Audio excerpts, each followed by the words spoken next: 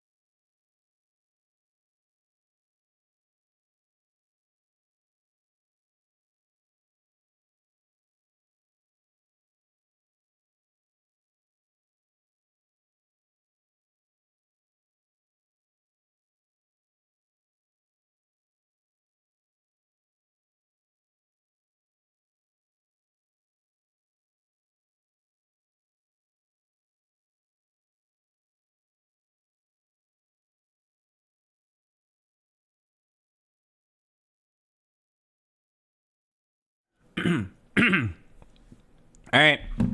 If you can hear me, type your deepest, darkest fear.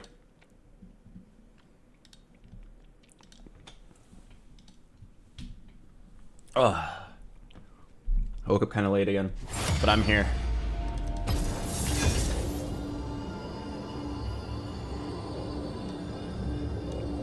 I'm ready to play 4 perfect hours of TFT. After that, I don't know. Maybe we hunt monsters.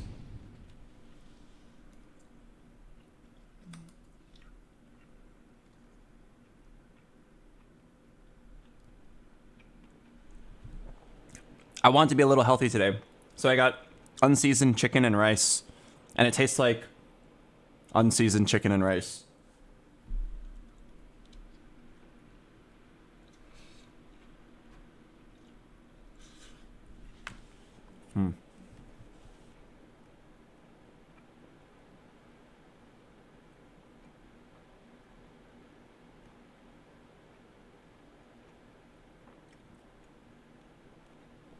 I feel like I'm eating mush. At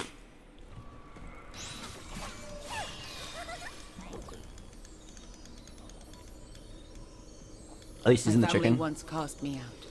Yet part of me still I'd have to go downstairs. I'd rather just suffer than go downstairs.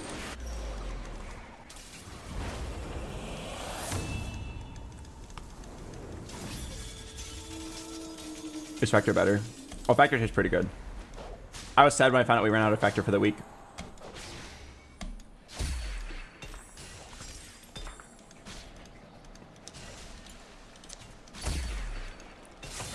Seems to be blood everywhere I go. I do not like starting with glove. Ho! Whoa, okay. Weakling.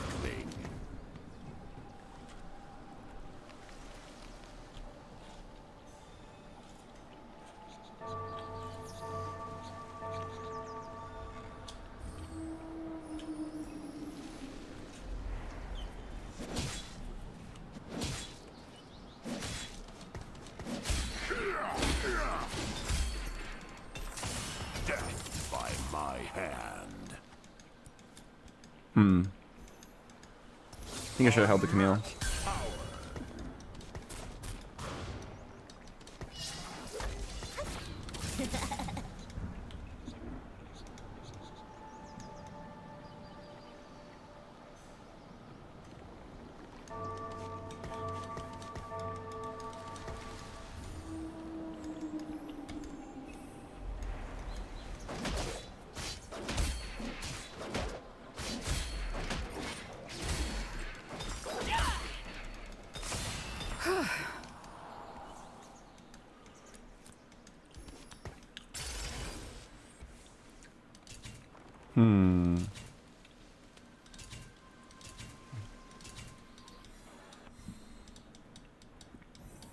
Don't like my items.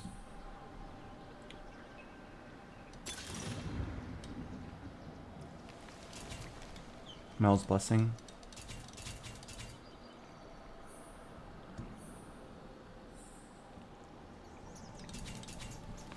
I feel like it's probably a movable object if I had to choose. Oh man, not really a fan of any of these.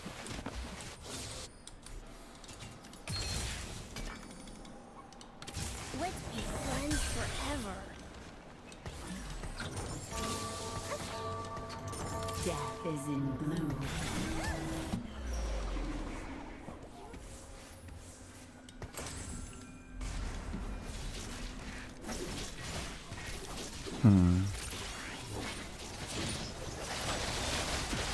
Okay, I should probably just play for a win streak. I've upgraded watchers. If I want to play for win streak, I summon Morello's here. What comp is good with randoms? It gives you a lot of armor and magic resist. So not sentinels. It'd probably be bruisers, but in this case I'm just gonna play whatever I hit. I hate to say it, but this might just be a boring sort game.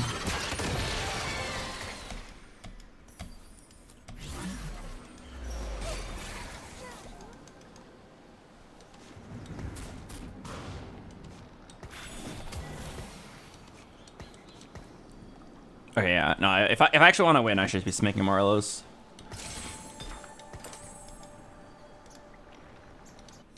Do you like locking in emblem augments early? Not really, unless I have an angle for it. I didn't like hard commit there. I felt like there was a lot of situations where I'd not be happy with what I get. Holy crap, this board. Subscription service.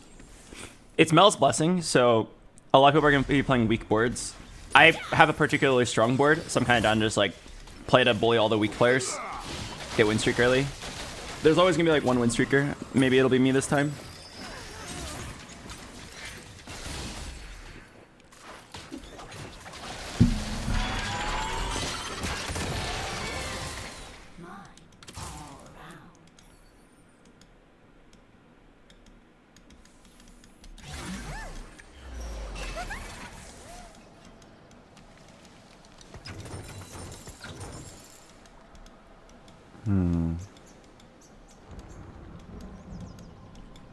I feel like this TF is better than Zyra. Oh, I'm actually not convinced, because if I hold the Zyra, I have like a pretty good link to Storks. What about the Bruisers? No, I've got 2-star Mumu and Darius. I can't get rid of that.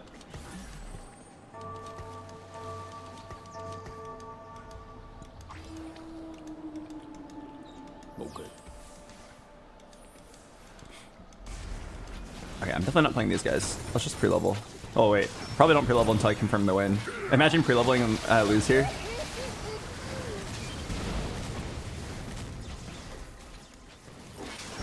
I want to say I win, but I do only have a 1-star Zyra.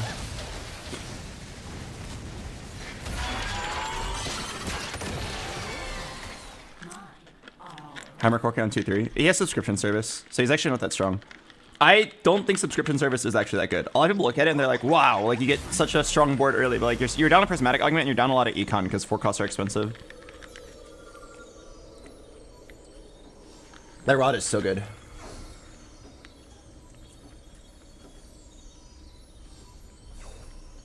Swain or Rod?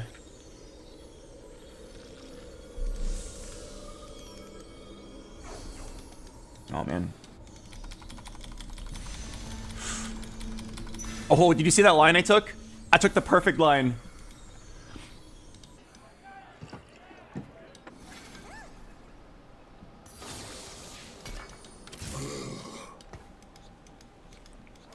Okay, here's the question. Should I item remove this Nami, or this Zyra, or should I sell?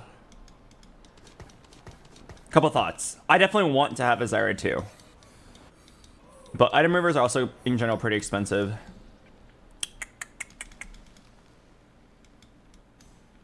Alright. I choose to believe that item moving is the correct play. I believe that I'll eventually get a Zyra too, and I'll be really happy that I didn't sell. But Nami is definitely better for now. And debatably sexier. Okay? I don't want to start too many controversial conversations here, but when in an isolated vacuum and I had to choose between Zyra and Nami, I would probably choose Nami.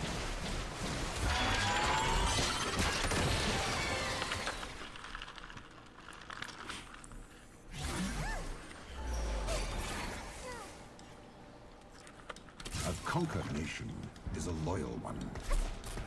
Oh shit, wait. Am I selling? I feel like I am.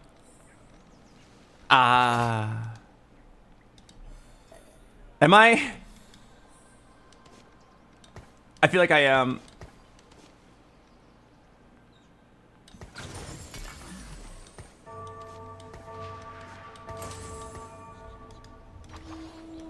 I'm not sure if it's a stronger board right this instant, though, is my fear. It might be a stronger board. I do a lot more damage, but I'm a lot squishier. Oh no, my Darius didn't cast twice. That's actually really bad. Okay, I'm down to say it didn't matter. Maybe I lose this guy anyway. Why not sell Darius? Darius is Conquer. Why would I sell the Darius? Okay. Unfortunately, there's probably no beating him. The other variation was definitely not going to win either. Use it burning. Use it burning. Man, not only is Darius stronger than a Mumu there, he also gives me 2 gold later. Thank you, Jay Koopa. Thanks for the 12 months. Yeah, this is really bad. I played for Streak and I didn't win.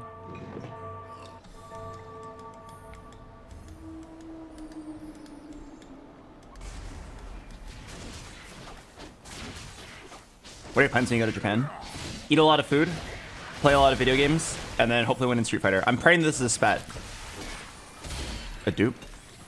That's pretty good. There's always another way.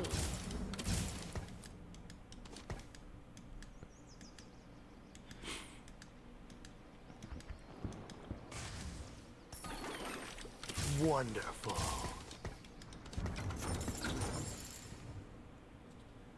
Okay, for itemization, it's definitely going to be adaptive, steadfast.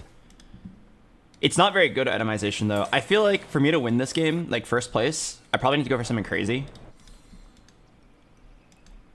Something crazy like a 3-star Zoe. Yeah, what the heck? This guy got Nami too. Oh my god.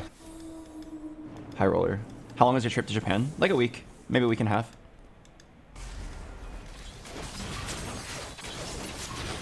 You lost streaks to your greeting items. Yeah, I want to at least see my augment before I commit. Maybe I get that rod augment, and then suddenly I make Spark, JG, and Crown Guard. You've seen the Sword game a million times. I lost a lot of LP, and I'm kind of mad at myself for throwing games for content, so I would like to play correctly this time. Today, I'll prime myself to make good, calculated decisions. Do not forget it.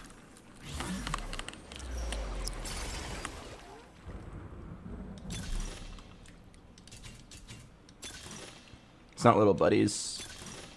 Okay. Oh! Aw, shit!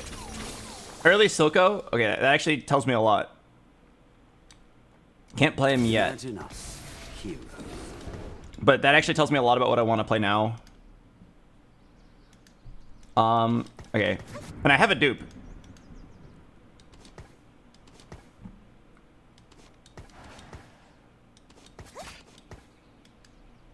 What about Echo for scrap? No, Gangplank is definitely better. Okay, so since I know I have a Silco, I want to make Shojin. Which means I'm making a JG here. Or a Spark. Oh wait, I'd rather do Spark Steadfast and then play off tier. Dawn is the future. With Dominators, you want to lean into being tankier. Okay, and then the Randoms is really good for Mordekaiser. Really sucks I don't have a streak.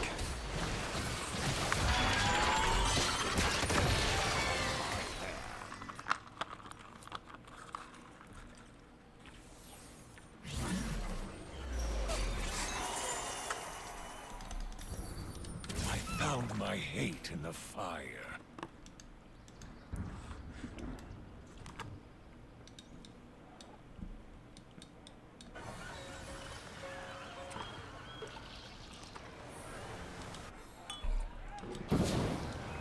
Is Elise backline that weak? I don't see it very often. I think it's more that Elise is her synergies, like Black Rose and Bruiser. If you play her in the Black Rose board, you don't have a front line, so you need to play her as a front line. And then if you're playing Black Rose, or if you're playing Elise and Bruisers, you could play her backline, because you actually do have a front line.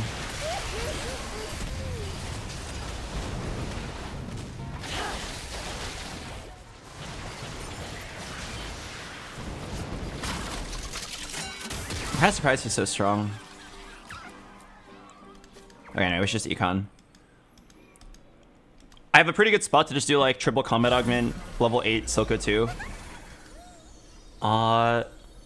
Okay, so if you're playing Silco, you really want Shojin Nashers. Getting a sword off Carousel feels really bad though. I might actually go for the bow.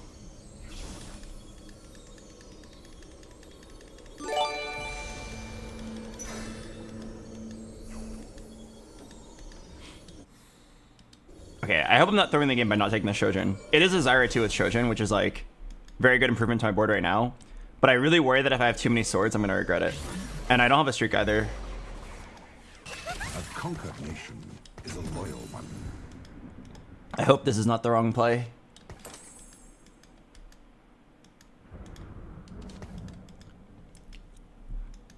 I'm trying to lean towards having the strongest 4-2 board.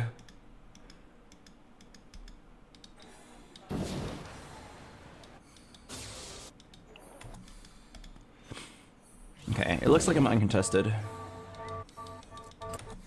I tune into yet another sword game, haha. This is actually not a sword game. This is actually a Dominator game.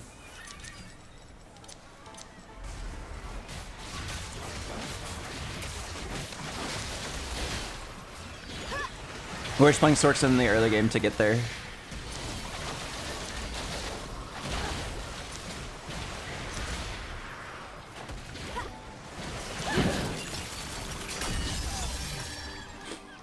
Have you ever done a tier list for TFT sets? Yes, randomly on stream before. It wasn't that controversial. I'm pretty sure everything I said was like very lukewarm take. Everything I said is generally like what everybody thinks. Set 6 is pretty good. Yeah, set 6 was good. Set 10 was really good. Set 13 was pretty good. The other sets weren't that great.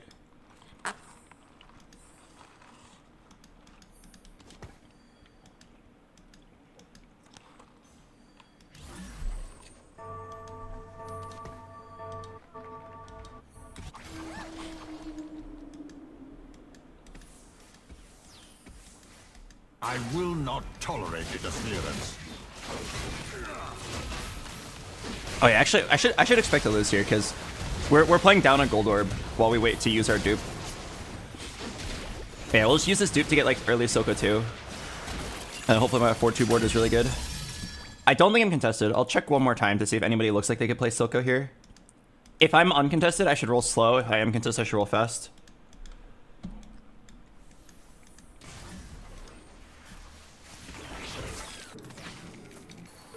Scrap Sentinels Academy. What is this guy playing? I think this guy might be playing Silco. Dominator.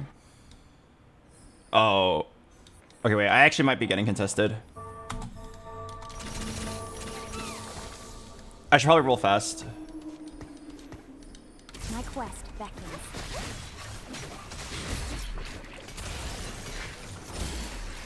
I need sword and bow. We We are at war. Do not forget it.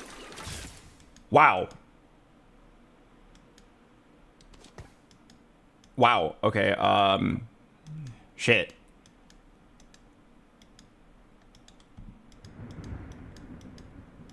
You sold the Blitz. Yeah, I sold for Econ because I don't actually really care about Blitz. He's a unit that I'm very confident I can easily 2-star. So I'm down to sell him for Econ. I'm gonna put Dominator on the board so I can maybe tailor my augment. Sounds like I'm playing Heimer now. Yeah, maybe I was supposed to take the sword. Okay, this is unlucky. I faced the guy who just rolled down. All right, well, anyway, let's level up to 8. I'll just flex between Black Rose Sword, Black Rose Dom. Why'd you choose Dominators this game? It's because I had early Silco, but we don't actually have to force it. If I hit Zoe 2, LeBlanc, I'm down. But like, I'd like to hit something, and then I'll Reforge to make it work. Would you ever roll for more Dominators for a chance at Dominator Emblem? That's why I put 2 Dominators in. Although I've heard that you sometimes need to have 4. So we'll see.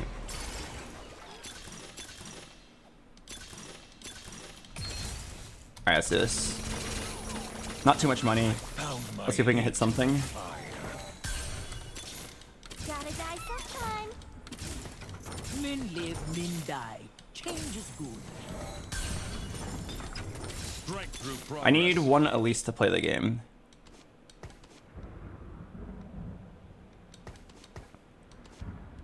Fuck. Yeah, I need 1 Elise.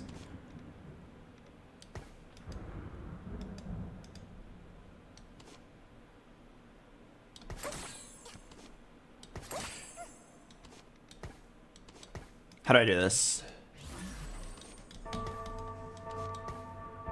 Definitely reforge 1 tier.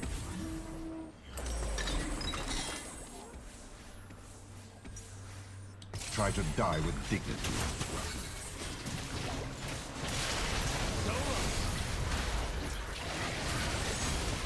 This Nunu actually kind of fits in for Experiment, but like, there's no way I'm actually playing Experiment. If I get 1 Elise, I could do Form Swapper. Oh my god. I need to like settle my board immediately.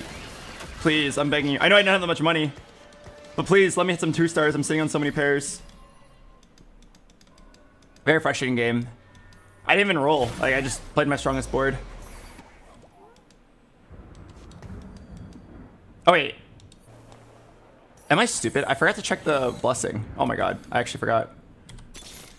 Good to the last drop.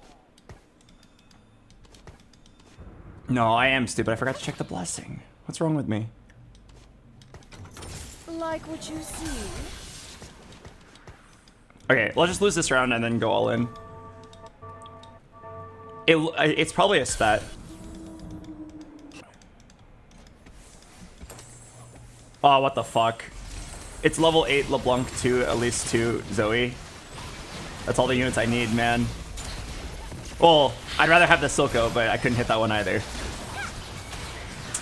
Okay, well, I'm pretty pissed off. I don't think we did anything wrong. We just didn't hit. I was down to play like 3 different builds and we got none of them. That's just what happens sometimes in TFT.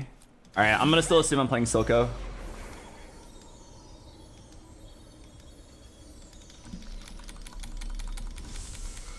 If we're playing Silco, I probably want a second Shojin. Ah, great.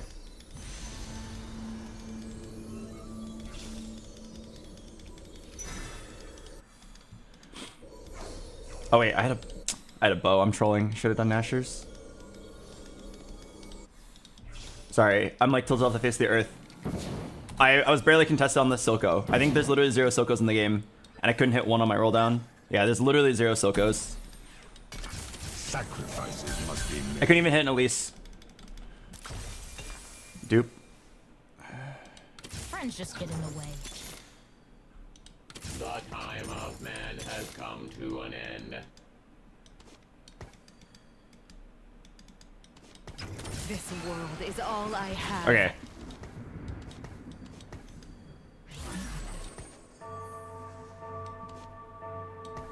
There is a 0% chance that I'm double duping. Okay. Yeah, there's a 0% chance that I'm double duping Silco. I'd rather just like lose this round and then try to double dupe a Mord. And then I have Edge of Night Hodge or something. Edge of Night JG.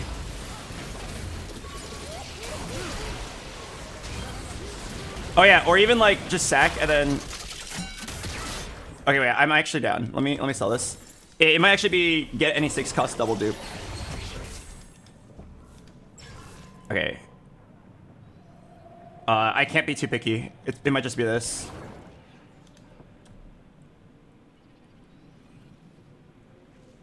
Yeah, can't be too picky with my money. Beautiful, isn't it? All right. Yeah, try to hit like 1 Mord or 1 Silco. Every web, a masterpiece. Okay, honestly, just leave it at that for now.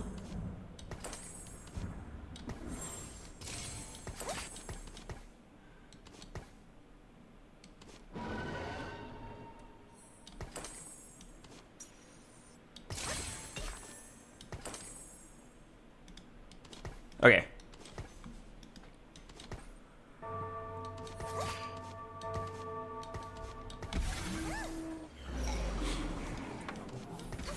Yeah, okay. So here's what I do. I go down to 1 life, and then if I don't hit Mord, I just give up. If I need to hit Mord or a 6 cost.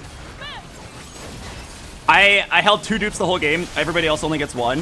If there was ever a way for me to get out of this mess, it's randomly hitting a 6 cost, double duping it instantly, or hitting a Mordekaiser and double duping.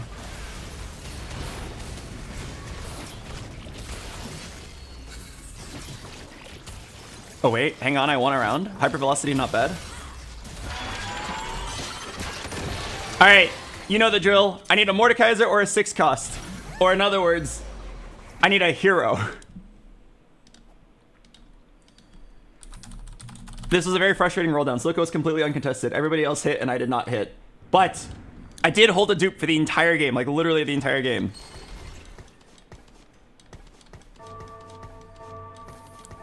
Maybe there's a chance. Get 1 Silco, get 1 Mord, or any 6 cost. I'll just double dupe and play it no matter what. The 4 form swapper is not bad. We don't care about the zigs.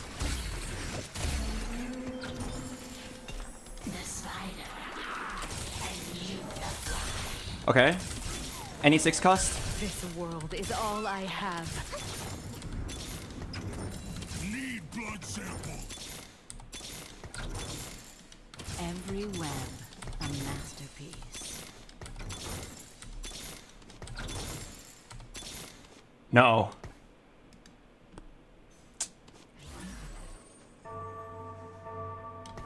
It will all be over soon.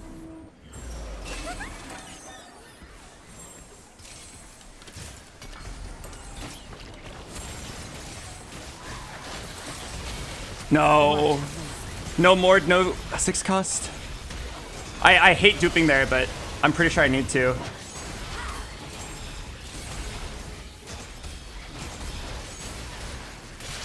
If I was at like 1 HP, if I was at 1 HP and like nobody else was, it could be justified. Okay.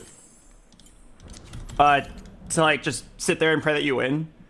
I feel like here I couldn't.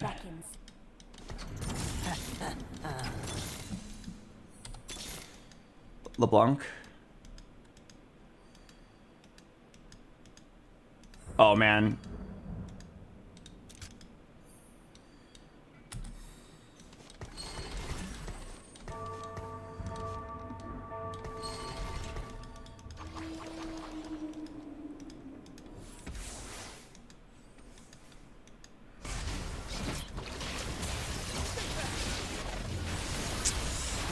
Yeah, maybe it's sell Vlad, but I want to keep the Vlad. It's obviously over Morgana, if I had the money. Maybe my triple combat augment keeps me alive here. Can I live with 1?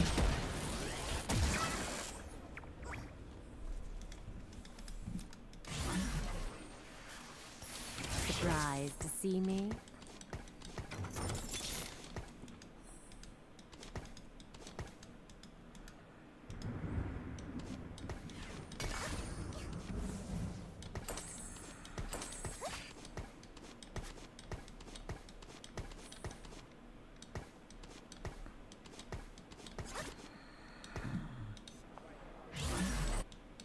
Oh my god, some hit Mordekaiser too. This is actually so sad.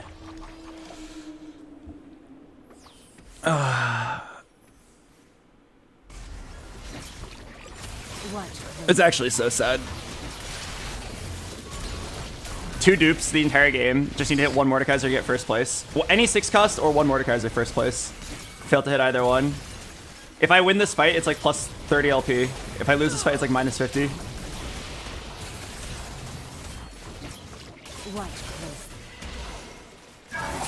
Oh my god.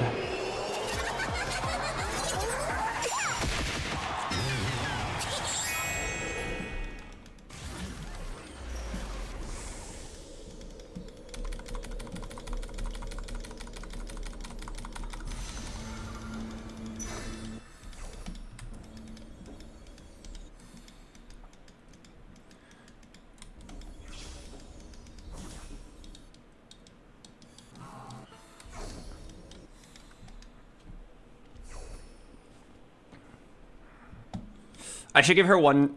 No, LeBlanc's not good with Shojin though. A 6 cost? Nah. Well.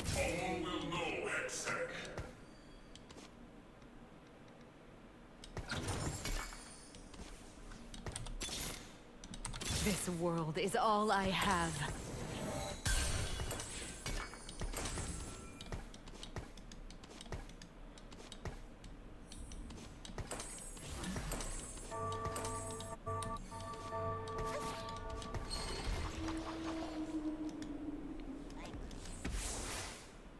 Oh wait, I might have just thrown the game.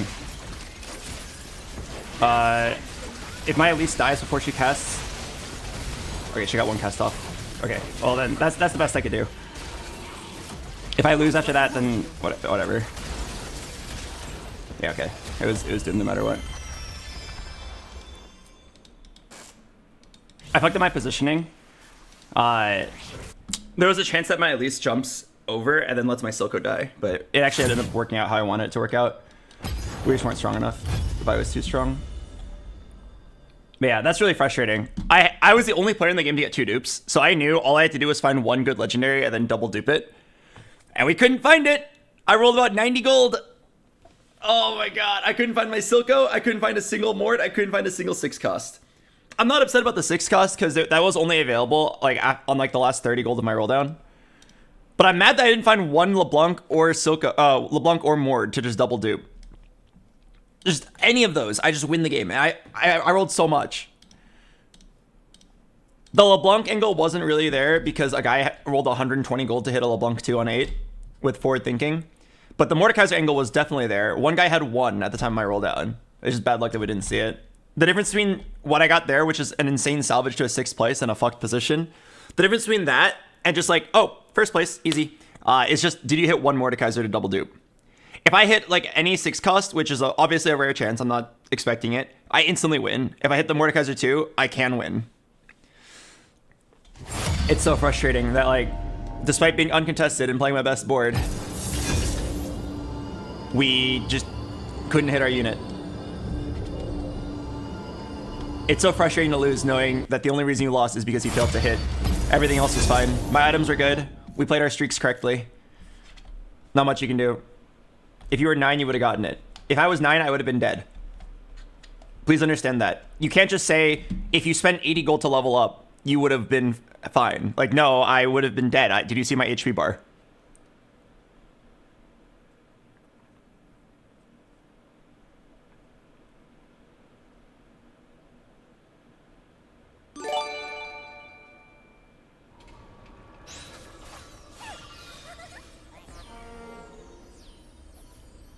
Thank you, Slim Revilio. Have you been playing Monster Hunter? Yes, I love Monster Hunter. It's very fun. I started learning the longsword.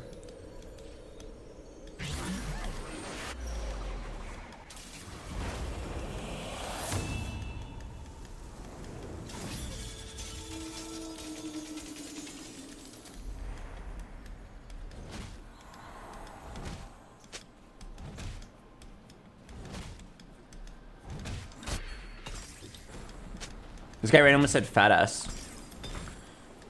Who's he talking to? I hope it's not me. I don't think I'm fat. Not yet. You want me to hit you less? Die sooner. All right, I'm gonna play the ad break. I'll see you guys in a bit.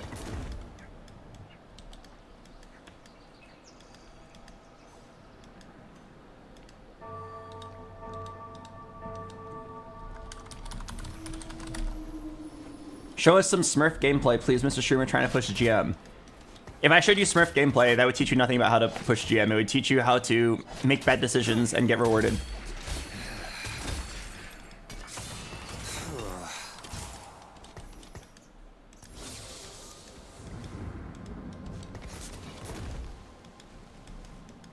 If you want to climb, you should be watching people who are like pushing like rank 1. You should not be watching people who are playing on a Smurf and like forcing really mean builds. He meant Smurf on the other players. Oh, I understand. I apologize. I thought you meant you wanted me to get on a new Smurf account and then stomp the new players so that you could learn how to climb. But I understand now. You want me to, while playing on my main account, Smurf on them. Like it's like, yeah, like I'm Faker. I get it.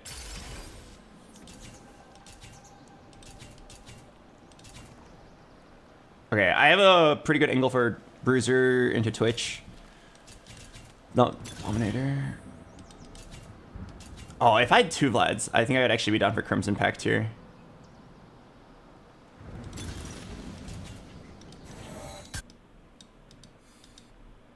I might still take it. Oh wait, there's definitely a lot of people who want Vladimir's though.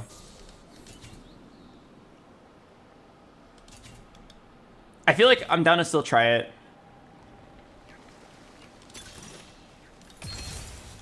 Oh my god.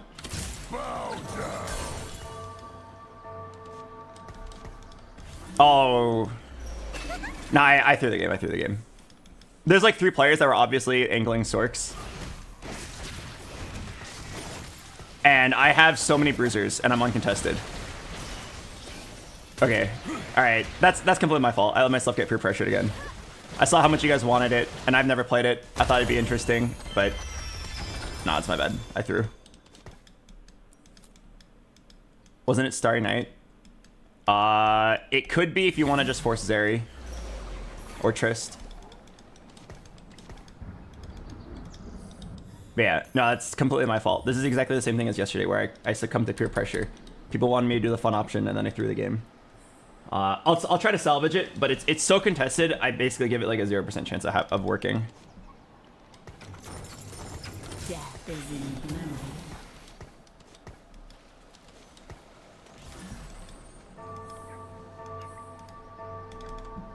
Okay, that's my fault. I really need to not succumb to peer pressure. I saw how much everybody wanted it. I don't even have a Vlad item. They're not gonna level Vlad. Yeah, but 3 people holding Vlad 2 is gonna ruin my day. 3 people holding Vlad 2 will make it almost impossible for me to hit. Okay, we've already committed to it. Let's try our best. And the lesson has been learned. I will not succumb to peer pressure again. Who knows? Maybe I get incredibly lucky and I just hit. It could happen. All right, let's go mark the build. Let's try to not tilt too hard. I've already made my bed and now I gotta sleep in it. The build is Trist, Vlad, 4 emissaries. Nami, Swain, Garen, and Bessa. Interesting. I did not think it was 4 emissaries. And then Elise LeBlanc.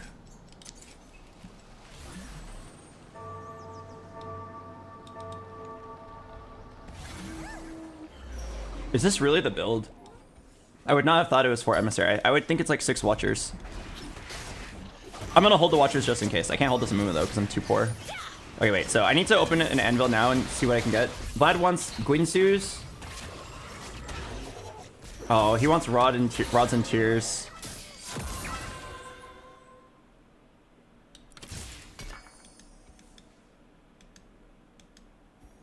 Okay, I'll just make a Sunfire for my front line, and then I'll probably make a Gunblade here.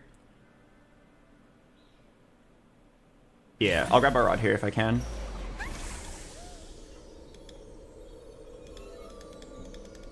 Wait. I feel like the Spets. I'm gonna take the Spat. I'm already loose streaking anyway.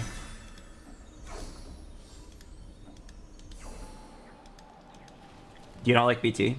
I've quite literally never played this before, so I'm just following a guide. It says Guinsu's Archangel's Gunblade.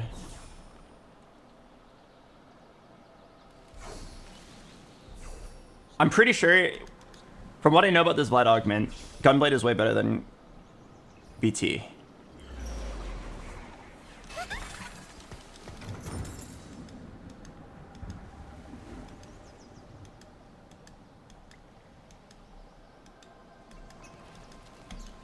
Okay, we'll try to figure this out. If I'm very, very lucky, maybe I can hit anyway. Like, let's look on the bright side, right? Don't tilt too hard. This guy is rerolling Trist and Sentinels. This guy is rerolling Quick Strikers. So isn't that like a lot of 2 costs out of the pool?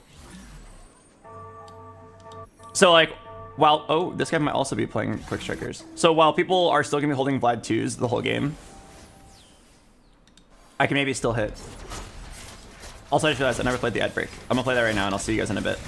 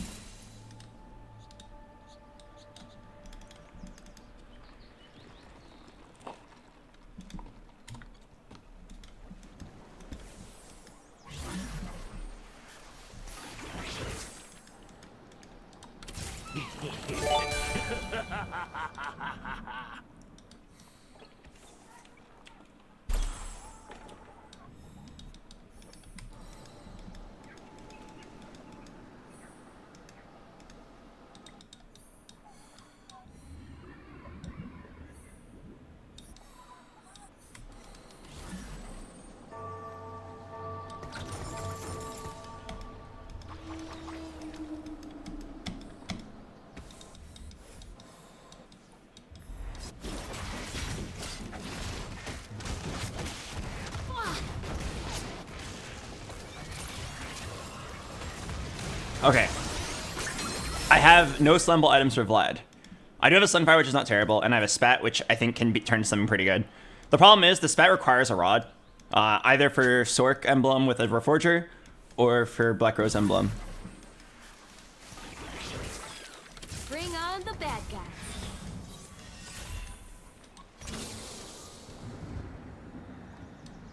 Looks like trouble.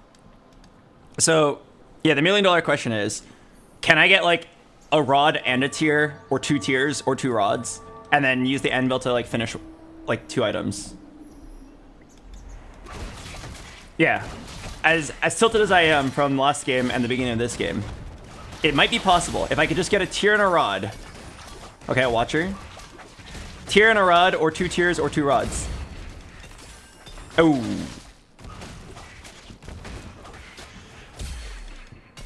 Oh. Oh. This world is all I have. Wow. Damn. Okay. Well, let's at least make this Sunfire.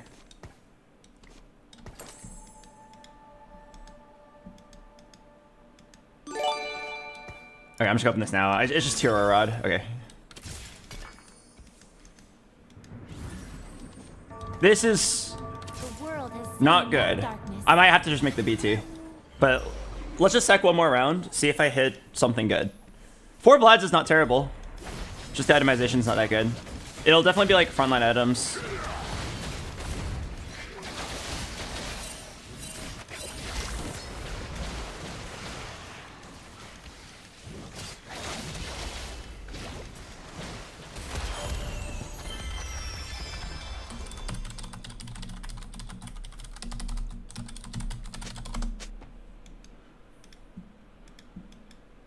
This guy thinks that Scapegoat will always give you 1 gold. All right, any chance of Pandora's Titanic Titan? All right, Pandora's items. Pandora's items. No, I can't recombobulate my Vlad. No, I'm not doing Titanic Titan. I'm playing for the win out. Pandora's items is right behind it. I know it. Oh, wow. Not taking that one either. All right, let's roll some.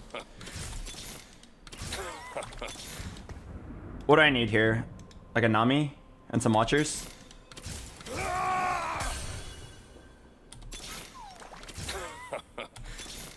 Oh. fight for those who cannot.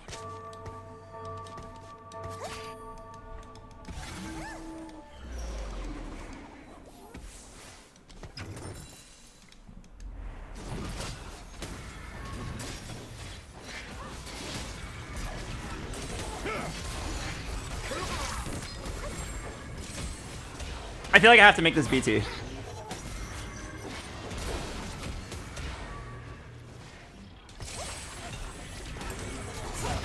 I feel like I have to make it.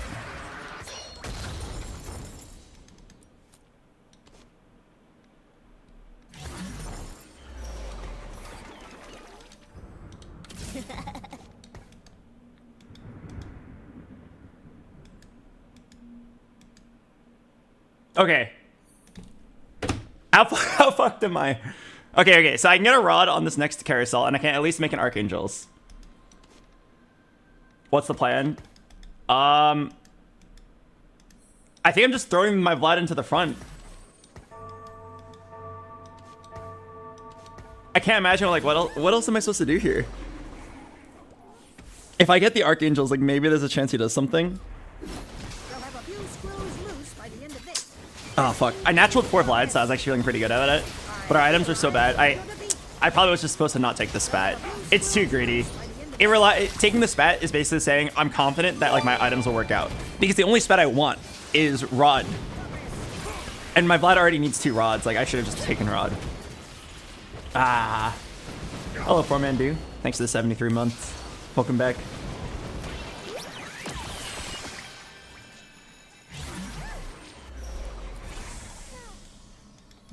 Okay, well, at least I'm like basically guaranteed a Rod here.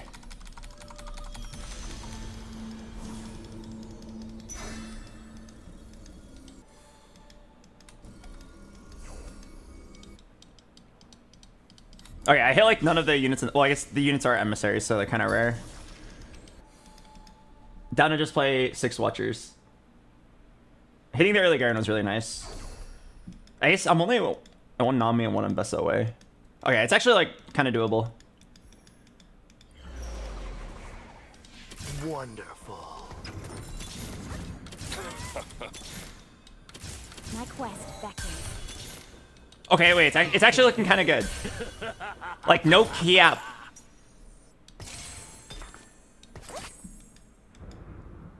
Okay, so now I'm down to put Vlad back into the... Yeah.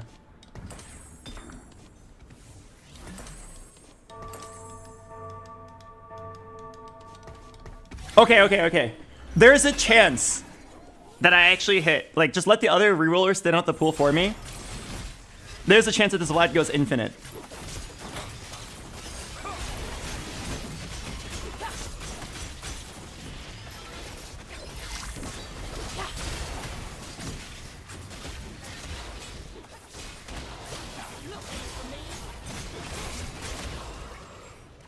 No, he walked up.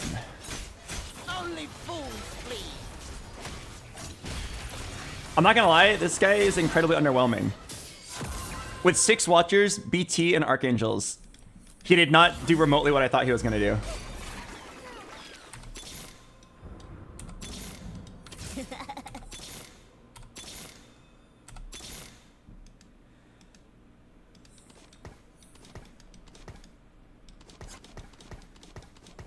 I should probably honestly like position like this.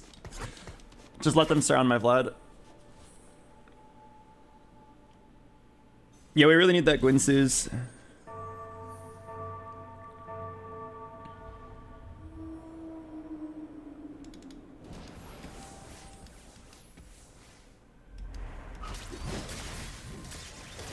Alright.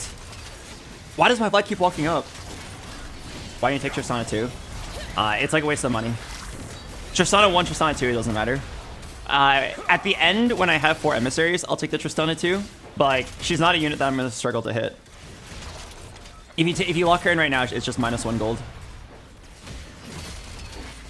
You know what I mean? Like, if it comes down to it, I don't want the Tristana. If I have to, I'd much rather sell the Tristana for a chance of finishing my Vlad.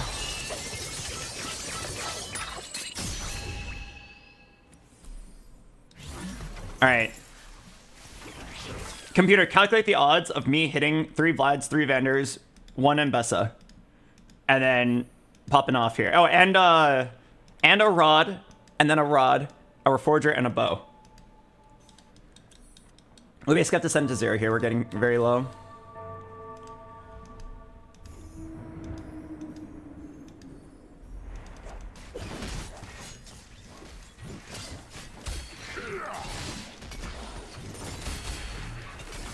Okay, bow. Oh, Vlad. Rod.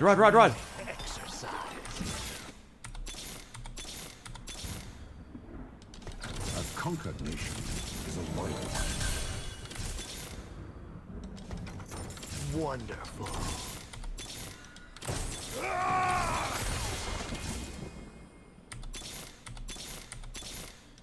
Bring on the bad guys.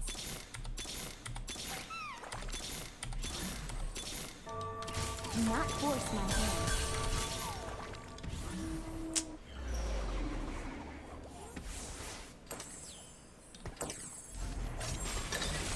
Oh. Okay, we don't care about Nami 3.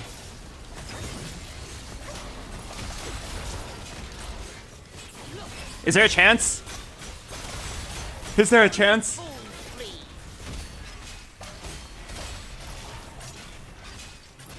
Just need one more Vlad. The 2-cost pool has been thinned out so much. Man, that's why you don't buy the Trist. Like, you would just be like down half a roll if I had finished her. Oh, it gives a Vander. It gives a Vander. It might be Crown's Will. Don't think I need Watcher Crest. If only I gave a Vlad. It might be Crown's Will here. No, I feel like I'd rather have a support item. There's some items that are really good here. Alright, yeah. Is it Knight's Vow for more Omnivamp on my Vlad? I think it's actually Knight's Vow. Yeah.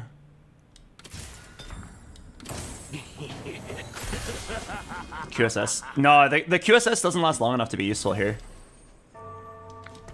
It can't be the QSS. If you do the QSS, by the time they get to your Vlad, the Banshees will, or if you take Banshees, it will wear off by the time you get it, and then you'll just be like, well, that was kind of useless. Oh, thank God I got the Vlad 3 though. All right, let's see if he's everything we made him out to be. I'm gonna drop 2 Watchers for, I think, Swain, Elise.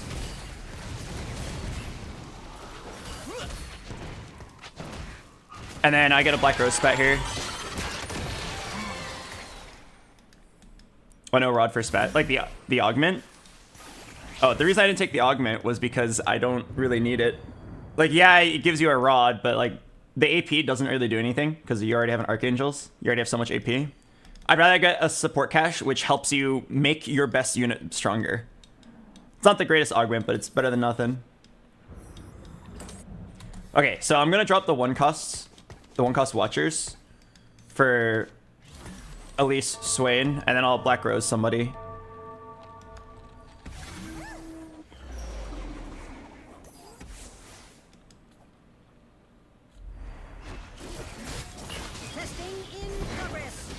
Should I just give up on Emissary? I have the Nami, I have the Trist, I don't have an Mbessa, and I'm on Garen 1.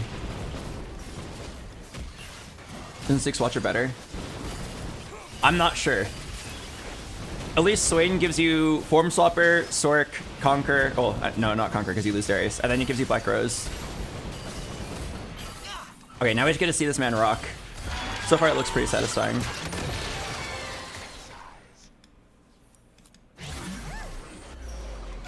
Any chance of a Spat?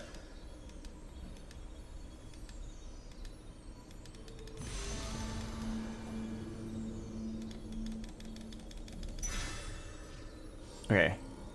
I wanted the Rod for Black Rose Spat, but I actually think just finishing a Redemption and getting 5 gold is huge. It's like the perfect Garen item here. Or a just Vander item. I'm thinking about it right now. Like, I don't think that 3rd Black Rose is going to do that much. Man, I really should not be taking blind spats. I always think, like, Oh, you should take it because like it's so good.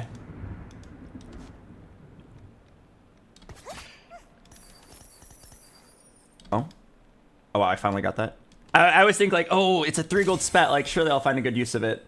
And then it's like pretty mediocre.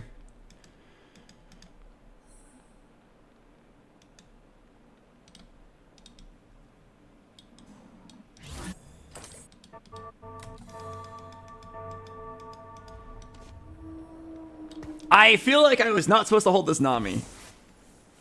By holding this Nami, I am saying that I must eventually get 4 Emissary.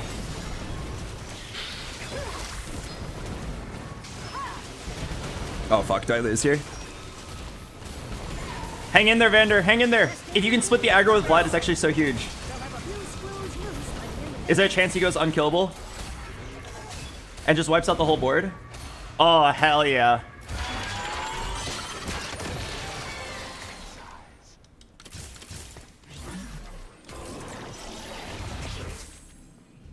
Oh, wait, what anomalies do I want here? Cultivating Magic, Magic Expert, Mage Armor. Oh, wait, is this it?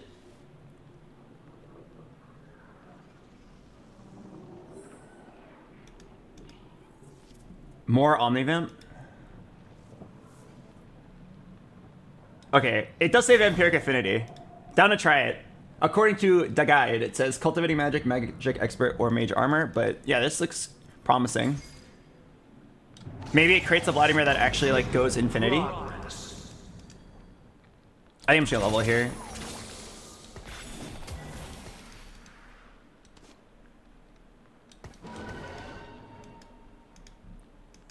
Is it not too much Omnivamp? We're playing him to be like a 1v9 carry, so I feel like it will probably not be too much Omnivamp.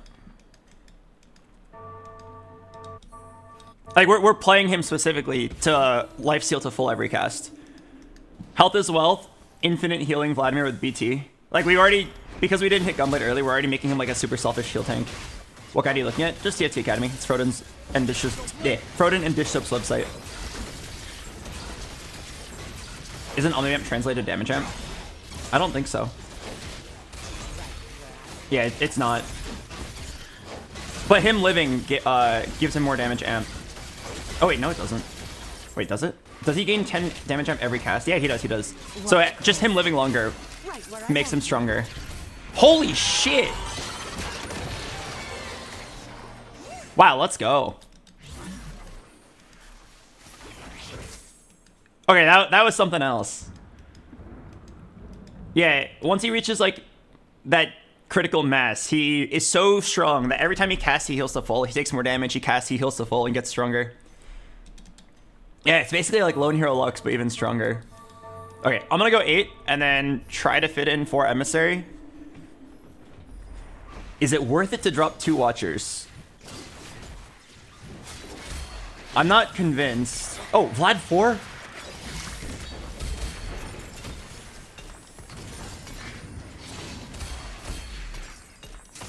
Death by my hand. A conquered nation is a loyal one. Alright, need Mbessa.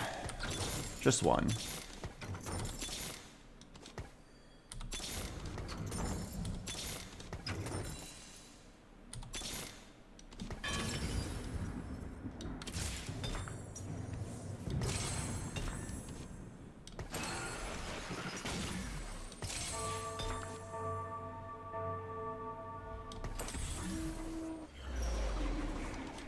This adaptive is not going to do that much.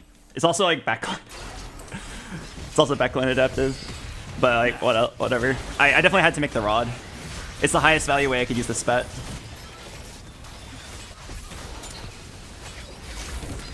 Well, it's quite literally the only way I could use the spet. Adaptive on Elise. She's not going to cast. Okay, you've made it to the final boss. Now can you finish him off? The answer is not yet. Yeah, wait a second. There are 2 Quick Striker players. Is there a chance that there are 0 Mbessas in the pool? Let me check.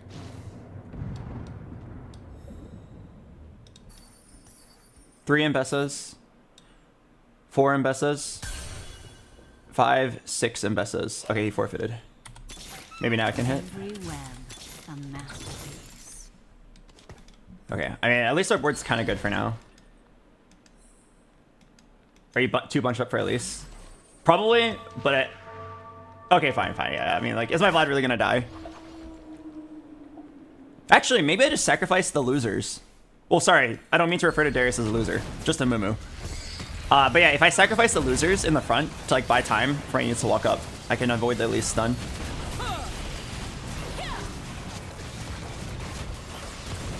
Yeah, Darius might actually be a loser upon further reflection. Wait, this is crazy though. The game was so doomed the moment I clicked this augment. Oh no, did we lose? No! Something actually was able to kill it. A fully stacked Trist. Okay, I gotta get stronger. Alright, here's the Mbessa.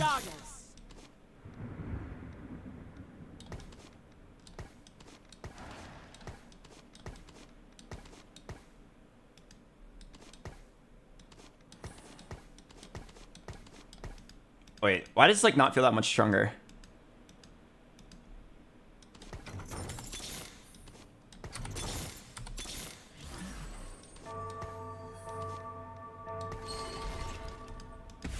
I feel like it is on paper because you get so many bonuses for your Garen or for your Vlad. But like it felt kind of wrong to do that. But it's a lot of stats on your Vlad. Trist makes him scale up 30% faster. Nami makes him cast much more often. And then Mbessa makes your whole team tankier. You're giving up the 6 Watcher bonus. You're going from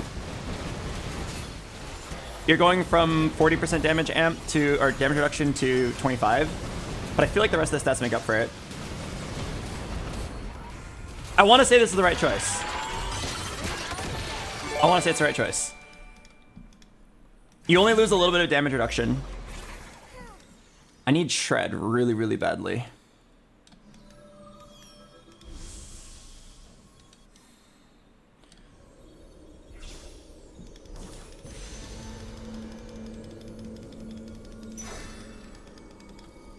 Okay, 25,000k.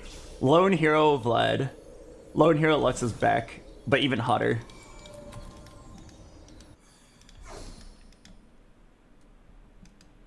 Alright, it's a shame that like everyone else is 1-star, but it's because there's multiple emissary players. Respect the Medardas. Can't really fit in Swain. They joined the wrong army. How am I supposed to position this? I mean, Vlad should always be in the corner. Vander probably wants to get the other damage buff.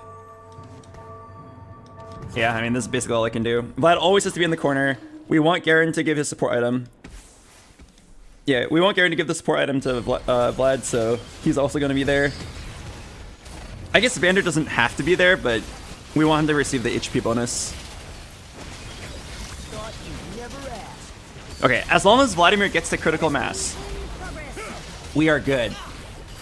He needs to get to that point where, even with healing reduction, every cast is 1 kill and a full heal. I think he reached it. Okay!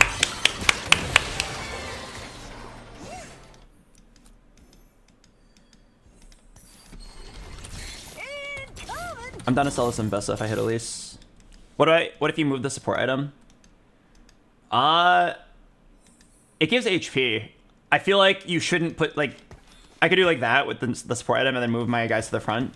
Move these to the front. But like, it's fine, they walk up. And I want those stats on my best units, on my best tanks.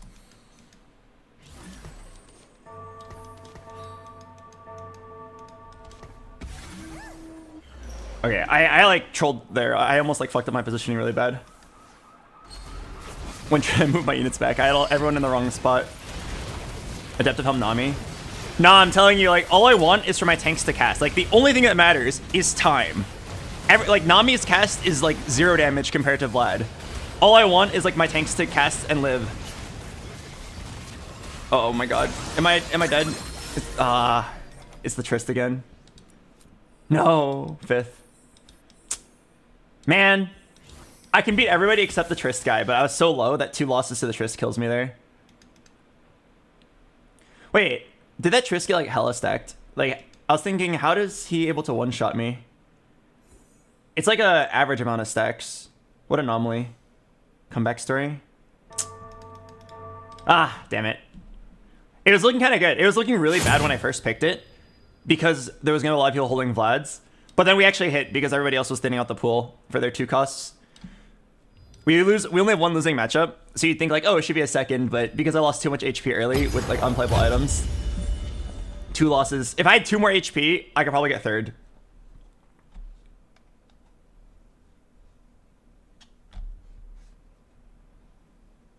How did you bot forward the Exodia? I literally just explained it. I have 1 losing matchup to a guy who hit an even stronger board. I'm the 2nd strongest player in the game, but because it took me too long to hit, I'm 28 HP. If I was 30 HP, I lived there with 1, and then I would bleed out to a 3rd place, which would actually be pretty good.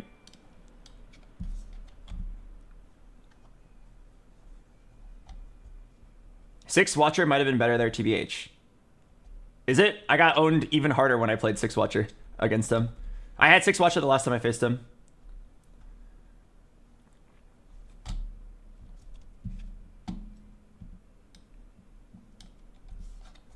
I'm telling you, like, if you look at the stats, I literally looked at it in the middle of the game. Like, I don't play this build, but I can see right there that 6 Watcher versus 4 is not that big of a diff. The 4 Emissary bonus is actually really huge. Your Vladimir gets so many good combat stats. What would be the ideal time to hit for 2 cost rerolls? The time that I hit was fine. It's more like the fact that I didn't have a board. Right? You saw what happened early game. I had 0 playable items. Despite having 2 anvils, I had 0 playable Vlad items. And I was sitting on Vlad 1 for a long time. So every single fight I was killing 0 units. If I had 1 playable Vlad item, and then I played like a Vlad 2 in stage 3 and saved some HP, won a couple rounds, then as long as I hit there at that time, I still went out. Or rather, I would have survived until like 2nd or 3rd, losing only to the Trist guy. How do you hit earlier? Be luckier.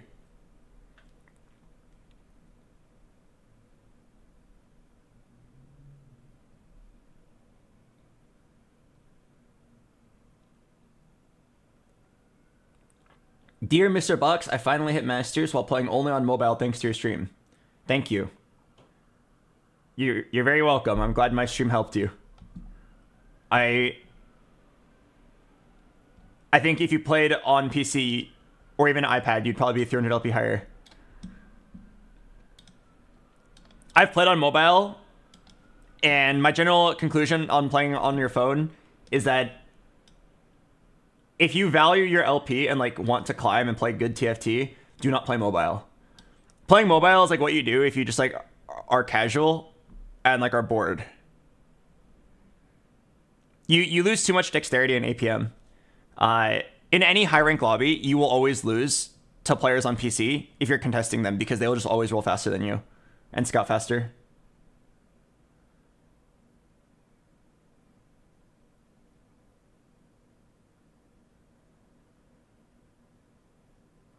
But yeah, like I feel very sluggish, and also just having like a really small screen on your phone, it makes it so that like scouting, even though you can scout, it's just annoying. And there's a lot of times where I'm really scared of hitting the wrong button.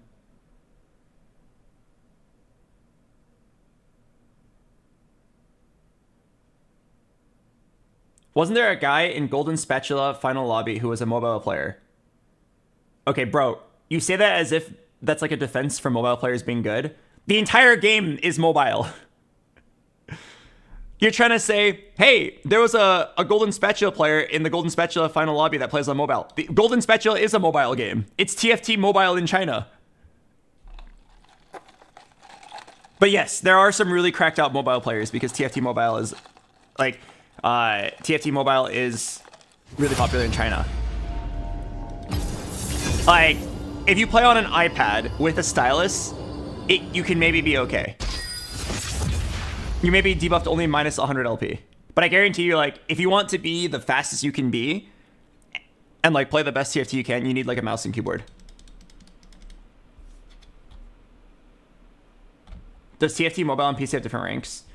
No, TFT in China is a completely different game. It's literally called, it's not even called Teamfight Tactics. It's called like Legend of the Golden Spatula.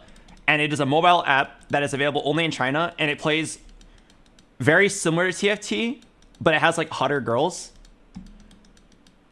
Like, I believe that they take the numbers and like the gameplay from TFT, but they're reskinned to like be cooler. I've seen some Legend of the Golden Spatula skins, and there's like TFT skins, but cooler. It's like Daniel versus the cooler Daniel meme.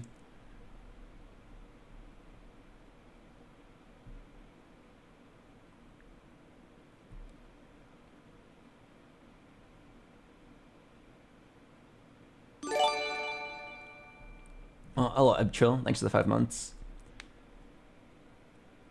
But yeah, I don't think you can play it unless you're in China. Or unless you're in Asia.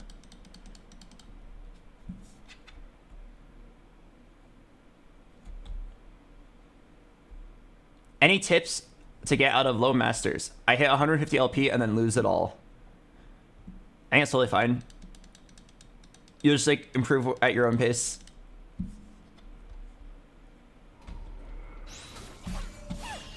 If you feel like you're hitting a wall at 150 LP, that means that's probably just your skill level.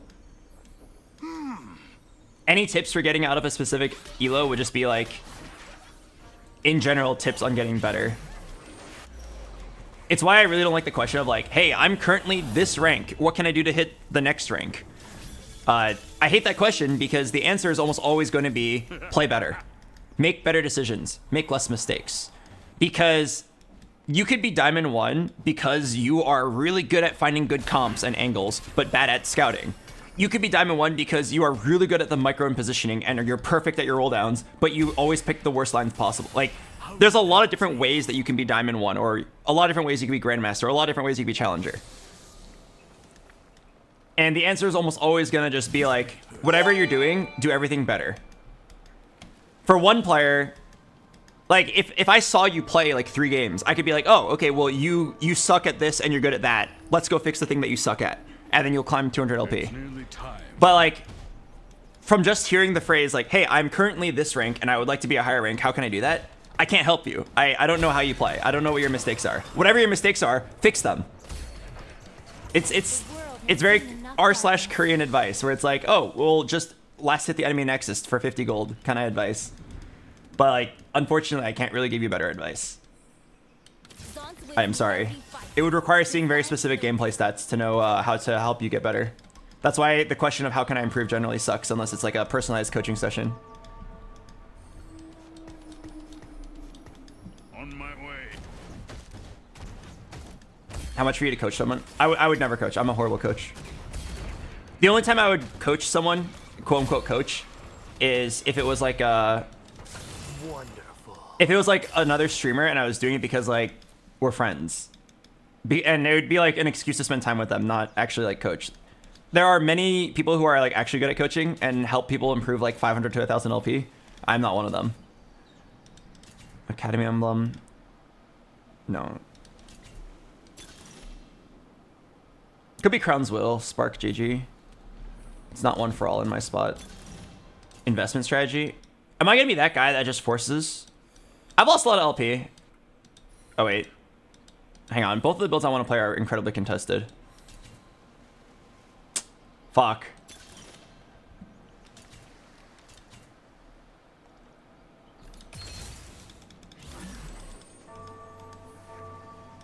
Death is in bloom.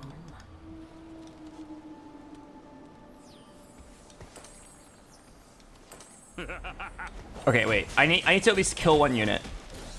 Okay, my bad. I'm too slow. Oh, I think I'm actually gonna get like 0 gold here. I'm not gonna kill a unit. No, I needed to kill a unit. I'm throwing the game. Okay. Yeah, this is why I really don't like this current patch. Did you guys see what just happened? I had an angle for Trist, or for Trist with Guinsus with Sentinels, or I had an angle for Zeri with Sentinels, right? 2 different strong reroll builds. I have investment strategy. I'm actually in a really good spot because you just lock in investment strategy. right? You would just lock in investment strategy there, and then you would just play your best board. Sorry, you would just play Zeri or Trist, and then you'd like win the game. But unfortunately, I couldn't do that. Why couldn't I do it? Because 2 people already locked it in, and they were very clearly not going to pivot.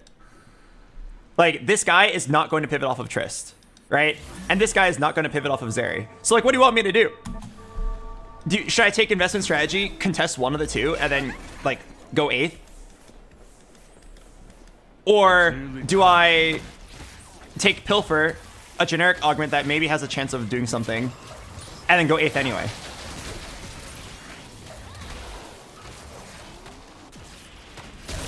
Also, I just printed 0 gold twice in a row. I'm already ready to forfeit. My board is so weak I can't even kill any units.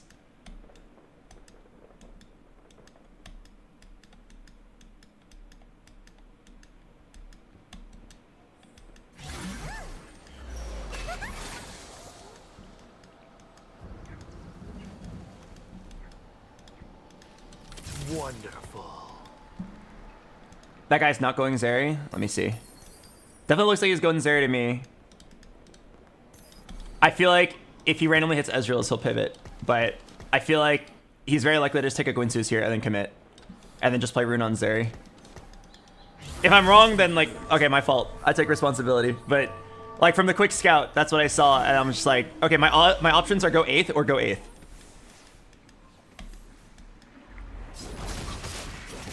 That's why I really hate this current patch. So instead I took Pilfer and said, okay, maybe there's a world where I can make something happen here. Maybe I can like flex to 9, but unfortunately flexing to 9 doesn't really work unless you high roll really hard. In the current patch, you're really just rewarded for being a degenerate, forcing a build, no scout, no pivot.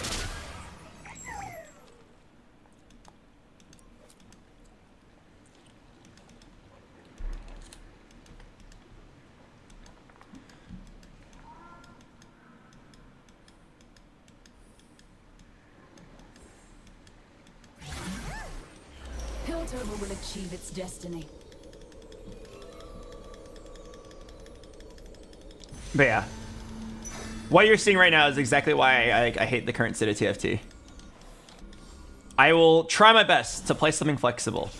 And unfortunately, flexible probably just means play Black Rose into Sorks or Doms. One guy already has a Sork emblem, so I probably have to play Doms here. No matter what, though, I'm slamming a JG here. And I'll just play my strongest board. Already slammed a Spark, play something AP. Pray I get an early Soko. Like, who knows? If I hit the Soko, I can still win. But it's not looking very good. Why the fuck did I just level up? Sorry. You can tell I'm like incredibly mentally checked out. I'm playing for 5 lose streak and I leveled up. My quest beckons. This world is all I have. We should at least try to win the round now. How would you fix the game? You'd have to be, it's like $1 million idea if you can fix the game. Like, I as a player can tell you what I don't like about it. Right? I can tell you what I don't like about TFT. I can't tell you the answer. If I could tell you the answer, I'd be a multi-millionaire game designer. To be able to fix the game just like that on the spot. Right? Oh my god, thank god I printed 1 gold. The answer probably lies somewhere in like getting perfect balance while also making sure there's a lot of fun builds. But there's like a key problem, like a really big glaring problem, where when you have when you make a fun build, it's actually unfun for 7 people who have to lose to it, right? If there's a fun build that is like fun and strong, 7 people have to lose to it, and like it's no longer fun. Hang on, I gotta figure out how to end this board.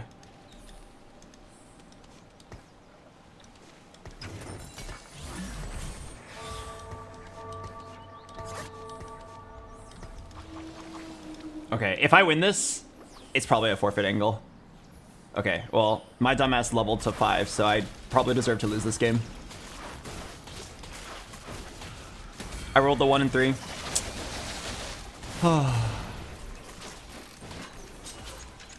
1 and 3 chance for this, man. I'm at 20 gold. The game's actually just over. I'm playing an Econ Augment. I'm the poorest player in the game because I didn't print twice. Then I leveled it to 5 like a dumbass because I started to hit a board, and then I rolled the 1 in 3 chance of facing this guy. Leveling to 5 is actually not bad as long as I win these 2 rounds. But I didn't win the 2 rounds because I faced the strongest player. If I face weak player, then it's fine. You get 3 loss, 2 win, and you print. And like you kind of have a way back into the game. If I at least 5 of the streak, it's also fine. But nah, this game's just doomed no matter what.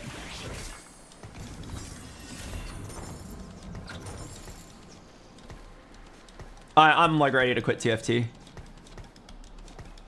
Holy shit. I don't think I've ever been more tilted. I just had the most unplayable, uncontested Silco game. Failed to hit. 2 dupes. Need 1 Mordekaiser and 100 gold or 1 6 cost to get instant first place. Failed to hit. Die. Then this VOD Augment. Die. Failed to get any playable items. Hit. Die. And now this game. I gotta go find a new game to play. I love TFT as a whole, but like right now I can't stand it. I also am sitting on like 10 pairs. It's unplayable until I hit like everything.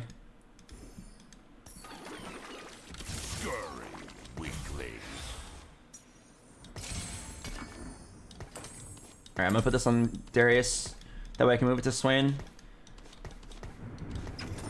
Wanna play the revival set? TFT without ranked is like not playable. Like, you can play it. It's not fun. I'll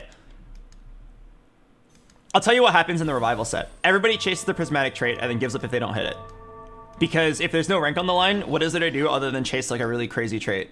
It's kind of fun to see like 12 cultists or whatever, or like 8 divine, or go for 3-star 5 costs. But like, with no rank on the line, there's no like risk reward. The reason why like hitting a 3-star Silco is cool, or hitting like a 3-star Warwick is cool, is because like you have to take a big risk. But if you just always go for it with no fear, then like, it doesn't even matter if you hit it. Imagine a world where you like forfeit like 12 games in a row to try to hit your like god tier 3-star 5 cost, and then you hit it and everyone just forfeits, and you're just like, well, what was the point of that?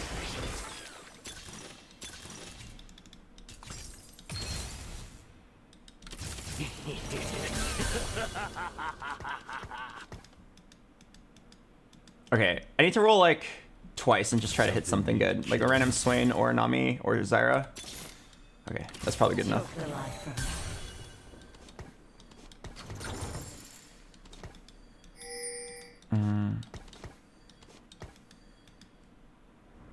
I'll probably just do this. I don't think I'm gonna... I don't want to use like the item remover. Why is it a game mode then? I think casual players like it. There are a lot of people who actually still enjoy like normal TFT without any rank. I personally don't think it's playable, but I'm sure there are a lot of like casuals who enjoy it. And I don't say casual in a derogatory way. Like, I think it's fine to just like enjoy making strong builds.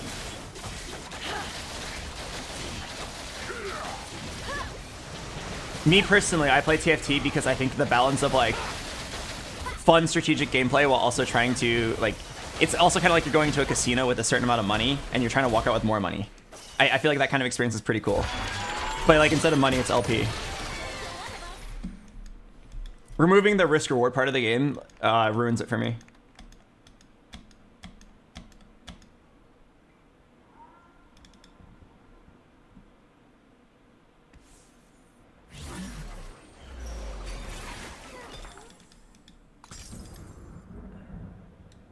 Good to the last drop. Okay, I think for me to win this game, I need to play very aggressively here. I feel like winning this game involves...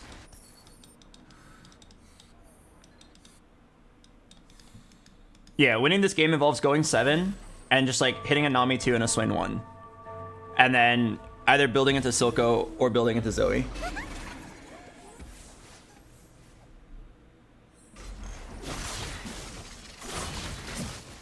I need to grab a tier here.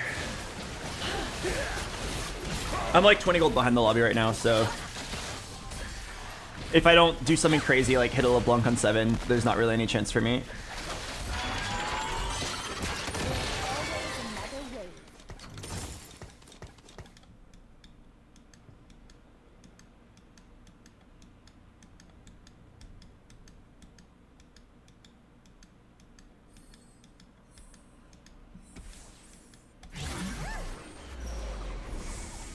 There's a Zoe.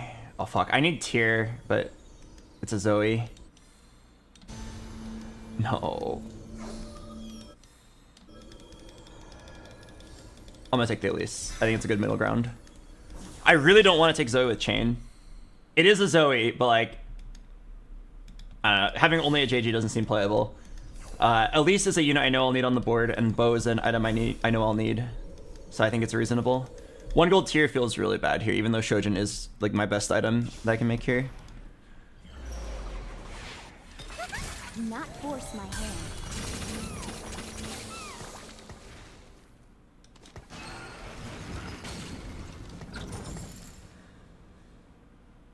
Is it 4 Black Rose? I think it's just 4 Black Rose.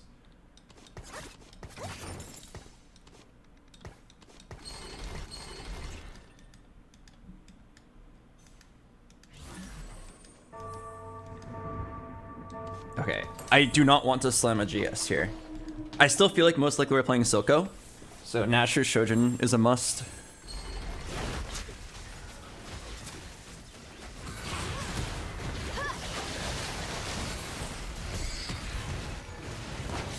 Is Nami the placeholder for LeBlanc? She's the placeholder for whatever. Silco, Zoe, LeBlanc. I have Mana Flow. I have Black Rose. It's pretty easy to just like draft out the game plan here. You're always gonna play Black Rose here. Jace could randomly fit in a nice. Oh. Wait. Oh fuck. It might be better right now. Hang on.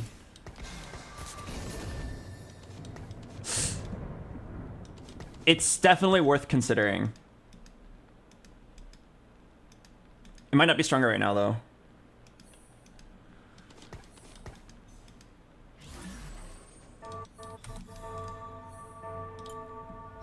But yeah, our board is just gonna be Black Rose, and then you try to get LeBlanc, maybe Mordekaiser plus Silco. I can also randomly play a Garen.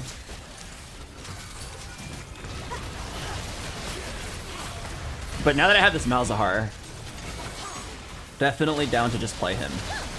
It's not every day that you get a level 7 legendary unit.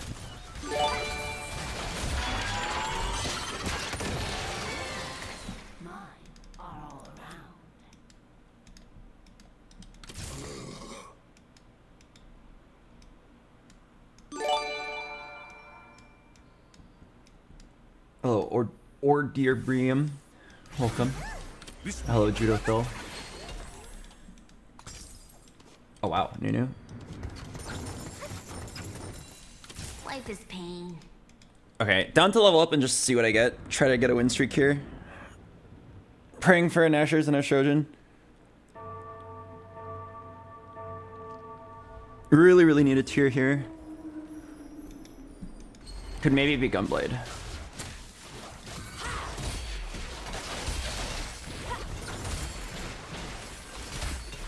Oh, okay, tier at least.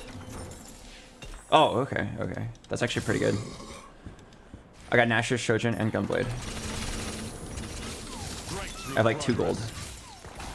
This world is all I have. Okay, let me think about this. I am pretty sure I'm going to play this Malzahar.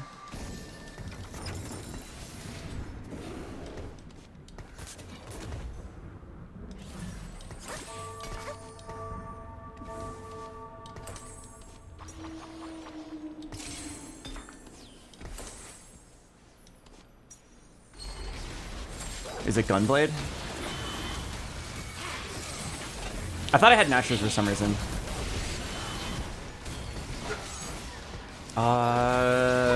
Okay. I did have a Silco, but I feel like it's not as good as just playing around the Malzahar. Malzahar 1, Silco 1. I'd rather play the Malz 1. Red Malzahar. It's normally pretty good, but I already have a Sunfire. Blazing Soul's really good here. Okay. Call me crazy, but I think I can just sit until 9. No, I should roll until at least the Nunu too.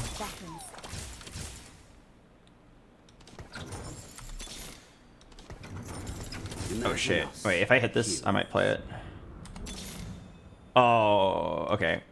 I mean, that's definitely better. There's a monster inside all of us. Okay, wait. Now I need to...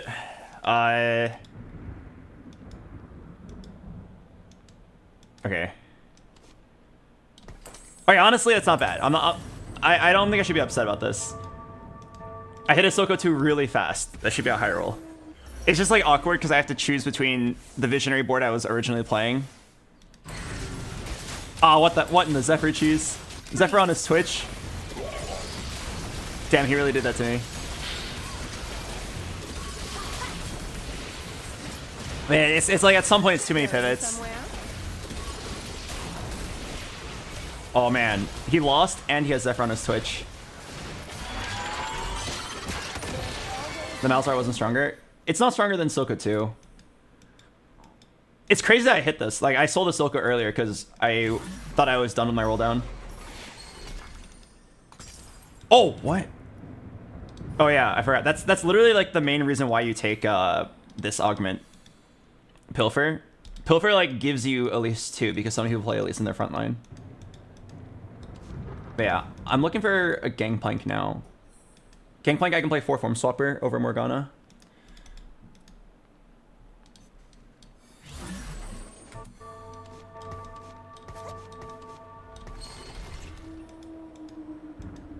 Oh, I might be like slightly trolling with this positioning.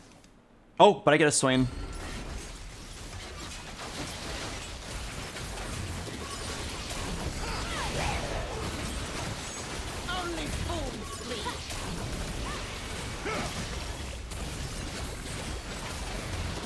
What happens if there are no Elises in the pool? It will create one.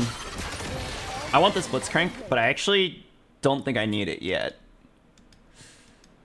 I'd rather hold 4 Form Swapper. And I'd rather hold Nunu Pair. I feel like Nunu Pair is actually kind of good right now. Gives a lot of good synergies. Okay. Try to get Nashers here.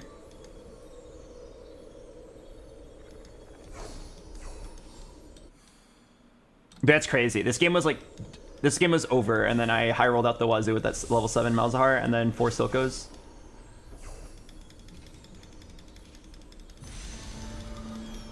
I think if you were to like look at the average placement spread from that spot of me getting my Street Griefed, it was probably like average placement 6.5.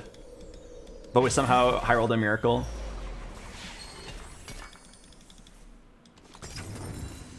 We fight for those who cannot. Fuck. This Gunblade?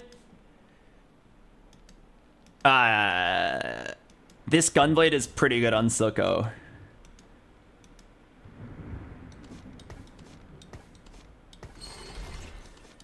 Oh, fuck.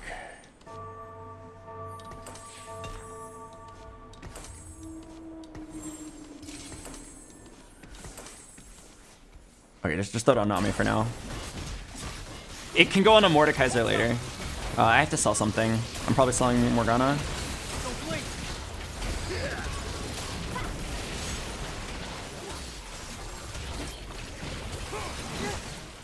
Oh, wait, I think I lost. Oh, wait, hang on. Does Silco cast one more time? Beast. Okay, Garen over Nami, I think, is correct here. And then I need a Mordekaiser in.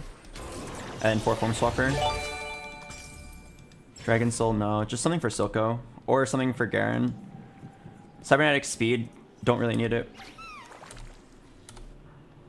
No. No. This is good if you're playing 6 Doms, but I think I can do better. Something that's really tanky. No. Okay, yeah, Stone Skin's fine. It will all be It has to be something that's really tanky or something that's really like damagey. Or something that gives a lot of mana to Silco, is what I mean to say. Why not Fortified? My units aren't going to live long enough for Fortified. You have to like live like 15 seconds or something to make that get value. Whereas something like Stone Skin's a lot more guaranteed. Repulsor seems good for Silco. I already have too much attack speed. More attack speed won't really do much.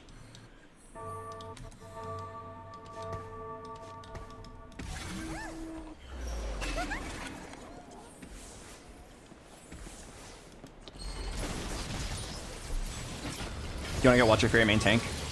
I want to put this Garen in over Nami. Nami's really good for me right now, though.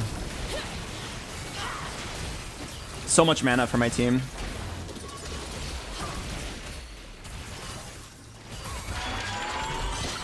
Okay, since I kept the streak, I think now we just tell the Nami go 9.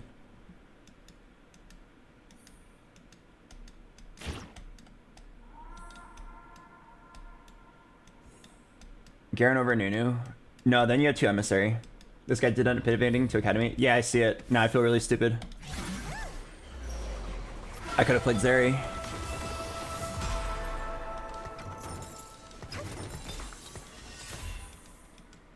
Okay, wait. Yeah, I'm pretty sure I skipped Gangplanks earlier.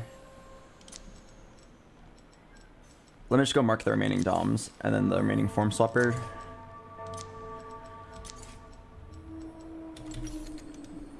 This is gonna be a dicey level up, but as long as I keep my streak, it should be pretty worth.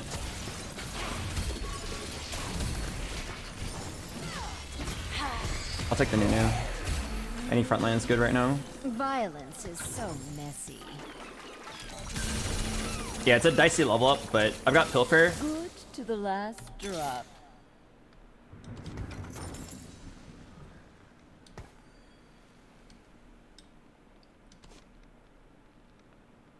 I feel like I eventually want to hit a Cassio too. I also want to hit a Swain too, though. Alright, fine, I'll sell this.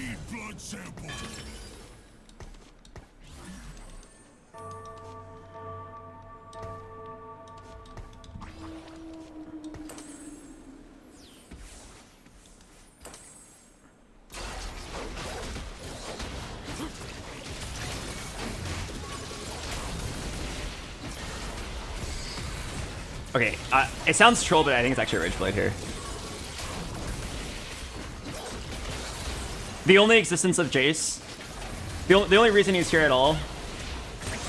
Oh man, my streak. If I slam the Rageblade early, I might actually win that. But yeah, the only reason Jace is here is to spawn as many turrets as possible.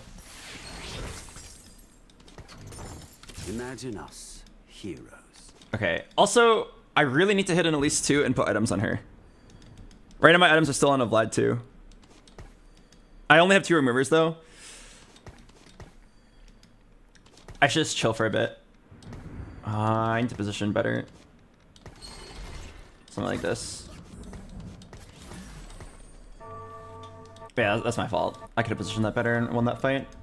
Lost because my Silco was getting targeted first.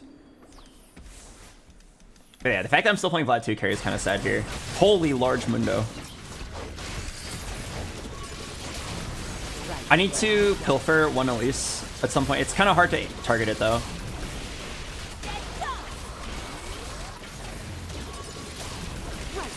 Why do you prefer Garen over Nami? It's really good for my front line, but now that I'm watching these fights play out, maybe my front line's fine. Kind of don't have enough units in the back now.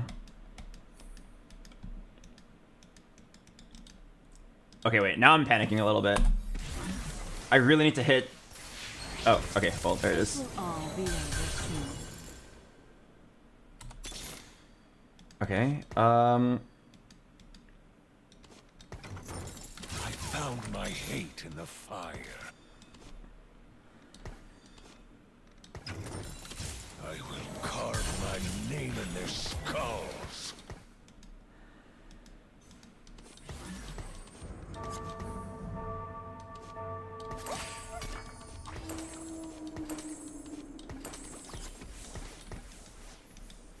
Are you move your items to Elise? I want to itemize my Elise, but I don't think Sunfire and Spark are the items to put on her. She's gonna dive in. I probably should just do it anyway. Like, having items on a Vlad 2 and Stage 5 is kind of troll. Like, my fear is that she's gonna dive in and like in.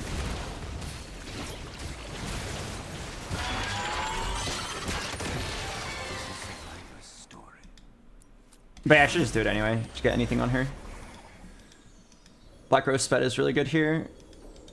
Guardbreaker is pretty good. Redemption's pretty good.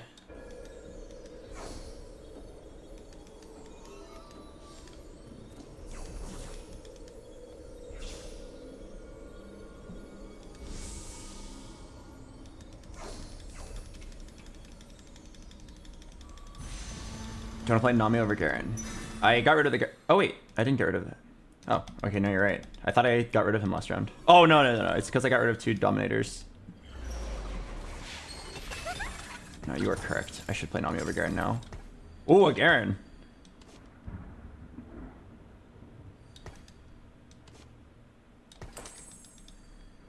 Yeah, let's go ahead and do this.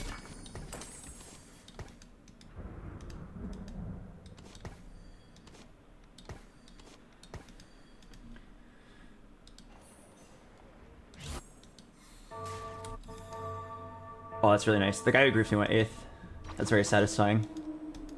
He emote BM'd me when he pulled off the grief. Oh, I am positioned badly for this fight. Okay, praying that this Smeech does not get onto my backline.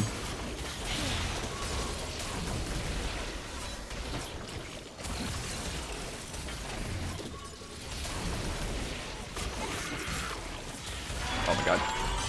Was that second chance Smeech?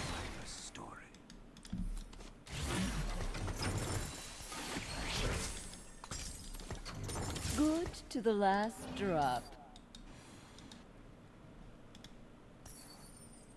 Yeah, it was. Oh, last chance, not second chance.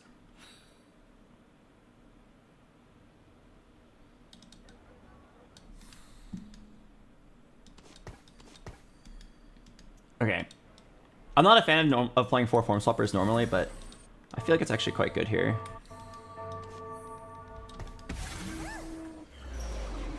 Okay, I'm stacking the left side because I know Stone Skin at least is just not going to die. For a long time at least. It's weird to play Silco carry, but then also play Force Works. I mean, who said it has to be a Silco carry game, right? Like, I don't actually have any items on him. But there is a world where I go for Mordekaiser 2, LeBlanc 2, and then Silco is like no longer that important. Am I able to go 10? I don't think I am. I'm probably just rolling it down.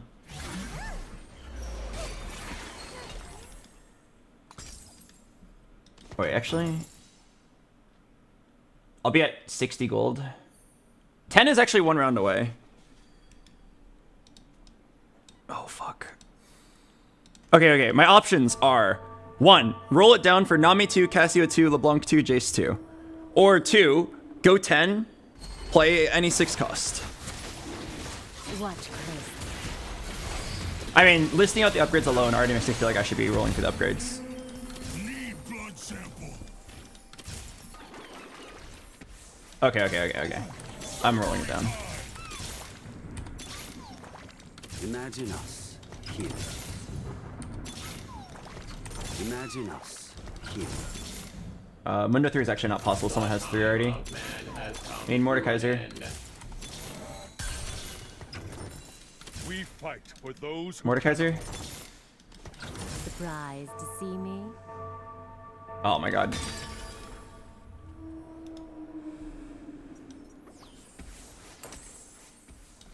If I hit Mordekaiser, I would just get a QSS here. Oh my god. No, Okay, I have the Dominators ready for the pivot. Like... But yeah, I'm pretty sure rolling down's correct. There's too many upgrades I can hit. And going 10 with like 2 gold and then just praying for a legendary doesn't seem like a very viable strat.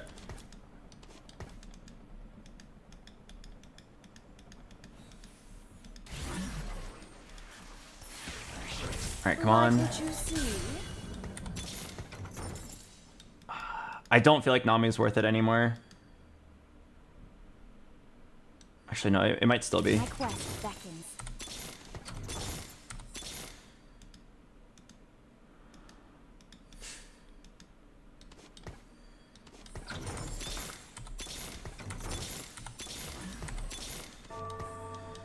Do not force my hand.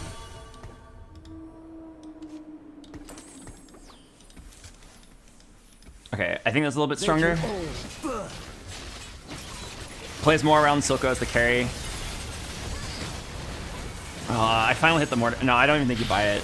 It's 2-star Blitzcrank, 2-star Mundo. And I don't have items for the Mord.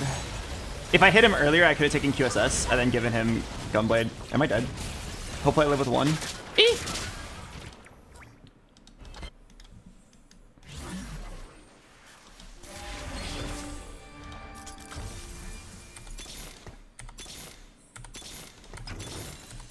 Mord and Ziggs for 6 Dom. It's not worth it. If you want to do 6 Dom here, you have to drop like Nami plus LeBlanc. And like that sounds good on paper, but you lose quite a lot by losing these. My Soko will cast like 20% less often by losing the Nami. And then LeBlanc is a really good support. I feel like I'm dead here. Okay. I'm sending my Elise straight at his Zoe. I don't think it's gonna work. I don't think I'm gonna get the stun off. I didn't.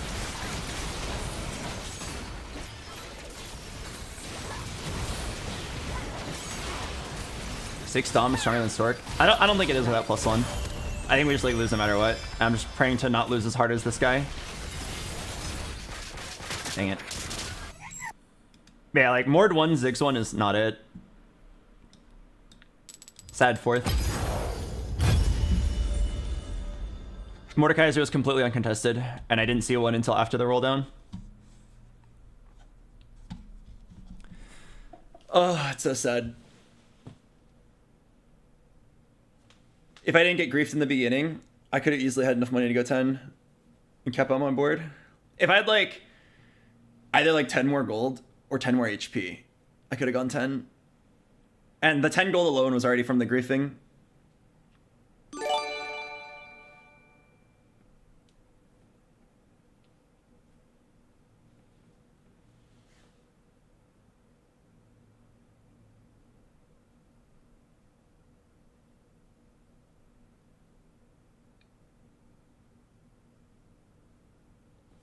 Did you lose 200 LP? I thought you hit 1.1k.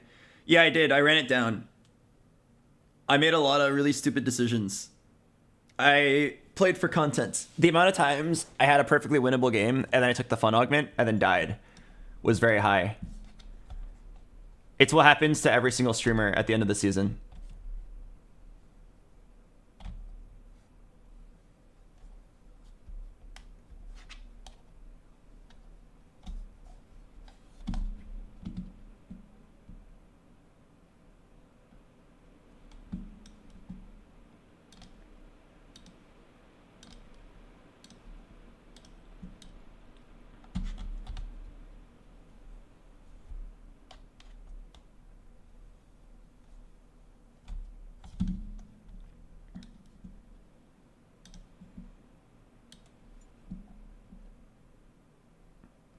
BoxBox, you're a very likable person, but as a streamer, do you ever meet anyone who hates your guts for whatever reason? Oh yeah, there's a guy in chat right now who's been hating on me for the last 20 minutes, maybe 30. He's trying to take apart every single sentence that I have said and like use it in quotes as evidence of me contradicting myself. So I'll go ahead and tell you guys right now, like, oh, I absolutely do contradict myself and I exaggerate things a lot. It's unfortunate what you have to do as a streamer. Like, the guy's not even wrong. He's just incredibly spiteful. The amount of times I say this game is over and it's not completely over is really high. I still try to find the angle out, and I also still complain. I promise you, if you were to draft out a list of every time I've contradicted myself in like the last week, it'd be pretty big. Also, if you were to go to Soju or Setsuko or any of the big TFT streamers and draft that same list, theirs would be 3 times as big.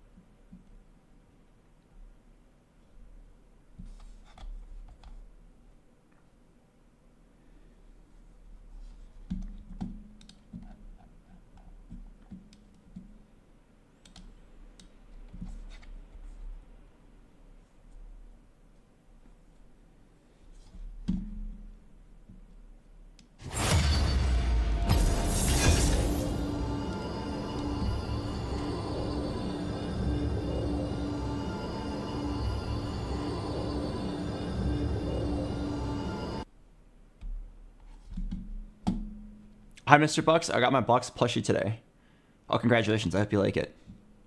We worked really hard on it. It's the only plushie with opening flaps. He looks upset what happened. I mean, these games haven't been playable. I'm already like spiteful of TFT. I think it just at the end of the set gets pretty boring. And then these games in particular have not been playable. I have not had a game where I was like happy about my spot in stage 2, where I felt like I could win. I think in this current patch, the entire game revolves around locking in your angle, telling everybody you're a psychopath who will grief them, and then praying you don't get contested. If you watch Soju play regionals, I watched a little bit of it. Every game was him just like basically declaring, hey, I'm playing quick strikers, and if you contest me, you're just gonna go 8th. And like, we're both out of the tournament. And then he's just like hoping that nobody is willing to say, okay, deal. It's not fun when the game is like that. The game is at its best when you can like play flexibly and like try a bunch of different combinations and see what works. The game is not fun when everybody knows what the strongest builds are, and then everybody's just being like, is anyone playing the third strongest build? No? Okay, I'm locking it in. Don't contest me or I'll grief you. Is anyone playing the strongest board? Yeah, no? Okay, I'm forcing it no matter what. And everybody's just like scrambling to get like one of the top 4 builds locked in, uncontested. I really hate the game once it becomes like this, but again, I don't have the solution. This is just what happens when the game gets solved. TFT will always just kind of get solved at the end of the set. I think set 10 was one of the best sets they've ever made. It is quite possibly the best set they've ever made. And set 10 was also like this at the end. The last month, I just didn't play the game at all.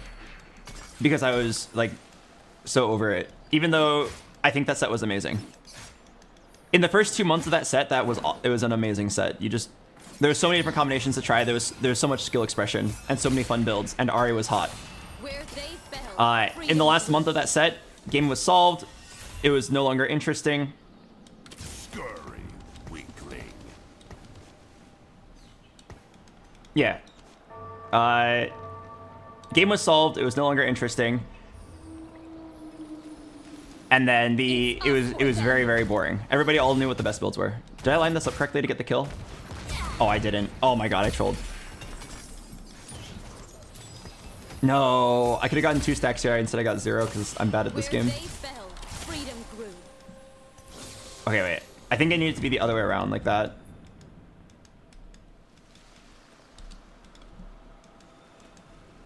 Probably hold watchers. Okay, wait, so how can I set this up to get as many kills as possible on my Trist? Something like that.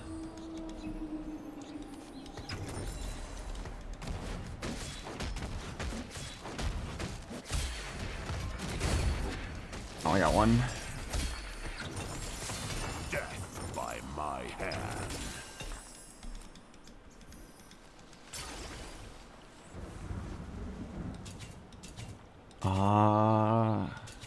Not today is kind of interesting, actually, because I have a Violet and I have an extra Edge of Night.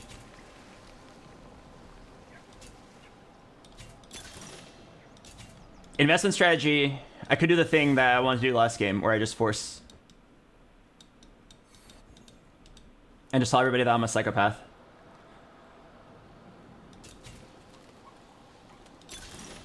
I feel like Worth the Wait is pretty interesting. No, I feel like it's actually investment strategy here. Oh.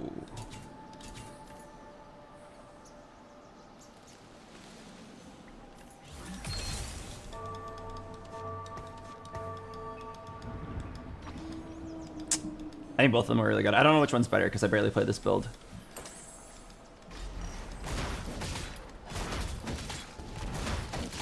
I feel like normally too much value is better, but in this particular game, it's Scuttle Puddle, so Econ's gonna be really high.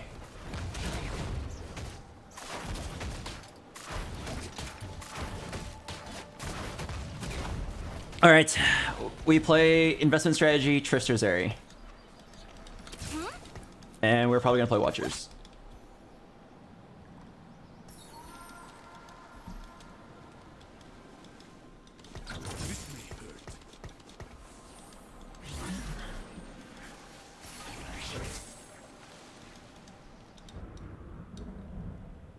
Let me think about this. This guy is too much value. What build is he playing? Is it Zeri? This guy is playing Starry Night. Oh my god. Okay. I have a sneaking suspicion. I have a sneaking suspicion that he's not actually playing Visionaries. I have a feeling that he's actually going to be playing Starry Night Sentinel Zeri.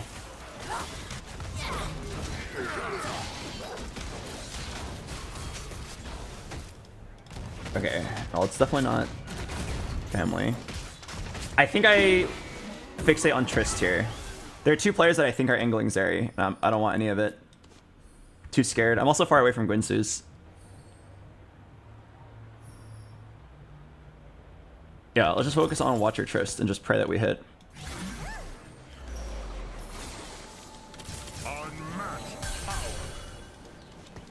Nice.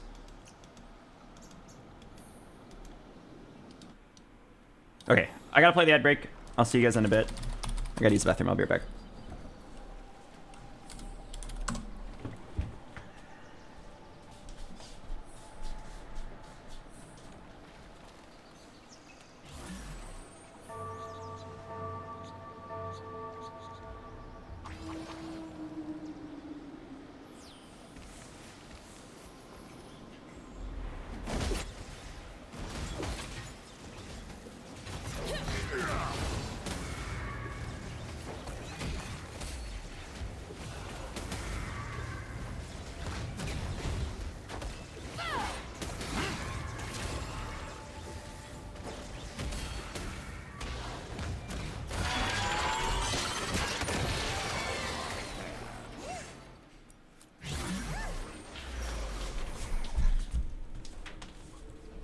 Probably want 3 gold bow here.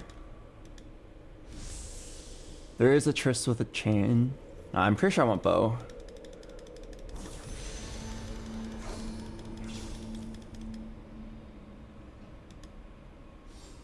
Fuck. I feel like I want IE for Trist. But I also want Trist. I'm conflicted.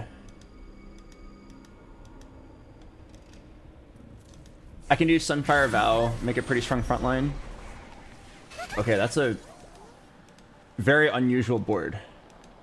Or a very unusual shop. I won the last round. If I level up now... Which I feels like a really weak player. Oh yeah. Oh, is he actually playing Visionaries? Oh, thank God.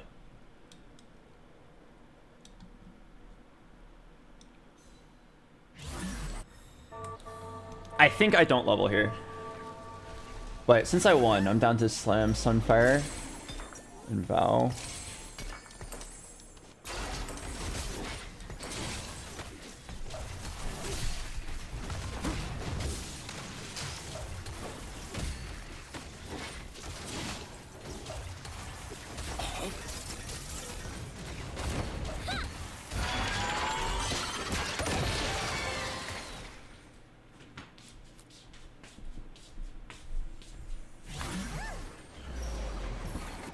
Okay. Your champions gain 8 permanent max health per interest you earn. Yeah, I mean, just lock it in. Trist with Watchers. I can't guarantee the game will be fun, but if we hit, we will win.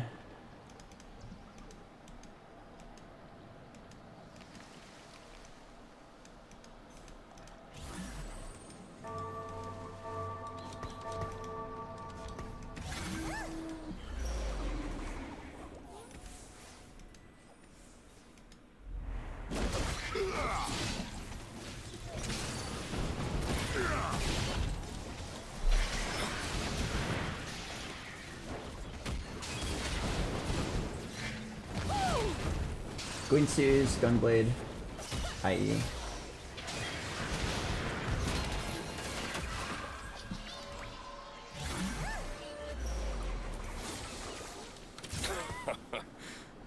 Okay. Let's try to set this up so that we get as many kills as possible. Probably Darius on one side. I'm not sure. Something like that. Try to get as many stacks. We're looking for Scar and Vlad, and also emissaries.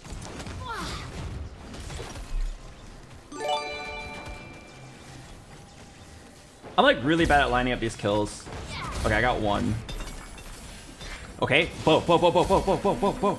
No, no, no. Okay, well, at least I got IE and Even Shroud and half a Quincy's. It's not bad. Oh, I actually got IE Gunblade. Okay, definitely making the Even Shroud. I'm not convinced that you make the Even Shroud. Ah, really unlucky gold orb. 3 cost is the worst. Although, to be honest, the other ones aren't that great either. Like, Spat isn't that good. Pan would be good. Oh wait, the Spat one does come with a Reforger, so it actually would. It actually would have been fine if I got the Spat.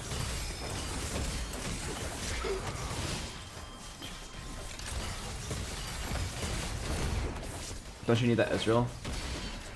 Oh wait, did I skip an Ezreal? Sorry. Mentally checked out. I probably was supposed to. I was quite literally only following exactly what was on the guide.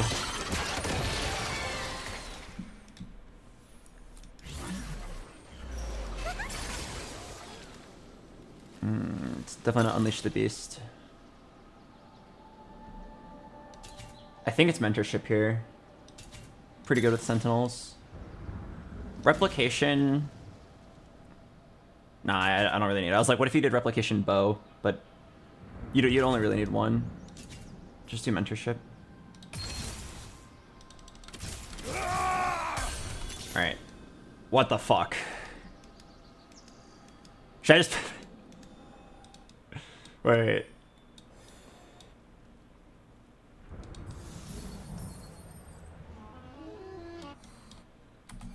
Let me hold it. Fully charged. They joined the wrong army.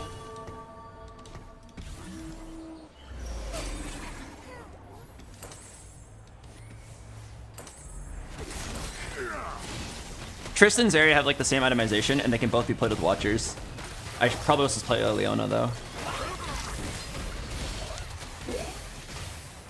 I saw this guy holding his Ares, but like he has a Shojin. There's no way he's actually playing Zeri.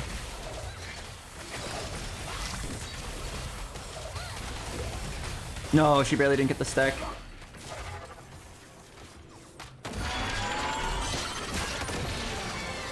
I need to go get a 4th Watcher and an Artillerist.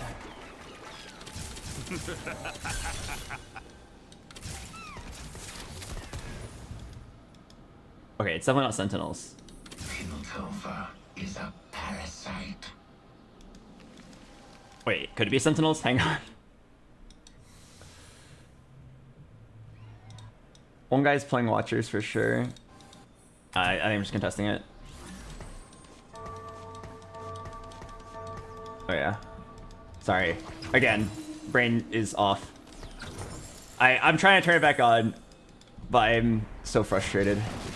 But yeah, that was not a fault for not positioning for mentorship. I'm sitting here staring at this Zeri. Like, I do have 4 Zeris. Okay, I need to go put Vlad in. Sorry, again, brain is off.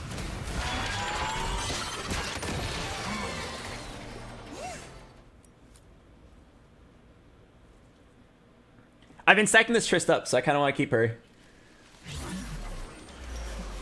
But I have 4 Zeris. And their itemization's almost identical. If you have Guinsoo's IE Gunblade, that's like this on both of them.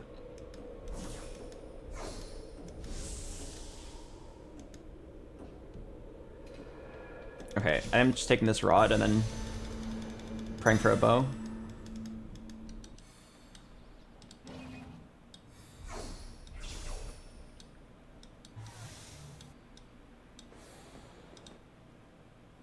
Okay, no one's actually holding Zeris, surprisingly.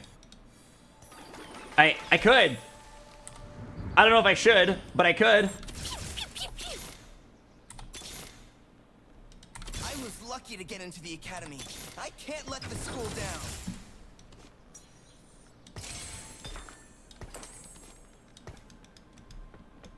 I could just hold it, and if I randomly hit a bunch, just move it. Since they both play Watchers.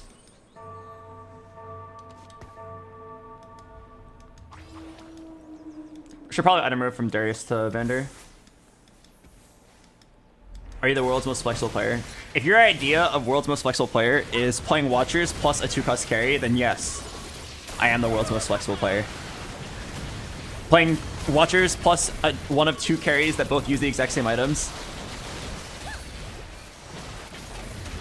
Oh, Darius didn't get that cast off. Oh wait, hang on, maybe we win anyway. Okay, how is this board winning? Oh my god, an extra stack for me? Come on, stack. No!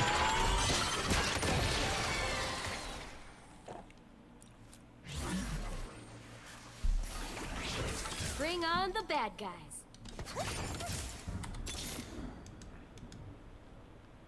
Alright, I give up on Zeri. My quest beckons. Do I care about Urgot? No, I think I care more about 4 Emissary. My quest beckons. Oh wow. Alright, Corki 2.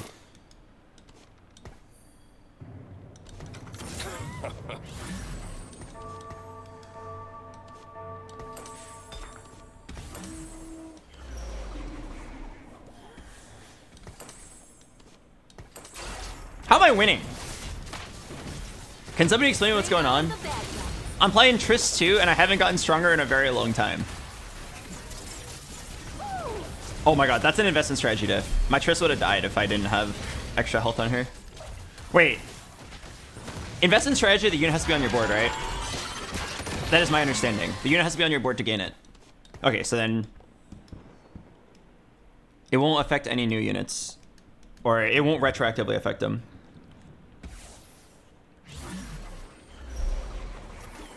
I try to clip a bit of bench space. Unmatched power. We fight for those who cannot. Wait, is that 4 emissaries? Wait, I have 4 emissaries already. Respect the Madonnas. So then I can drop Amumu and Darius. And then I need to level up and play Corki. Oh, actually, I'll just play over Vlad for now. Looking for me. I need 1 bow, and then everybody's allowed to pog. Justice by law or by sword. Aw, dang it. No, the hunt for the bow continues. I should not care about these too much. Ride the wave! Oh my god, ride the wave. Ride the wave. Triss 3 is coming home. Boom! Join the wrong army. Alright. I'm sure level.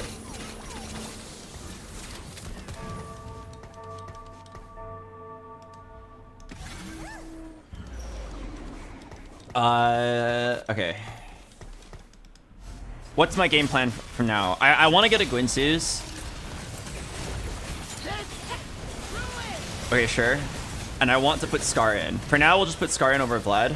Just get a stronger Watcher in, and then I think you just rush straight to 8. We don't care about 3-starring. Vander can eventually maybe get 3-star just because we're too off.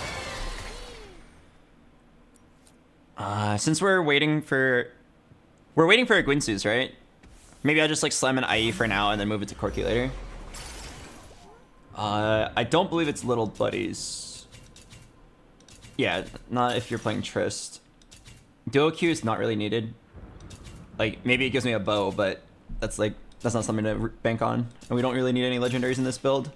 Glass Cannon's fine. 25% damage time's pretty big. Yeah, 25% damage time's a pretty big deal. Yeah, I'm just gonna slam double IE here.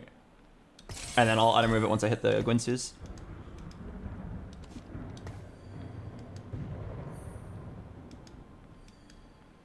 Yeah, I really like Glass Cannon here because the Gunblade will just like immediately get you all your value back. Respect the Madonnas. All your lost HP immediately comes back. Could have been QSS. It could have, I guess. I'm under the assumption, and correct me if I'm wrong, but I'm under the assumption that if you're forcing a reroll build, you need to get like the Bists. So I'd rather just like slam this IE for now because I know it's good on Corki and then still try to get the Biss. I haven't gotten like a bow yet this entire game, so I'm very likely to get it later.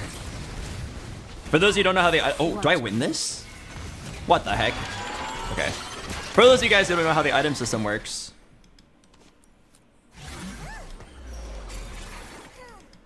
Every time you natural a component, you are less likely to see it again. And naturaling it means getting on creep round, not getting on carousel. So like taking a sword off carousel does not make you less likely to see a sword again. But if you get a sword in creep round, you are less likely to see it again.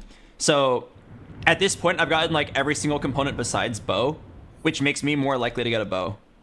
So like I'm pretty confident I'll get a bow. It's not guaranteed, but you are more likely. So I'm kind of down to grade it here. How do you know that? It's one of those obscure TFT knowledge things where you have to kind of like be told about how this, or just like ask somebody who knows. How do I know this? I think I literally asked Mortdog at some point. I've talked to him a few times in real life. I either asked Mortdog directly or I watched a video of him explaining it. He's explained it multiple times. Oh my god, I still win. That's crazy. But the exact way that it works, if you are wondering, is that there is an invisible item bag per character, or per player. And at the beginning of the game, there is one of everything. Have you ever noticed that you never start with 2 tiers? Or you never start with 2 bows or 2 swords? You used to, back before the item bag was created. But now, in modern TFT, like in the last few years, you cannot start with 2 of the same component, unless you get like a bow and then you get like Pandora's items, right? Unless it's through like outside means, you cannot be offered the same component. Wow, I actually got the bow, I'm surprised. That is why yeah, at the beginning of the game, you can only be offered one of each component. There's one of each component in the item bag. There's like there's exactly 1 sword, exactly 1 bow, exactly 1 rod, exactly 1 cloak, and so on. And then if you get the bow, you take it out of the bag. And now, like in the next PvE round, like on 1-3, you cannot get a sword. If you get an item, it's going to be anything but the sword because you already removed it from the bag. Then once you get to like stage 2, once you get to Krugs, they add one of every component back into the bag. So let's say you got bow and rod. Well, now you can't get bow and rod. Oh, sorry. Now with everything else getting 1 more added to the bag, there'll be 1 bow, 1 rod, and then 2 of everything else. So when you get a random item, it's not likely to be a bow and rod. It still can, but it's less likely to be. But let's say you somehow like high roll / low roll and you manage to get another bow, right? Now there are 0 bows, 1 rod, and 2 of everything else. Going into the stage 4 creep round, you now have 1 bow, 2 rods, and 3 of everything else. So like that's how like the odds are determined. It's like there's an invisible bag, so you have to kind of keep track of it so you can figure out what items you're gonna get. That's how like pros determine like what components to take. If it's like, oh, I need a Gwinsu, so I want bow or rod, they think about which one has more in the bag available. Is kill streak good? I don't think it is. So either take something good for Garen or take something good for Trist. I feel like Bully is pretty good, right?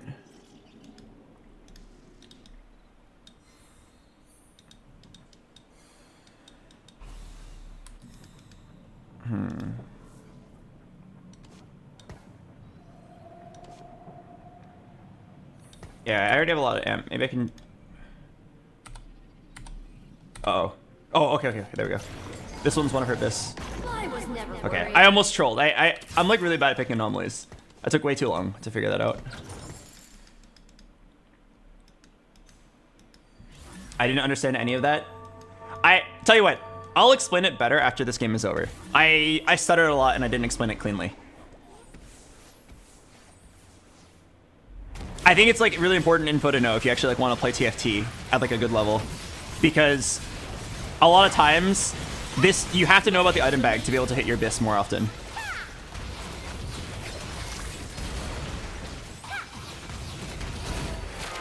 What? Hey, how did I lose? He's dead. Ref. Not even a tie? Just I lose? Like, I know I killed him off a ricochet, but like, you know what I mean? Like, either the fight should have been over or not over. Either the fight should have been over and like my ricochet wouldn't kill him, or it kills him and we tie. I don't know. What happened? Yeah, at least I got stacks on my Trist. Okay, why do I have Darius and Mooma still here? I just got a level up for Vlad. I might roll on 7 and just see if I can hit Nami 2, Corki 2, Garen 2, Vander 3. I mean, rolling on 8 will also kind of accomplish that, to be honest.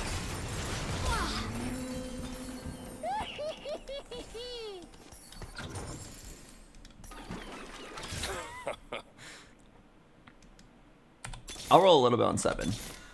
Wow. Okay,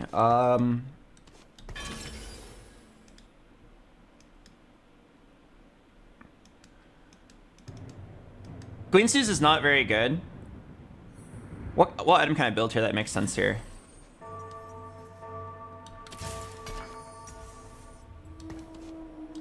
I think it's Hurricane. And then I think it's Crown Guard. I messed up a little bit though, sorry, I'm slow. Even Shroud should go on Garen, and then the Crown Guard should go on Vander. I took a bit too long deciding. In general, my brain's just been very slow. I can also fix my mentorship value here.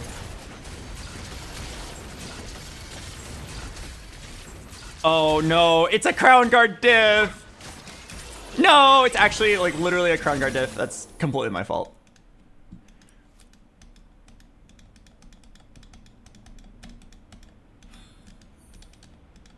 Why does Even Shred go on Garen? It's a support tank item. So like, if you look at who's providing value on my team right now, Vander is like my best tank. He's like my tanky tank. So let's give him the things that make the tanky tank tankier. Even Shroud makes you only a little bit tankier and provides a very useful aura. So we should throw this on a secondary tank who is not as useful. Also, my positioning was kind of bad. Let's do something like that and then go 9. Oh man, if I didn't lose that fight, it'd be such an easy level 9.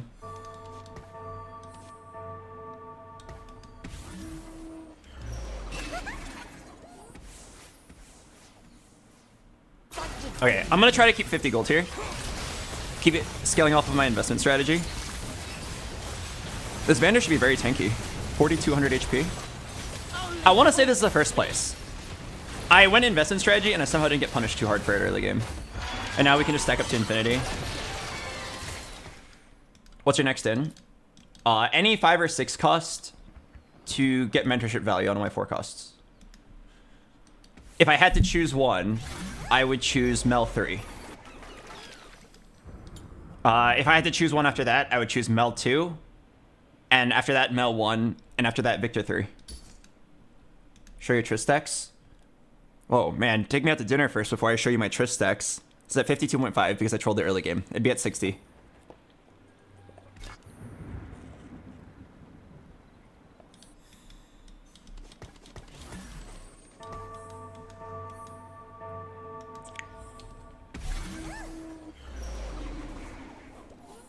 Let's try to like sack this whole stage. We're pretty strong. The only thing I can roll for is a Garen. Like, this investment strategy is so perfect. Even my Trist probably has like 3,000 HP. Yeah, 2,900. That's crazy. Okay, why is Call the Weak so good? Gain up to 100% critical strike based on target's missing health. Every 3 seconds, target the lowest. Oh, I see. It's guaranteed stacks and a lot of crit damage. I see why it's so good.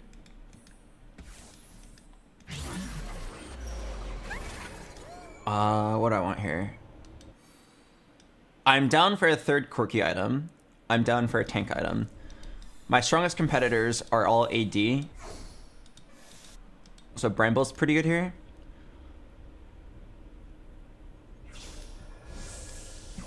I'll just take a red buff.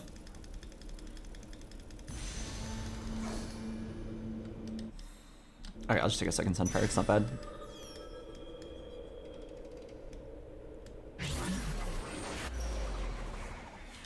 Huge.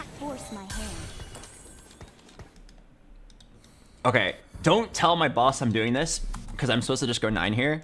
But he did say, Mortdog did DM me saying, hey, sexy, roll once for a special surprise.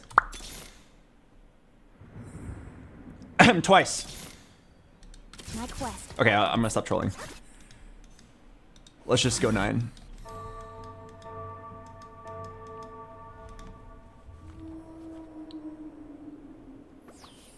Yeah, not much else to do. Like, all I have to do is make sure I don't get elite stunned, make sure I get mentorship value, eventually hit a Garen, and eventually get a 5 cost. And we're gaining so much health. 40 health on my whole team, that's like what? That's 320 health per turn. That's a lot, especially when you're playing a tank sustain build. Or like a tanky ramp up build. The random like, oh, Trist also is tanky is so nice, because normally when you're playing against Area 3, she could actually just get one shot by something and die out of nowhere.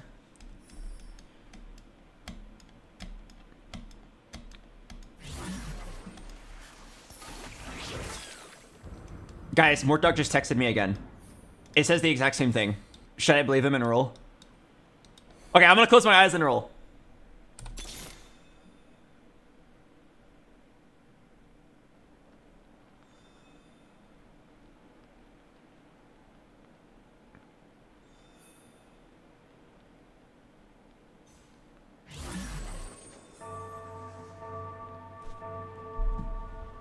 Respect the Madonnas.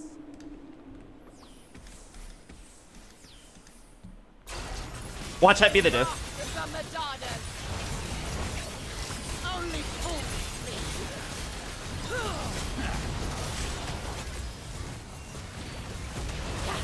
How funny would that be? And also, how deserved of a loss would that be if I lost for that? There's always another wave.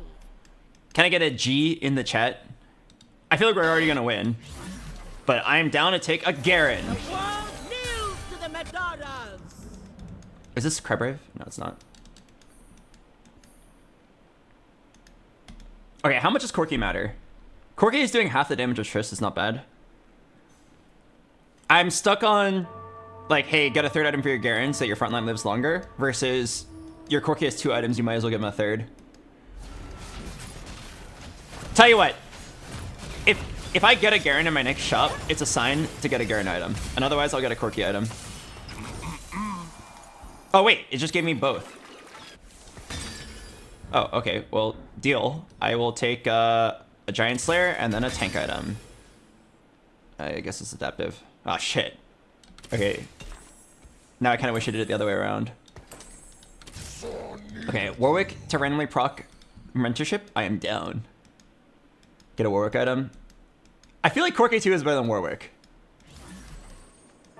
Although, that's true. I did see the Warwick in my shop before opening these.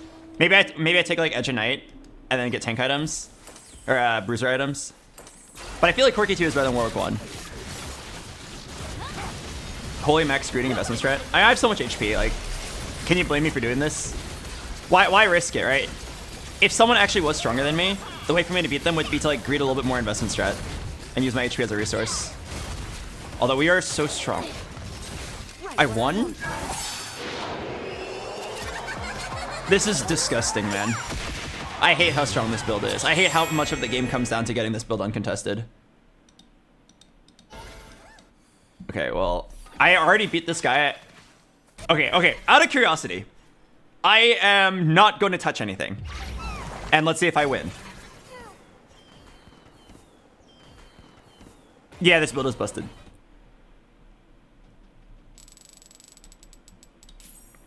I don't even feel good about this win, right? I simply just saw that the best build in the game was uncontested, and then I said, okay, I'd like to force it.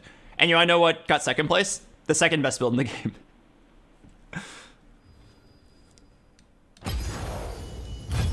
I hate that. I really hate that. I understand that, like, TFT is a game with so many different, like, levers and ways to combine, like, different systems, like items, augments, and, like, traits, and, like, unit abilities. So it's impossible for the TFT dev team to, like, kind of regulate every single interaction and make sure none of them are too strong. But I also just, the game is so frustrating to play when, like, there's, like, 2 or 3 combinations that are just better than everything else. Right? Like, remember when Jace Portal, like, the artifact portal, where everybody gets an artifact? Remember that when that was fun? And it's like, oh boy, like, what exciting build can I play today? Now it's just like, oh boy, who's going to play Nocturne? And if I'm not playing Nocturne, how can I salvage placements? I hate that it's like that now.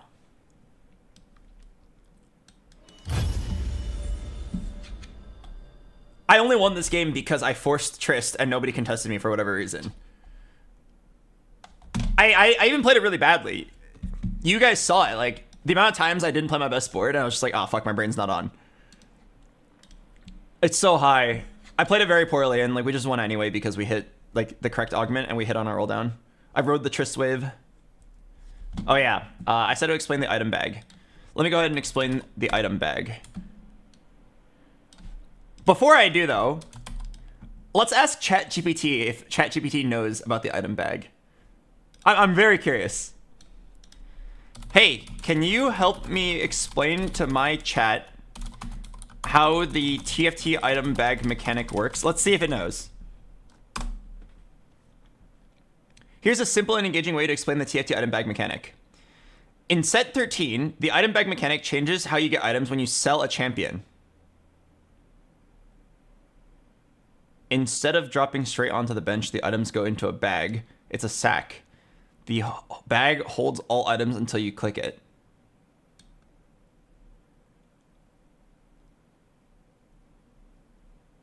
Hope that helps. Want me to make it spicier with some hype or memes for your chat? Can you repeat all of that, but using only emojis? Hello, Orwell Serpent. Thanks for the 79 months.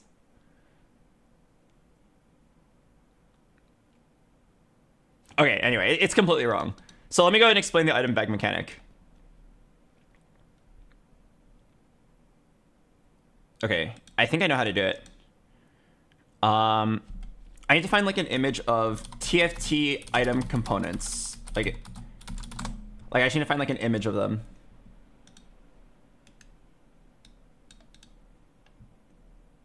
And then I think I can explain in a way that makes a lot of sense. All right, everybody get your notes out.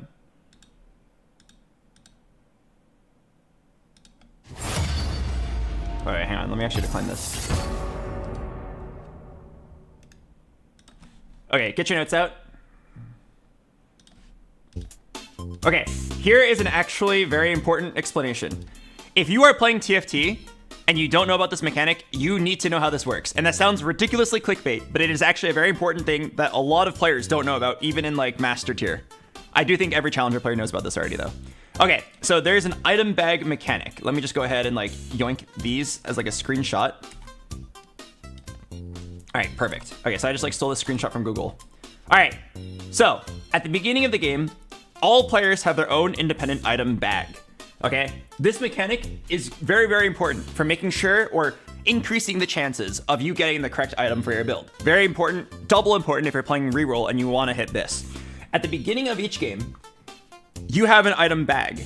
That means when you get a random item, it can be one of the items in this pool right here, right? I'll even visualize it for you guys with an oval. This is your bag. Okay, so on stage 1, you get a sword, right? Okay, cool. Now this sword is on your bench, right? And you can do whatever you want with it. What that means is you can no longer get another sword for this creep round, right? On the next creep round, like stage 1, 2, you get a bow, right? And then on 1-4, you cannot get sword or bow. Let's just say you get glove. Cool. All right. So here's why this item bag is important. The items that you did not get remain in the bag. And on the next creep round, the game puts in one of every component, right? So now you have 2 chances to get chain vest, 2 chances to get cloak, 2 chances to get rod, tier, belt, but only 1 chance of getting the other ones. So if you are planning, let's say for whatever reason, you really need to get, you really want Gunblade for your build. You're playing Trist reroll and you really want Gunblade. On the carousel, what item should you take? Right? And let's say for whatever reason, you don't have these components, like you actually like reforge them or something and they're like other components. You don't have any halves of the Guinsu and you know that this is your item bag. What do? Well, you should take the bow, right? You should take the bow because on the next creep round, you only have 1 chance of a bow and 2 chances of a rod. This is how good players make their decisions to like make sure they get the BIS. If you take a rod here, 2 out of 3 times, you're gonna get another rod and you're gonna be really sad, right? 2 out of 3 times, you're gonna get the rod before you get the bow and you're gonna be really sad. So if you can take advantage of the knowledge of your item bag to make you more likely to hit the correct items, right? Let's say in the next one, you get a chain vest, a sword, and a belt, right? Stage 3 passes, and then in stage 4, they put in another copy of all items, right? You can kind of internally visualize this. Every time, the simple way is, every time you get an item component, you are less likely to see it again.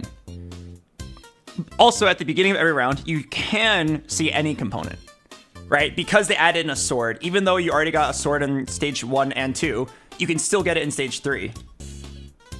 It's just much less likely than a cloak. That's why earlier I was saying like, hey, I'm pretty sure I'm gonna get a bow here because I haven't naturaled one all game. That's how I was confident that I could take the rod there in the previous game, knowing that I would get a bow eventually. I actually ended up getting one in carousel, so it didn't matter. But we did also end up getting a bow on the creep round because we were just very likely to because of the way the item bag works. I hope this made sense. I'm not very good at explaining things. I stutter a lot. But this is a very important mechanic that a lot of people need to know if you want to like... It's like free knowledge. It helps you make your item decisions when otherwise you would be stuck. If you've ever been like, oh, yeah, I need an IE, but I don't know if I should take a sword or a glove, refer to your item bag. Did you already natural a sword? Then you should probably take a sword because you're less likely to get it. The other way you could make the decision, though, is like, hey, if I have an extra sword, can I turn into something? If I have an extra glove, can I turn into something? Those are like the 2 main factors you would use to weigh like your options there. Do anvils affect this? I don't think so. I'm not 100% sure. It's hard to test.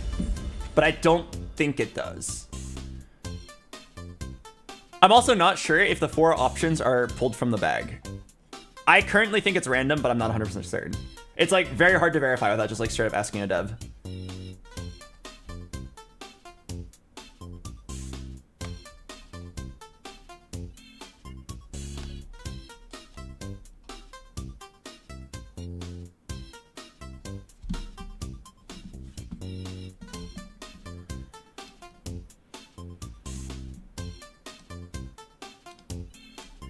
BoxBox, you explained it perfectly the first time. If they didn't get it after that, they're just stupid. I don't think it's a good idea to make fun of the people who watch you and support you and keep your stream alive. I also just, in general, don't think they're stupid if they don't get it the first time. I didn't explain it very well. I, in general, know that I'm pretty bad at explaining things. I'd like to believe and like do my stream under the assumption that all of my viewers are either hot or tall. Not both, not neither, one or the other.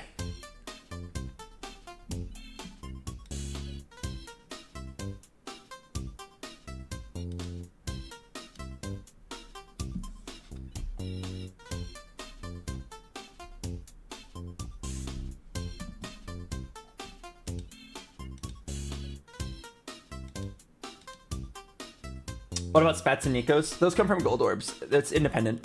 They have their own drop table. There is no like item bag for gold orbs. I think they're just fully random. If you get a gold orb, it has like its own drop table. It's either like 15 gold or like 4 3 costs or like 2 4 costs in money or Thief's gloves or Spat Reforger or Pan Reforger or dupe and gold. It's like always gonna be one of those options. I hate gold orbs because there are so many times where you need a spat and you get like a TG and like the TG is useless to you.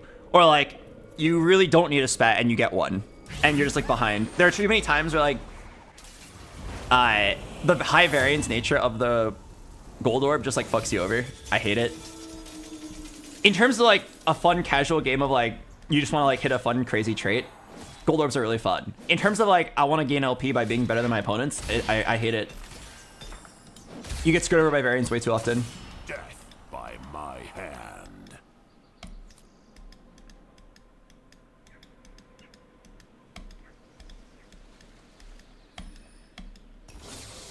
Oh wow. Okay. It is Warwick's Hunger. Let's just play our strongest board at all times. Oh, actually, I have like Watcher Kog'Maw. That's actually really good.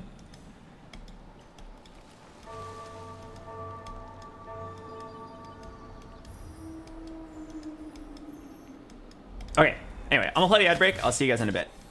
Let's go get all our LP back. I need a bow. Scurry, weakling.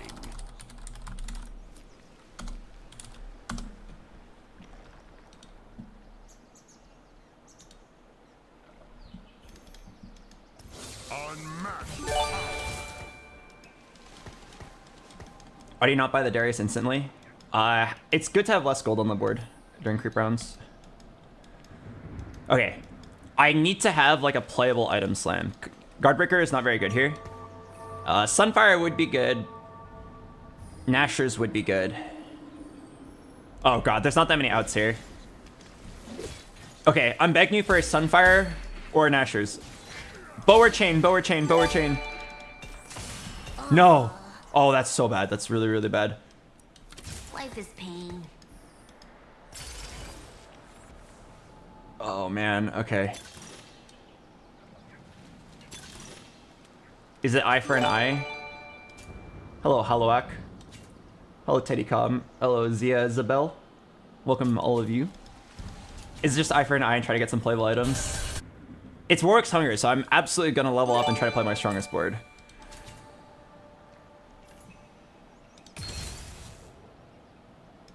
Oh, what the heck? Death is in bloom. Wait. Okay, wait. Suddenly Guardbreaker's playable. The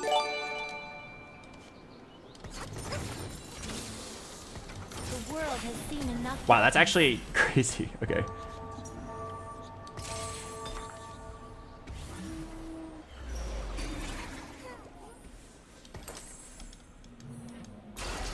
Thank you, Dark Fiend. Hello, Vorsight. Welcome. BoxBox, that thing you explained is bullshit. I just got double glove on the same round. You can get double glove on the same round. As long as it's not round one. You cannot get gloves. You cannot get 2 gloves on first PvE round. But after that, you can. If you have video evidence of you getting 2 gloves on the first creep round, send it to me. I'll personally buy you a computer. The world has seen enough darkness. But like after the first PvE round, you can be offered 2 of the same component. That's exactly like what, like, that's how it works.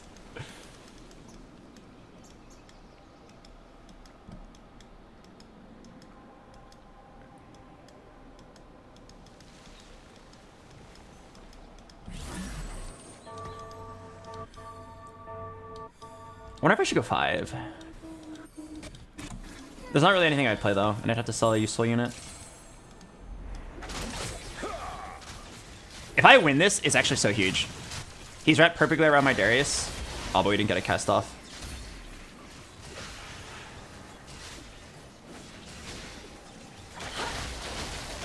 Okay, the Vlad didn't cast. Oh, I might win, I might win. Zara gets a cast off. Oh, baby. I'm gonna pog, I'm gonna pog. We just farmed so much from that guy. Finish the fight. Is there a place where I can learn all these niche mechanics? Nope. I'm not kidding. People complain a lot that like TFT information is not easy to find. There's a good reason for it. If it were in the game, it would be way too overwhelming. I think TFT is a game that has a ridiculous amount of information needed to like play the game at like your full power. But if that information was all available in the game, I promise you so many players would quit before they even get to the point of like being ready to learn that kind of information. I wish there was like a TFT wiki that was like maintained by Riot that explains everything. But there isn't. But yeah, so what I'm saying is Riot should explain it better, but if they tried to do it in the game client, people would quit the game. But yes, I personally think if they like hired one guy and gave him like a 6-figure salary to maintain and update like a TFT wiki that just like explained everything for people who want to learn more, that would probably be a really good use of money. I think that kind of thing is really boring though, so a lot of people like wouldn't want to do that.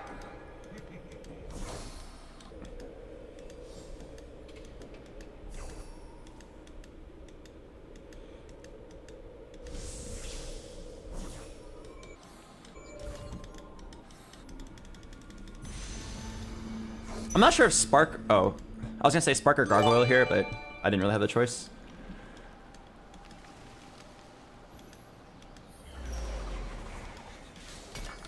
Let's be friends forever. Conquer, Automata, that's it. Friends just get in the way.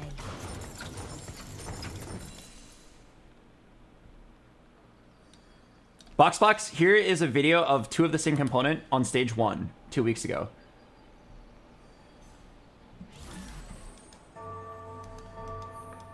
Is this gonna be a Rickroll? Do I have any mods in chat? Can I have a mod go in and see if it's actually like what he's saying? I'm scared to click the link. I don't want to get Rickrolled.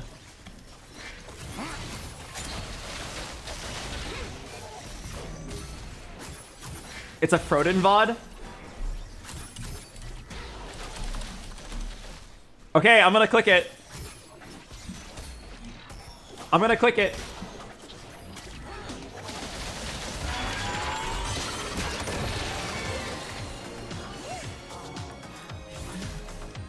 Death is indeed. I'm just kidding. It wasn't actually a Rickroll. I just opened that myself. All right, let's take a look at this VOD. All right, so we got Scuttle Puddle, Big Econ, a lot. All right. Hang on. Do I need to level here? If I level, can I play anything meaningful? I guess I can play Sentinel. I win 2 out of 3 matchups. I don't think I'm gonna level.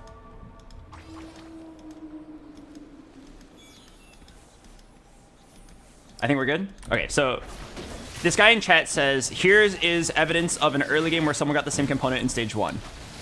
Before I even watch this, it's Scuttle Puddle. Scuttle Puddle has a different loot pool. I hope you enjoyed this explanation.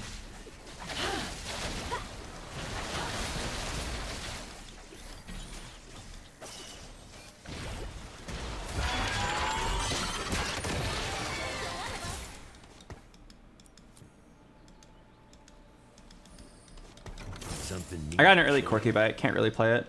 This world is all I have.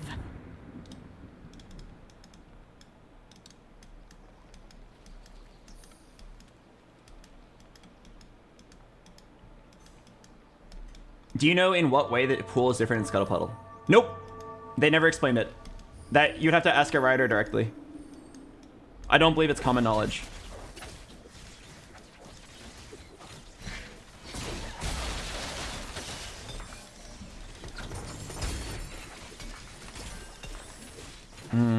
What do I want here? I'm down for a Sunfire. Life is pain. You should probably just level here.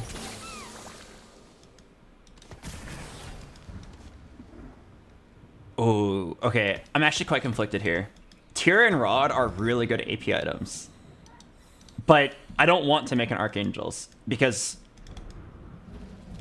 I feel like most likely I'm going to play Silco or Zoe, you know, the usual Black Rose AP flex. And Archangel is not good. It's only if you're playing like Heimer. What about TF Pivot? I've got Zyra 2, Lux 2, Darius 2, and Mamu 2. I don't think I'm pivoting. If I have to, I might slam a Vow. Not Crown Guard. It would be Vow because Vow can activate mid-fight. Crown Guard cannot. If I have to keep my streak, I will. I think I'm fine.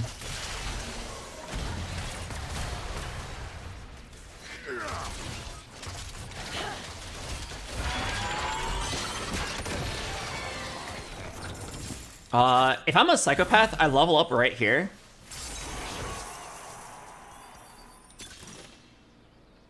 Bronze for life. And I feel like I'm likely playing a large vertical. Mentorship is okay. I feel like big grab bag is just pretty easy. I don't want to fuck up my positioning.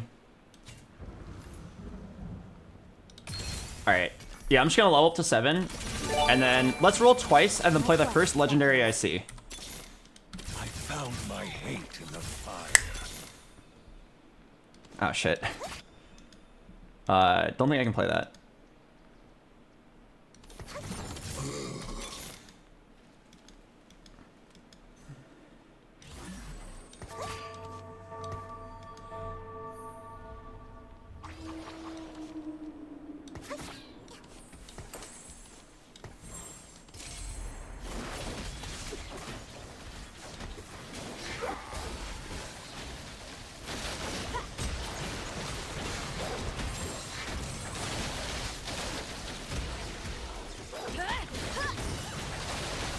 quest beckons.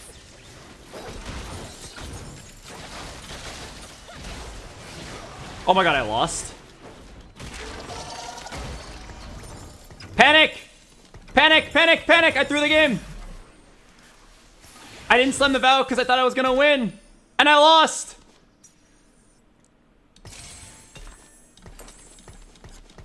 Okay, that's actually completely my bad. I actually could have rolled deeper. I just thought I was gonna win anyway. I also could have just slammed the vow. And I thought I was gonna win anyway, so I didn't care. Okay, alright. That is my bad. I threw the game. It's still winnable, of course, but I probably just shot myself in the foot and lost like 20 gold. I should have rolled deeper. I really didn't think I had to. I wasn't paying much attention.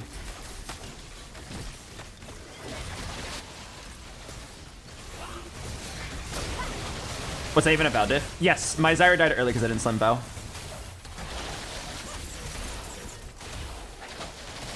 Shojin and Guinsu's is like not it. You probably want to split these into 2 carries.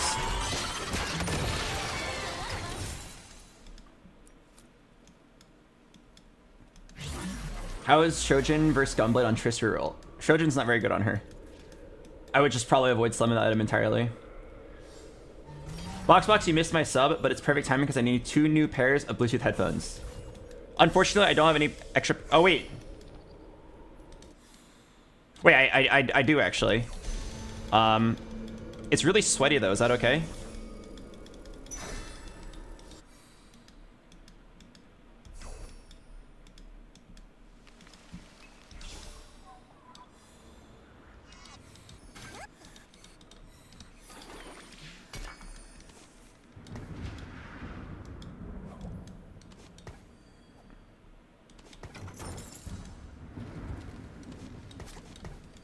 I need a Vlad.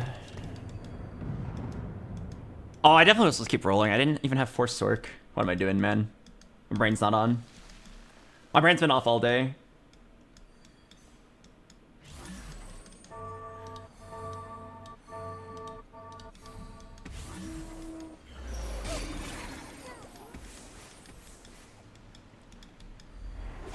You know, I used to think like sharing earphones wasn't bad. Until one day when I was like 21, one of my female friends was like, hey, do you have any extra headphones? And then I was like, yes, I do. And then I handed her some of my wireless earbuds. And then she looked at it and was like, never mind. I didn't think people cared, but I learned that day that it does matter.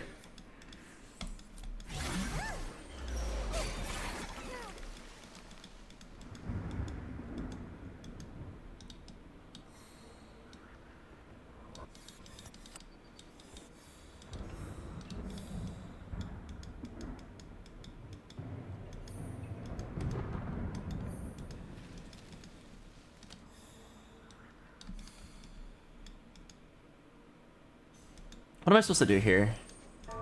I think I'm just doing the thing where you send it to 8 and then play whatever the game gives you. We've been in this spot many times. You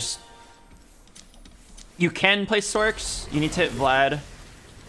You need to hit Nami, and then it's like one of these 4 costs.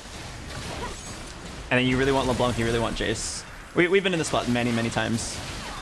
Lesser Dupe is really nice. Who is SYZ?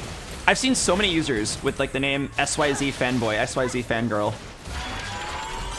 Man, that one loss actually cost me so much money. That was my fault. I needed to keep rolling.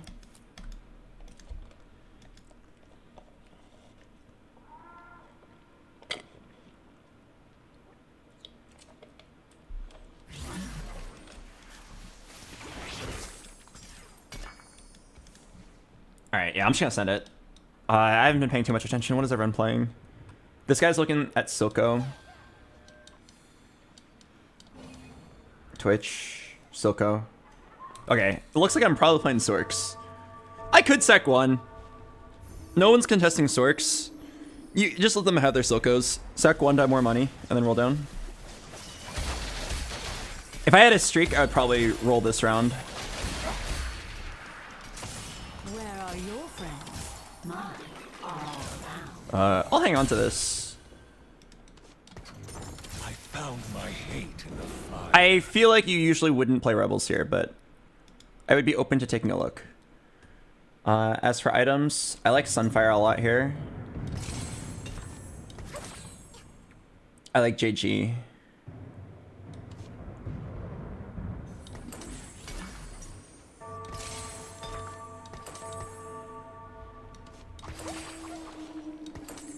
Okay, pretty solid itemization.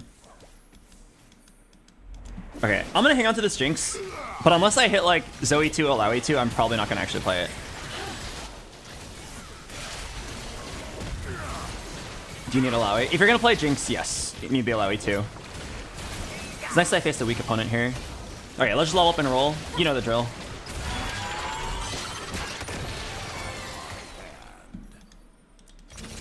Have I gotten...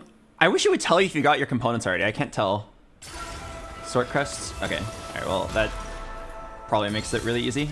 We are always playing Sword here. I found my hate in the fire. We fight for those who cannot. I don't think I take this. Every web, a masterpiece. I will carve my name in their skulls.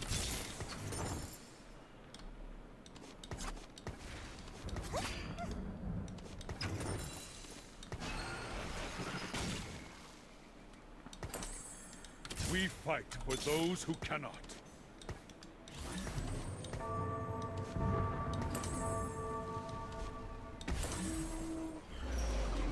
Okay, fuck. Kind of a bad roll down. I think I rolled kind of slow there. I need to like unmark the units that I'm no longer playing. The moment I take Sword Crest, you are never playing... You're never playing Doms, and I'm probably never playing Garen. There's like a world where I take 2-star Garen, and then you just don't play Nami. Oh my god, I actually could have won this. Oh wait, I did. You're on 3 form swappers. Yeah, I know. I'm gonna hang on to this Garen. Let me roll one more turn.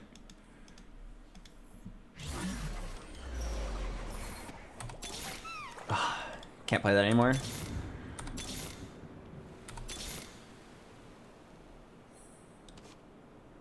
Alright, fine, I'll sell this. Good to the last drop. Okay, I'm pretty sure I'm just duping this Vlad. I don't think Cassio matters that much.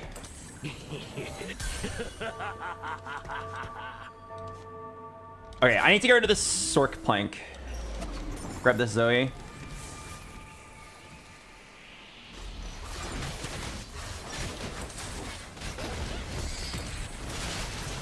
Wouldn't 4 emissaries be pretty good here? It would, but I ran out of money.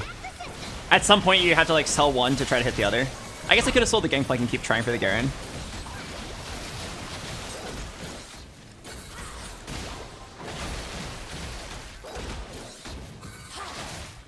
Yeah, I guess maybe I could have sold Garen and kept trying, or sell Gangplank, keep trying. 2-star Garen would have been really good.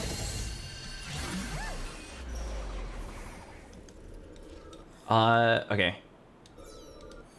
I am 0 gold and I don't have a streak, but I actually think my spot's not bad. As long as I can hit either Zoe or Elise here, or even like if I'm really lucky, 1-star LeBlanc.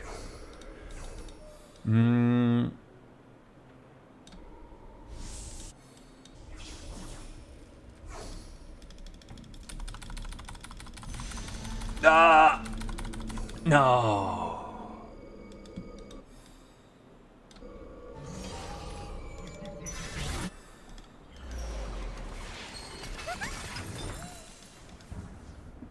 Okay, is anybody contesting Zoe? One guy has LeBlanc and Silco's. LeBlanc. Okay. I really think I can hit a Zoe right now! Right now. Okay, we're in.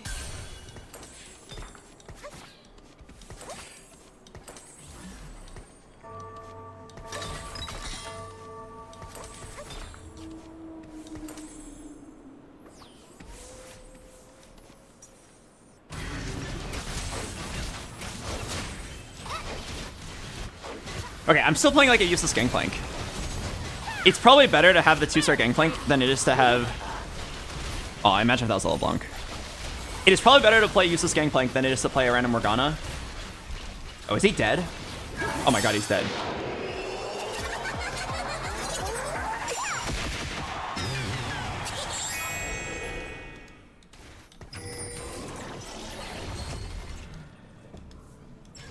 Okay. Wow, somebody pinged him as he died. It's kind of toxic. It's not the finisher. Kill streak.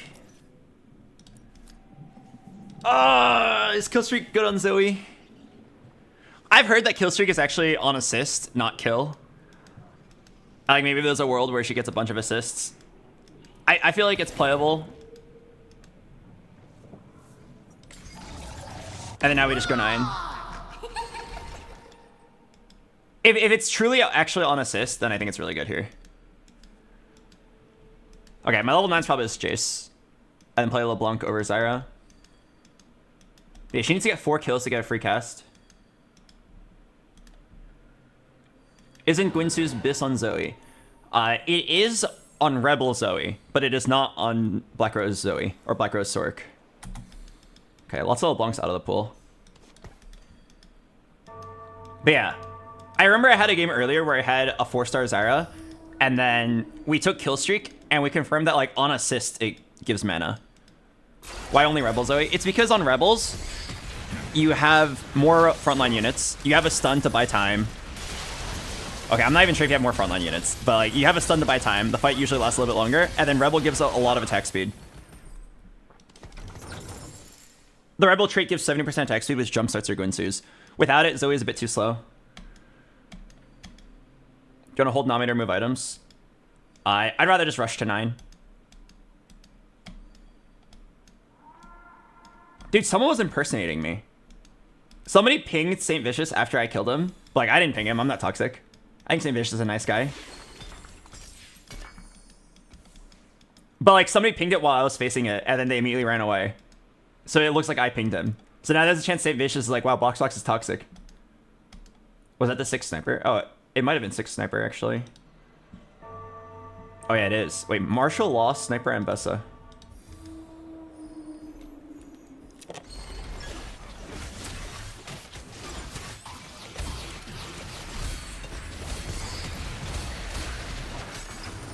I'm far from done killing. Val?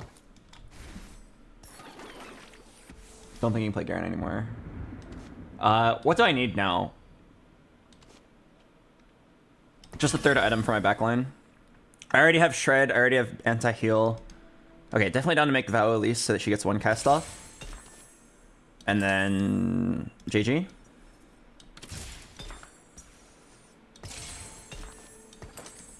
And a bow. Deny Caitlyn. I don't think me holding 1 Caitlyn's gonna do that much. I guess I could hold it to marginally make it harder for one guy to hit his desired 5 cost.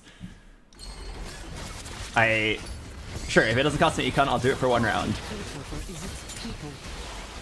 Well, thank you, Pro5 Echo, for the raid. Welcome. Alright, this kill streak does not feel very good. Although, then again, I'm not spending my money, so I'm probably going to lose no matter what. I've tried to make this augment work, and it felt really bad. I wonder how this guy's making it work. I had the exact same build on this Irelia 3 with Rebels, and then it was just like hella useless. Oh, wait a second. I want to item move and put Gargoyle onto my Elise. But I only have 1 item mover. I feel like it's worth it.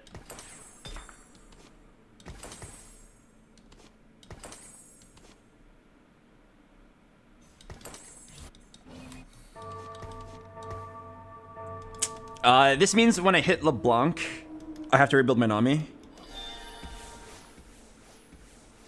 Try to die with dignity. There's a lot of LeBlancs out of the pool.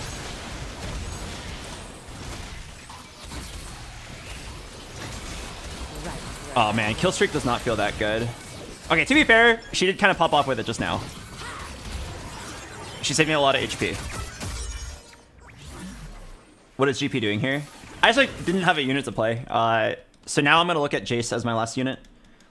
My level 9 will be Jace for 4-form swapper, and Jace is actually a very good backliner with Sork Spat. He gains attack speed aura based on his AP, so he's actually pretty good with Sork Spat in the backline. And then play LeBlanc over the green bitch.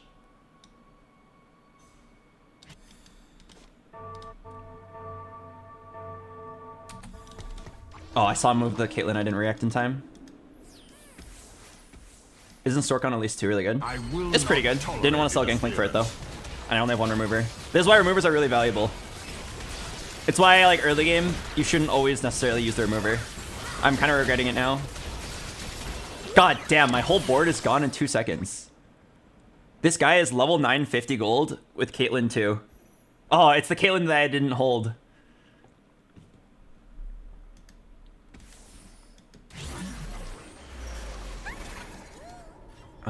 What do I want here?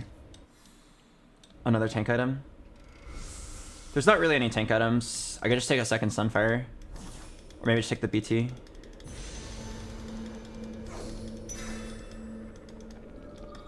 I guess there was a 4 gold BT. I'm not sure. I feel like just second Sunfire is fine. Oh yeah, getting the Mordekaiser in general would have been pretty good just to get Stork Mord.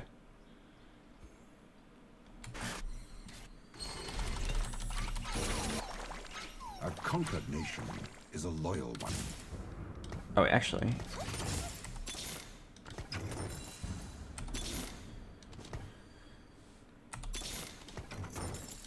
Wonderful. Oh god, please give me a unit to play.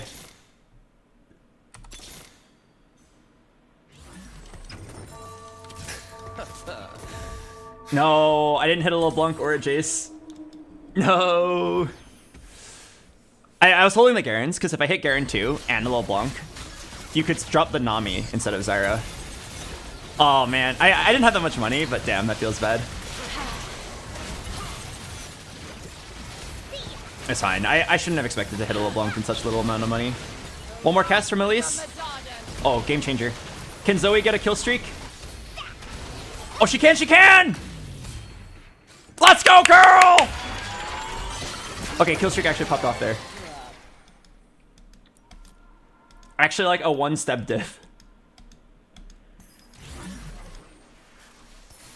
Okay. Can we find any decent unit to play? Oh, scrap!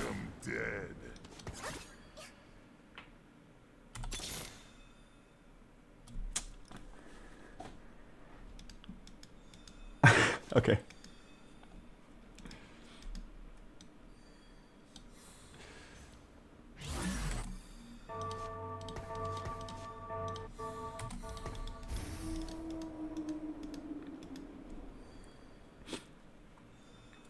No, I'm begging you. Give me 1 Jace. 1 Jace and my spike actually comps really hard.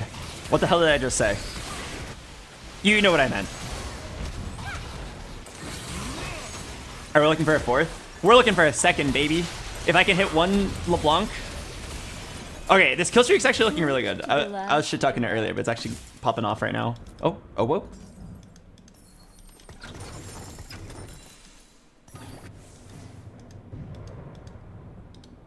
Okay, yeah. Just find 1 Jace. I can maybe get 2nd or 3rd.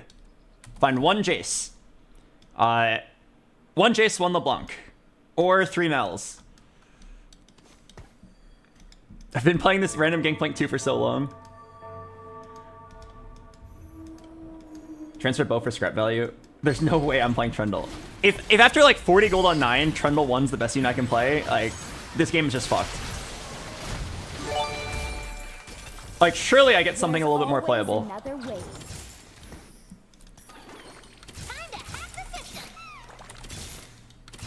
I should have held the Nami. No! No! Where's the units? Hello? Oh. Strength through progress. Okay, wait, is it ever...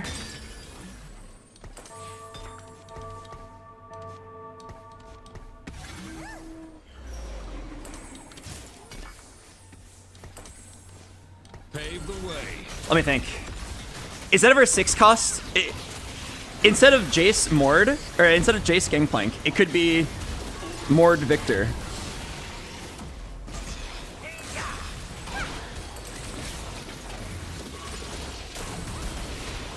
Oh my god, I'm getting LeBlanc diffed so hard.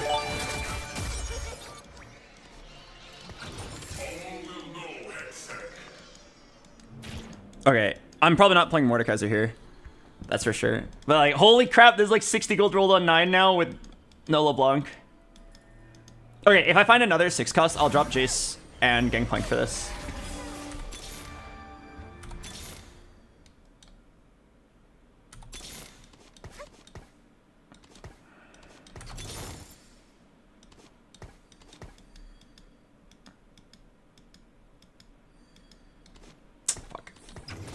Every web, a masterpiece.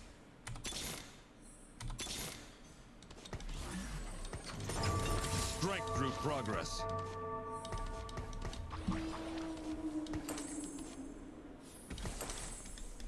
It's not the greatest. I hope it's good enough though. What? Now that I have the LeBlanc, I need Gangplank over Cassio. If I live.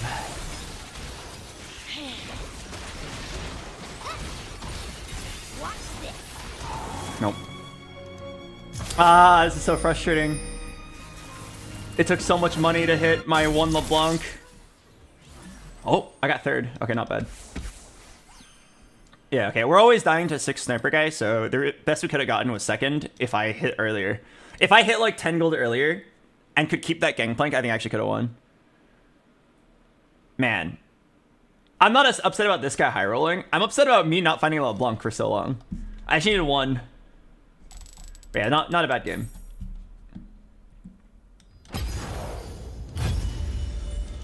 I think it was like maybe 70 gold on 9 before I hit it. 2 people hit LeBlanc on 8, so it was really hard to hit.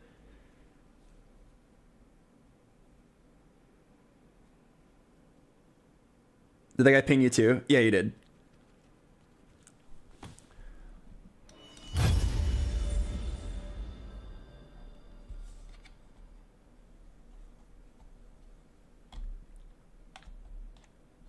Why was Blade Den 2nd place?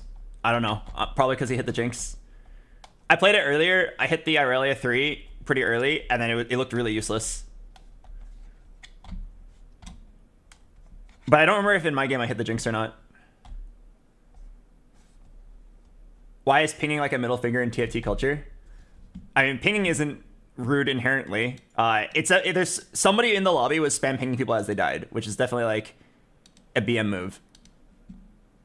It's like whatever, right? I don't really care, but it is definitely a rude thing to do. There'll be a lot of times where like 2 people are contesting each other, and then they'll like just like start spam pinging each other when they die.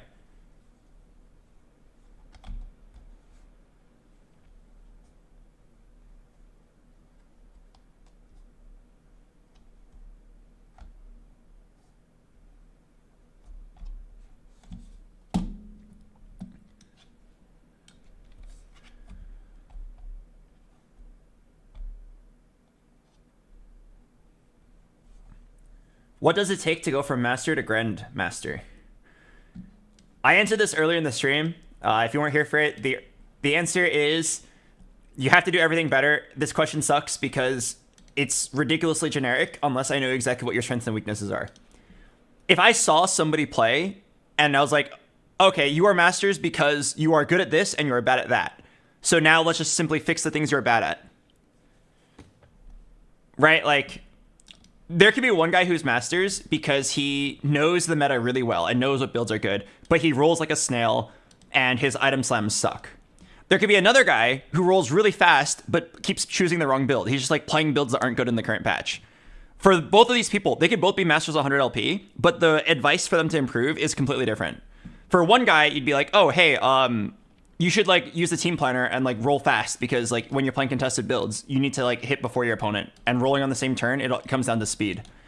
And then to the other guy, it's like, oh, hey, you're really good at rolling and you're really good at positioning, but you need to make sure you're actually playing lines that are viable. You need to go research and just like brush up on your meta knowledge, right? So like to say, hey, I'm masters, how can I get grandmasters? it's a really useless question because I don't know your strengths and weaknesses. But the generic answer would be find your weaknesses and then improve them, which is, I'm sorry, not very helpful.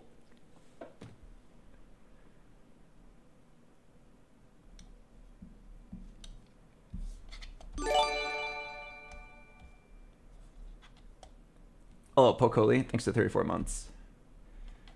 I can tell you an interesting story, though. One time in set 11, I thought I was really good at the game. But I was like heart stuck like 300 LP Masters.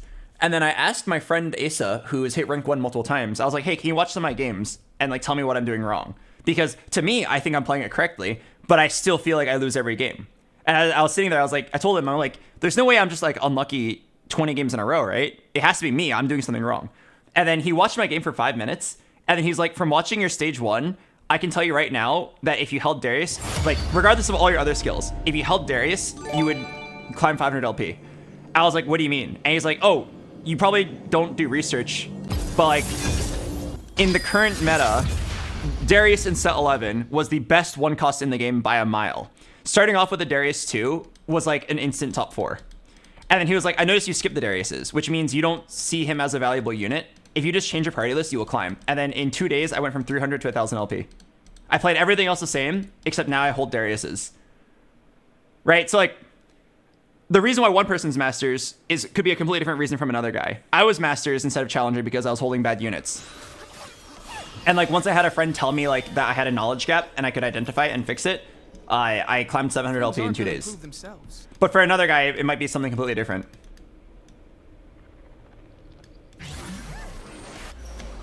Thank you, Looney, Mr. Potato. Thanks for the prime. All right, I think this is the last game I have time for. Okay, I'll be honest, I have a lot of time, but I just want to play Monster Hunter. So one last game, hopefully it'll be a good one. We're almost back to 1,000 LP. I'm gonna play the ad break, I'll see you guys in a bit. Was that the Umbral Darius? Yeah, it was the one cost Umbral Darius, who was like this current Darius in set 13, but a lot stronger.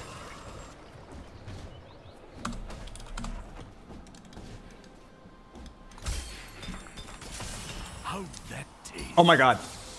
What if I played Morgana reroll? Life is pain. Morgana reroll is not good, but it's really fun.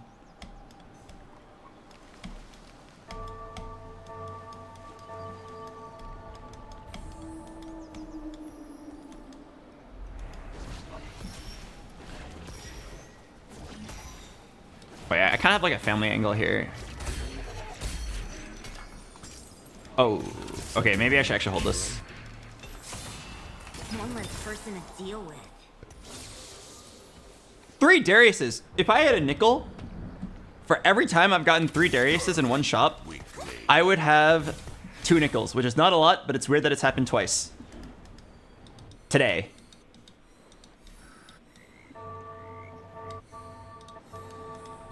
Okay, probably give up on the Visionaries. And we hold the family.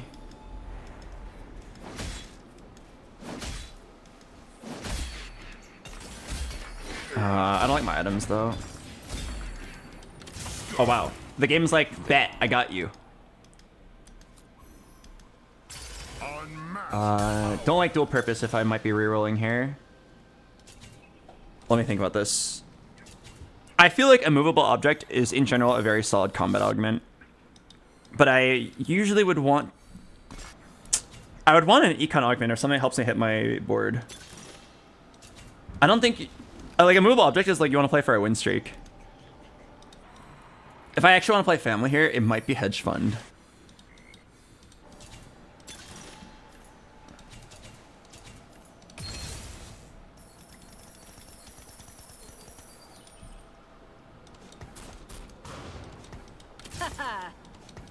Okay, wait.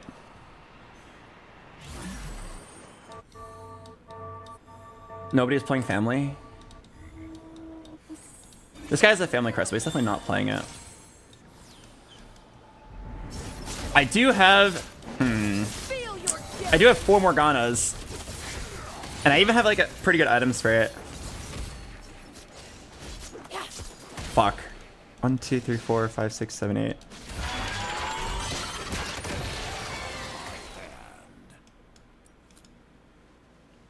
Okay, I'm gonna wait one shop.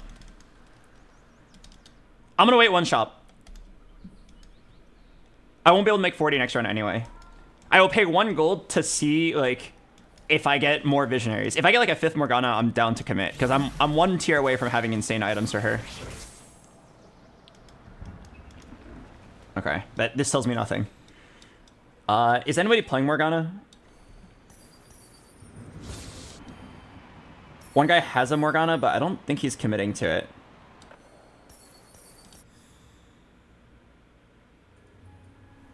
Okay, I'll wait 1 more shop. Not like I can make 40 anyway. 1, 2, 3, 4, 5, 6, 7, 8. 8 gold on bench. Okay, so if I'm playing Morgana, I just get a tier on Carousel. And we're in a good spot. If I'm playing Family, you probably reforge the tier.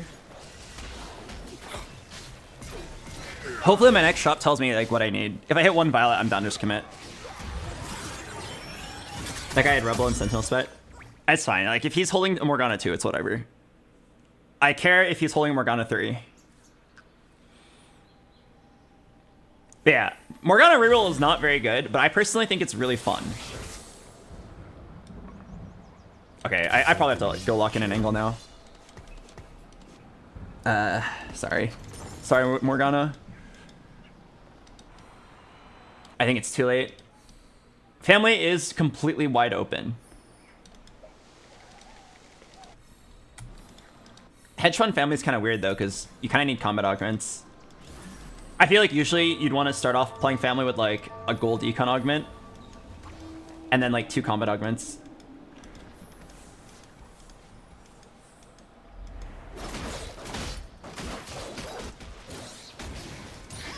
What happened to Mr. Box? Oh, I don't know. What did happen? The box logo is gone.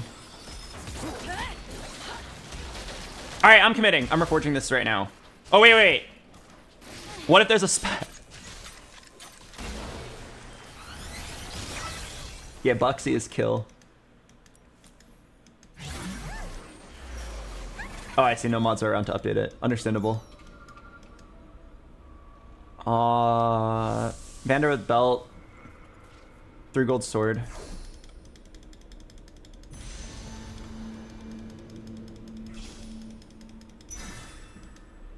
All right, it's time for family. Hedge fund's kind of weird though. You have to pay a large amount of HP to hit your board. Wait a second. I just realized something. If I actually want to take advantage of hedge fund, oh man, okay. If I actually want to take advantage of hedge fund and go to like 100 gold and like have a massive econ lead over my opponents, I can't roll on 4. Oh no. Okay, wait, I don't think I should have taken this. I think I'm too committed now to pivot, but I should have thought this through. Like, you can't actually do a roll down.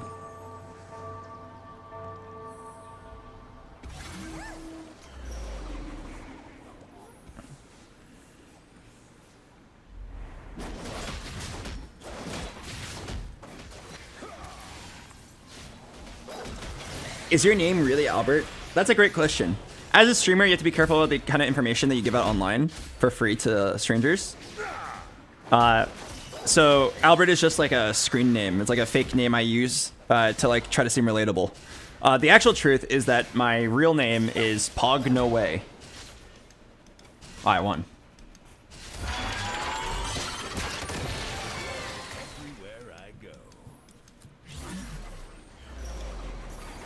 I don't know how I feel about winning that.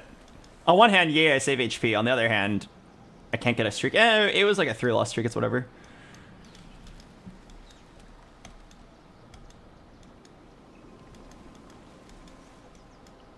Has anyone ever referred to you as Fat Albert? Because of the TV show? Yes. In elementary school, it was a source of soft bullying.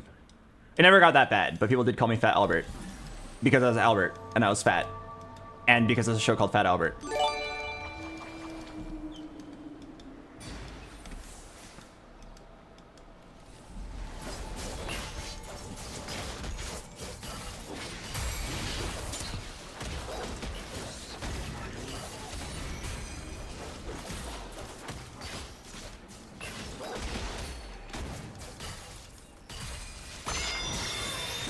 Why is this dummy purple?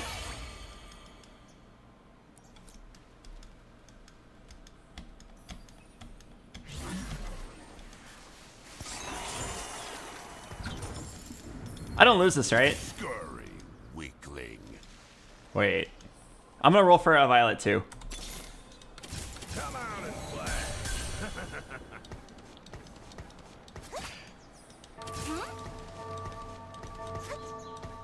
Okay, I might roll a tiny bit here. I'm pretty nervous.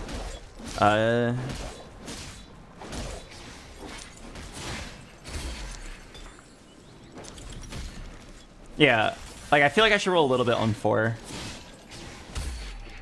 How much econ am I willing to lose though is the question. Pretty good items. BT, Even Shroud, Redemption.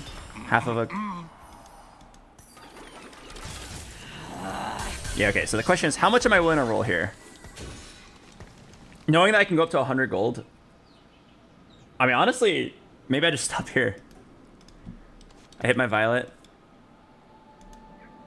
The moment I tick to 5, I will have lower odds of hitting on my roll down.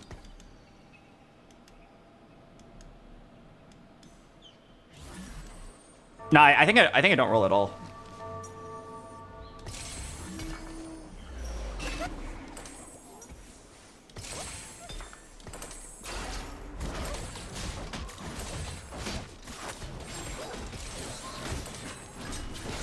Actually, I have really good items. It worked out perfectly. I think you actually don't roll here. I think you just go up to 100 and slow roll. Press 9. I feel like I should be rolling for this build. I can hit this and still go 9, as long as I hit it like on time. Okay, so I need to take prismatic combat augments here. Definitely do not take another econ augment. Oh, Yoshi GX. Pit Fighter Crown. Definitely don't need Pandora's, and Coronation's not the greatest. I could just do Pit Fighter. Don't think it's Coronation. Yeah, I think I'm down.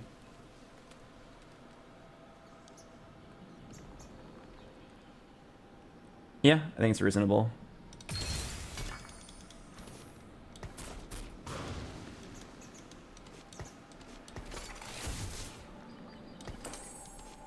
Oh, it also gives me like the best last violet item.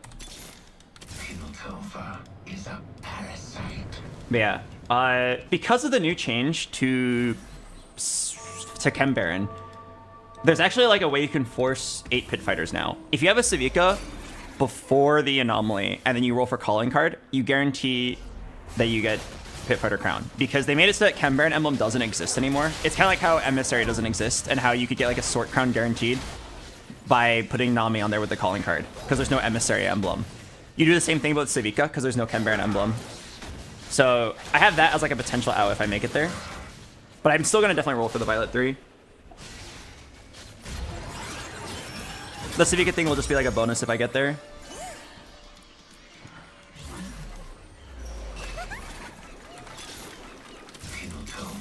Is a parasite.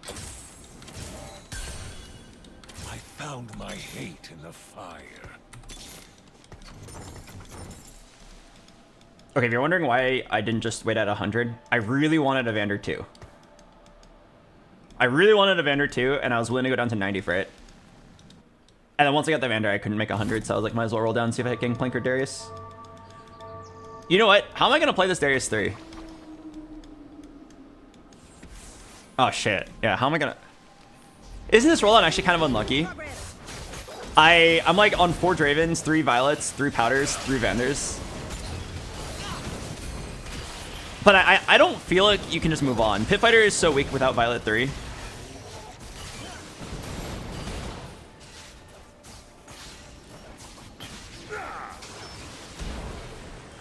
At 6, I can put the Darius back in, but I can't go 6 until I hit this Violet 3. Any spats?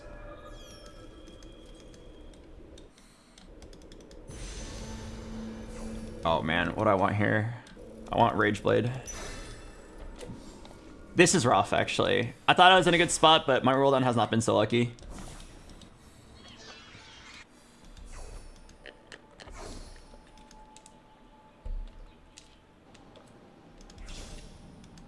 I'm bleeding quite hard, and I'm not close to any spikes. I probably just send it on a 4-1 and pray for Violet.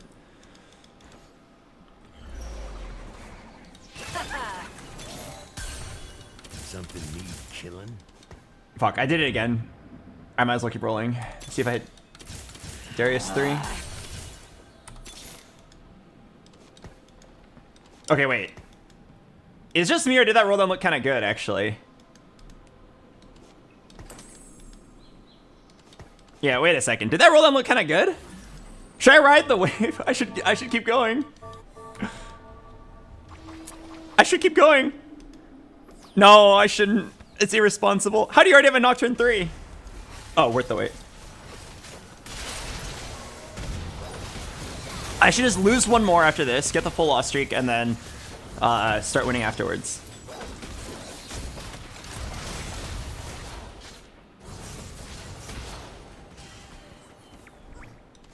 Okay, if I have to, I think I still powder. Man, it sucks that I'm so close to Darius 3, but he's like actually the least important one.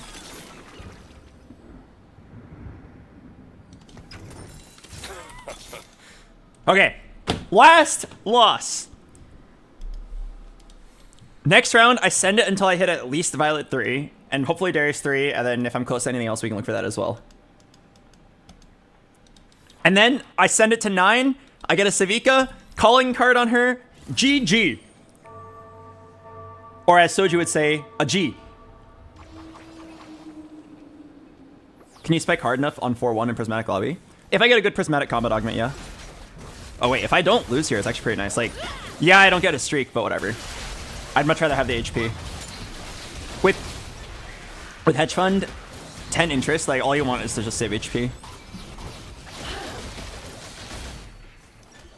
Whenever I see anyone play Family Rule, it always looks like ass.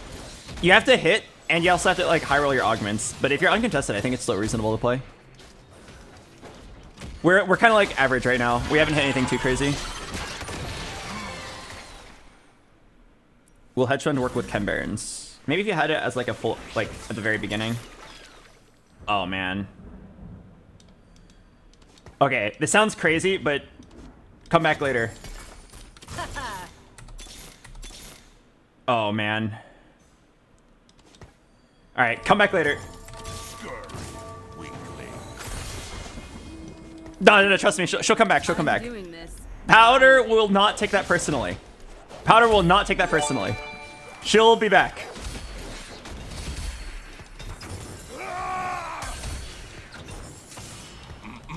Yo, if this is a spat, I like win the game. Oh man.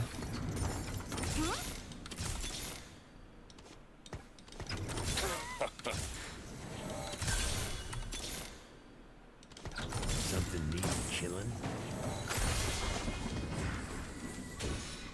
Man, if that was a spat, I actually just like straight up win. I should just level.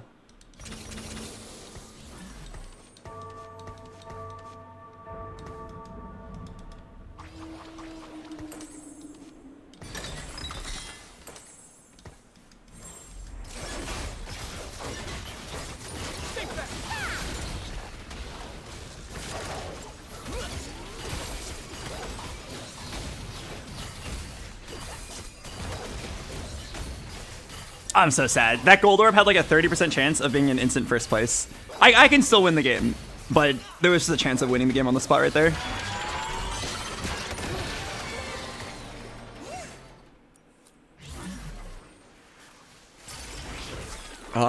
Flurry of Blows looks kind of good. Blazing Soul is not good. Roll the Dice. That could be kind of good. I feel like it's not that good. I think I need to buff my Violet. Wait, Anger Issues? Okay, I swear Anger Issues is actually good. Like, I sound like I'm trolling, but I think it's actually very strong here. Oh my god. It's actually good. It's actually good. I need to hit Draven 3 no matter what.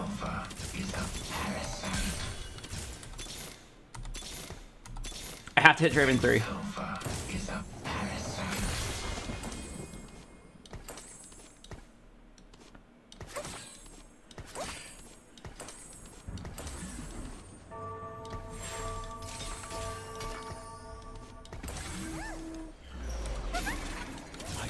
My hate the fire.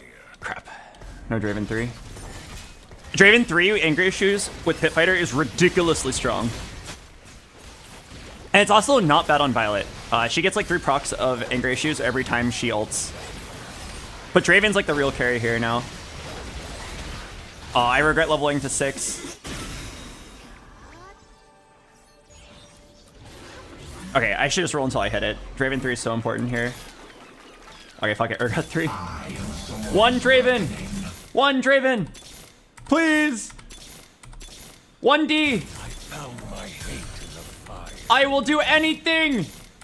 I will roll through the heavens for this unit! I will carve my name in their skulls.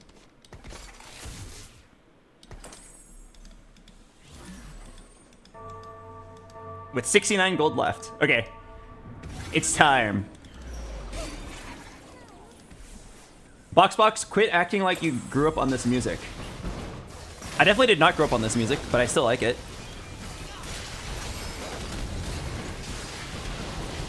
I don't think I've ever acted like this was my jam back when I was 8 years old.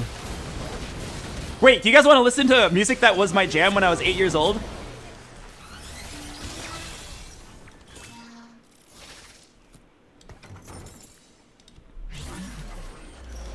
All right. Oh my god. Oh my god.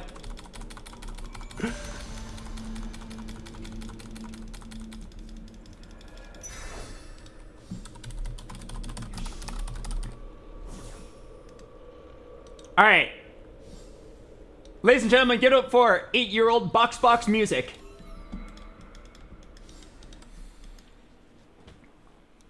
Should I just send it? I'm getting kind of low. I could send it to 8 like right now.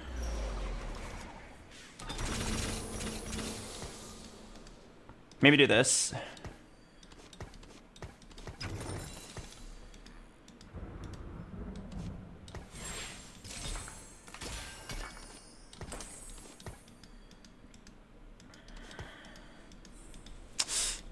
I could level to 8. I should. It's like goodbye money, but I need to make sure I win. I'm too low. I didn't think I'd lose all those rounds.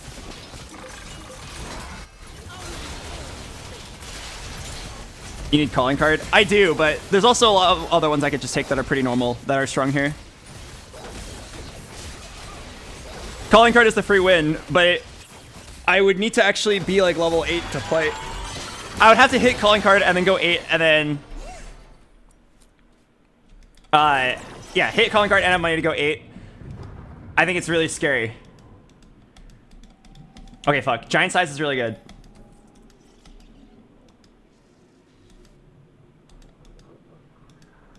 It is tanky. I'll roll like up to 10 gold. If I hit calling card, GG. Otherwise, I'll take something just good for Violet or Draven. Oh, fuck.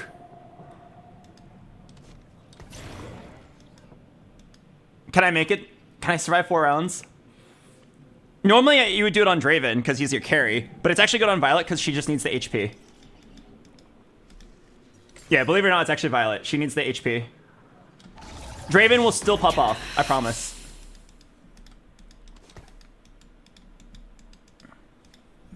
Like, I know I said Draven's the carry, so it's like, why are you playing, why are you Ultimate Heroing your Violet? But it's because Violet can use every single stat from Ultimate Hero. Draven only uses the damage. Draven is still going to be the carry, but now Violet will live longer.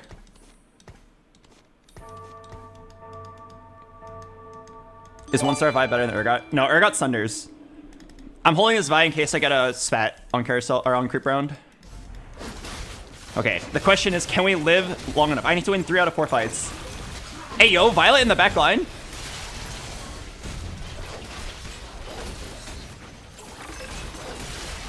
But yeah, the reason why I didn't just like save the money and say 7, I'm on 2 lives.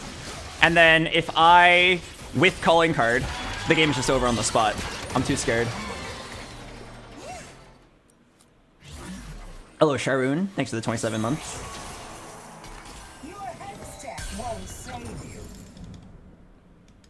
Okay. Any chance of a pan? One pan, I win the game. No pan, I just make a bunch of Quincy's, I guess. Vander's not really good with it, but like he's just a 3-star, so might as well. Isn't calling card Civica guaranteed? Yes, but calling card is not guaranteed. That's the main issue.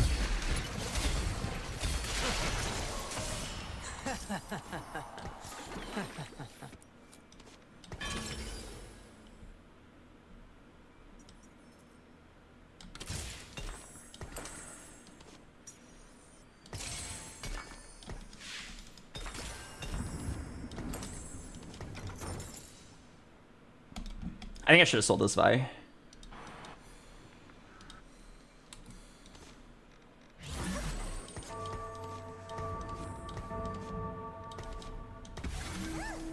I should have sold the Vi. Probably even just sell it now.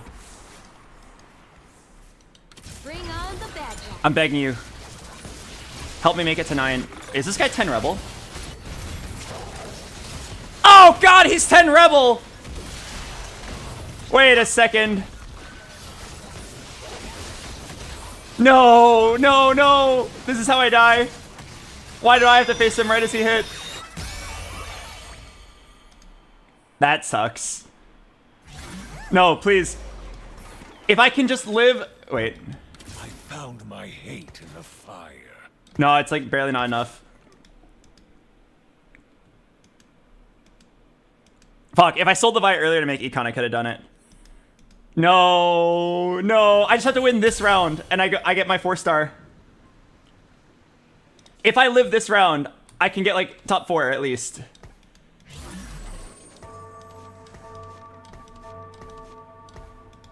Okay, try to bait out the elite stun to the right. I'm begging you. Let me win this one round. I get top 4. And then I'll just play, like, Trist for 2 synergies. Go get him, Violet. Anger issues, Violet, baby. Okay, maybe the 10 Rebel guy kills a bunch of people for me. As long as I like don't face into him for a couple rounds.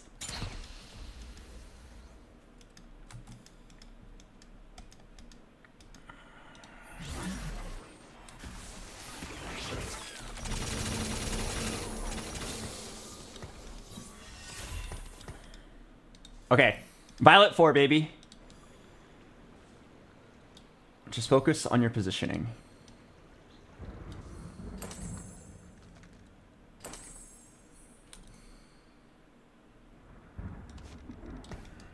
I'm just gonna swap sides.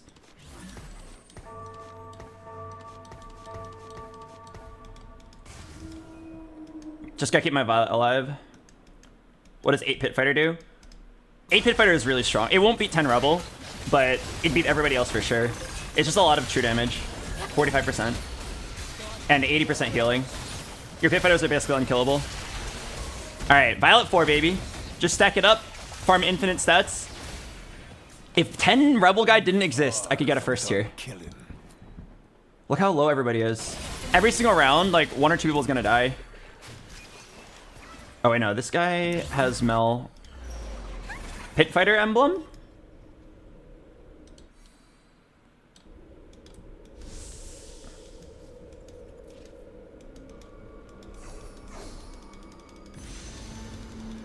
None of these items matter, right? So just take most gold. Alright, I'm gonna roll for a 6 cost. If only I could do like a QSS somehow against the 10 Rebel. If my Draven had QSS, I could actually maybe beat it, but we have anger issues. Alright, come on. Any chance of something better than a Trist? I mean, to be honest, Trist is pretty good. She gives a lot of attack speed here. I'm doing this my way. I think I'm just throwing this on Darius just for stats.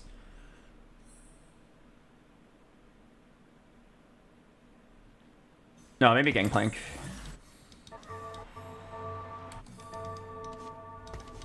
I think I should have swapped sides. Oh, no, we're actually on the right side. Why not Savika? She's 1 star. I don't think she's gonna live.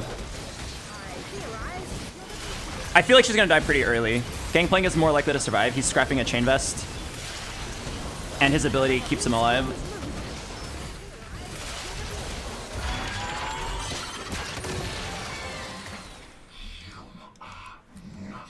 Come on, tell me it's at least top 4. Dude, everybody's 1 life. Okay, if I face the 10 Rebel guy, it's actually a BG. We all agree on that, right? If I face 10 Rebel, it's actually a BG. There's a 1 in 4 chance that I face him. I'm not even going to position for him. If I face him, it's over.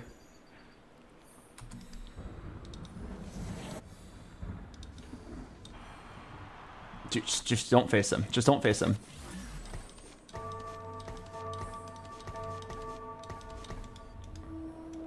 Oh, thank God, thank God. Thank God. Okay, and I'm positioned for this guy. I can push to a switch really early. Alright, Violet Force should be mostly unkillable. And then Draven gets a little bit of stacks on his Gwynsius. He should be unkillable. But yeah, you see this? This is why you have to have Violet have the anomaly. That HP is so important for Draven to play the game. Okay, top 4, baby. Maybe even top 3. I think 2 people die here. Oh, one of them had Mel. Bring on the bad guys.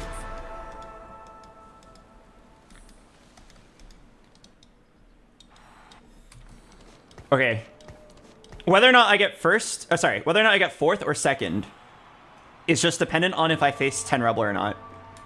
I don't think there's anything I can do to beat him. If I don't face him, which it's a 1 in 3 chance because people just died matchmaking resets, 1 in 3 chance of facing him. If I don't face him, I will definitely win my round and get top 2. Pray. Pray. Just anyone but him. Oh, thank God. Okay. I'm doing this my way.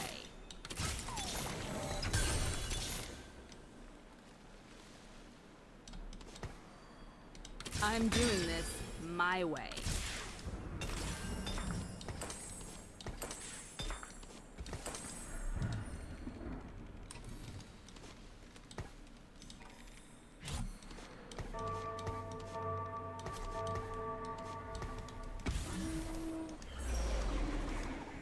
Okay.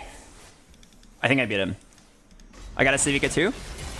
Scrap a Chain Vest. Ooh, Sunfire is actually a really good scrap here. Probably the best scrap I could have gotten. Okay, yeah, Violet 4, unkillable. Farm it up with those Angry Shoes.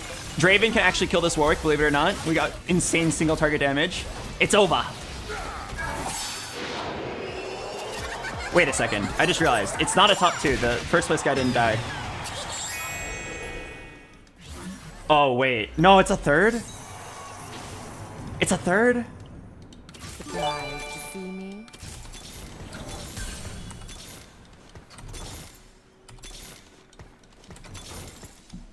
It's a 50-50 on if I face him or not. Okay, if there was a way for me to beat him, how would I do it?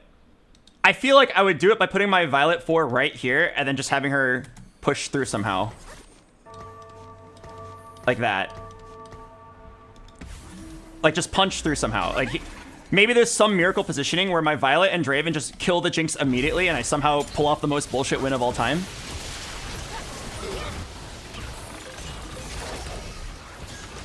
Any chance of a ridiculously undeserved win? Nah, my whole board got one shot.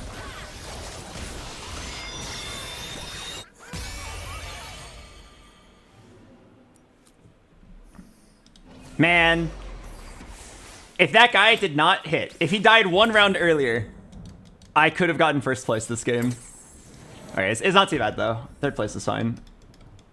That's what happens when you like sack rounds with hedge fund. If one person hits a god board, like 10 Rebel or 10 Enforcer or a 3-star 4 cost, you just die. You don't have enough HP to like stay alive. The other guy had Nocturne 4. I'm not kidding. I'm pretty sure I beat Nocturne 4 there. I wish we got to see. Would have been nice.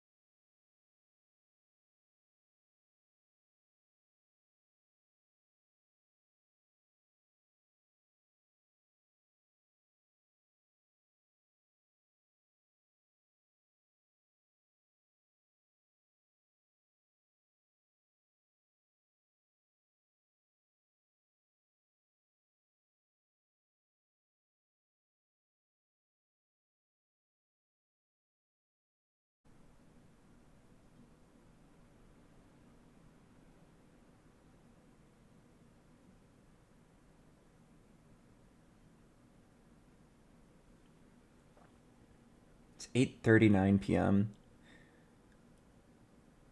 Okay. Here are the things that factor into my decision. 1, TFT is on a downswing, so I kind of just want to play other games in general. I've played a lot of TFT recently. 2, I'm very close to 1,000 LP. It'd be nice to play one more and hit 1,000 LP. 3, I need to practice Street Fighter for the Slam that's coming up, the Japanese tournament that I was invited to. It's a pretty big tournament, and I have not been practicing enough. 4, Monster Hunter is really hype right now. 5, I'm not playing Silent Hill no matter what you tell me.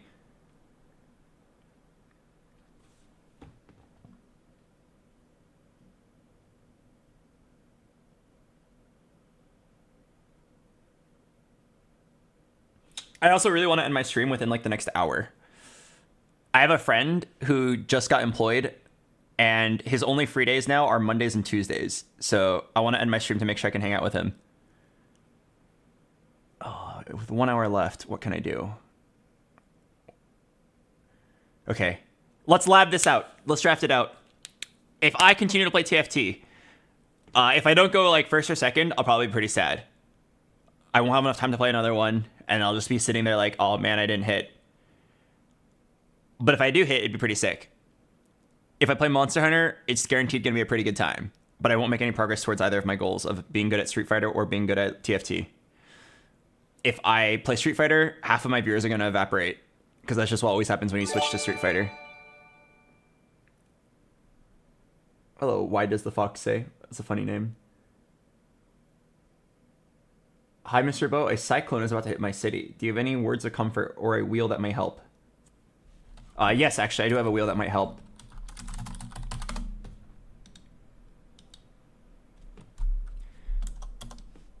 Let me go spin this wheel for you. It can either say it's going to be okay, take cover and be safe, or oh no.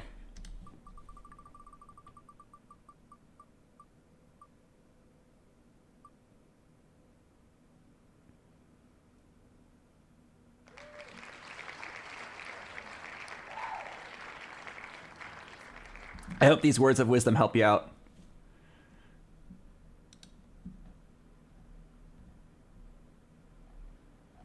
All right. Okay. I made up my mind.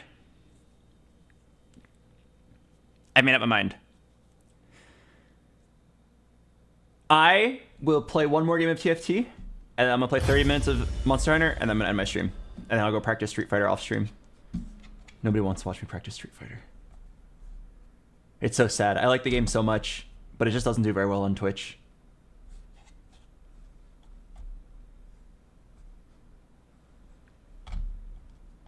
The moment I turn on Street Fighter, whatever viewership I have, it immediately gets halved.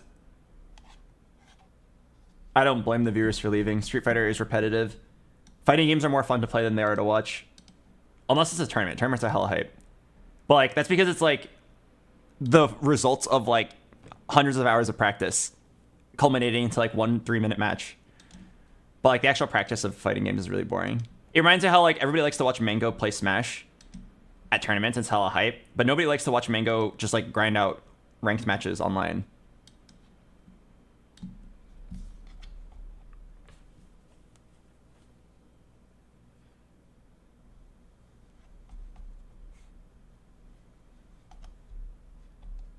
Yeah, the overlap of TFT and fighting game viewers is really low.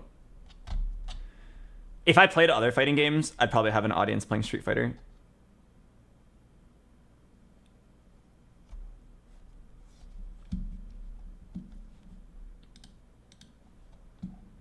Anyway, you guys want to hear a sick song?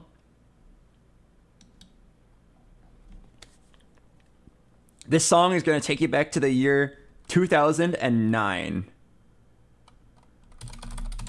I actually like this song. I have a feeling that it's a metaphor.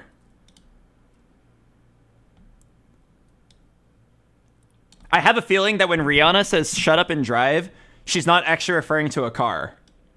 It's a sneaking suspicion. But I'm not 100% sure.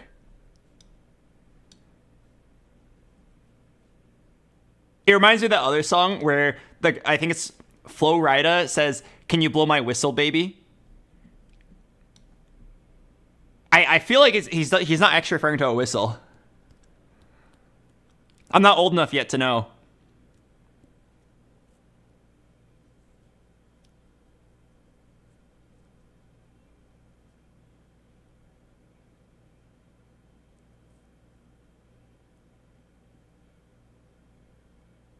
This song was for Wreck-It Ralph? Wait, really?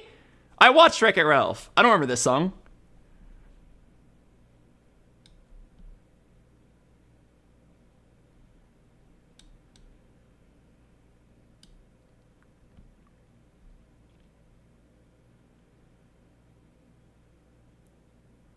Oh, it's a training montage scene. Oh, okay. That reminds me, I still have to watch The Incredibles 2.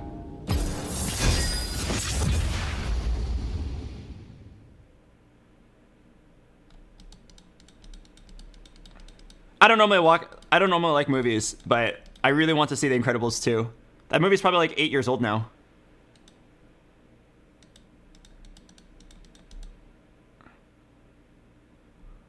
You know what movie I did watch and was disappointed by? Toy Story 4.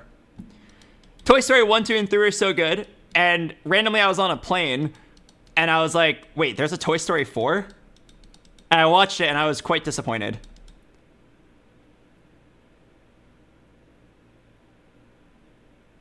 But one of the main characters' names was Bo, so I thought that was kind of cool.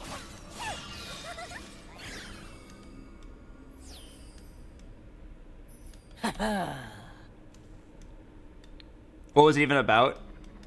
The toys move in with like a new girl because the main character of the first 3 grew up. And it's just like about their misadventures with like a... It kind of explored a pretty interesting concept where like the little girl like made a makeshift toy out of like a spoon and like some thread. And he was like named Spoonie or something.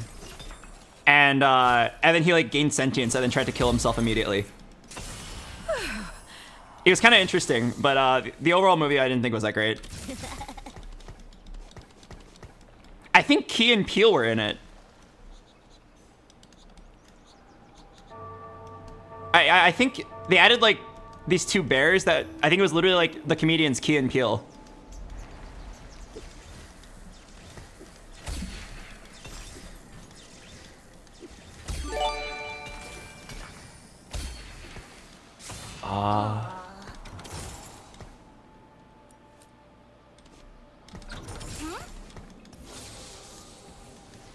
Not sure what I'm playing here. I'm just holding my pairs. Yeah, just hold all the pairs and see what augment we get. Wait. Please listen to this song and try to help me understand what he's trying to say. Together we can figure it out.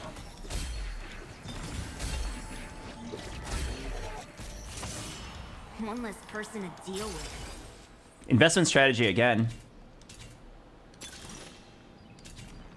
Am I really gonna just force investment strategy Triss watchers again for a free, easy first place?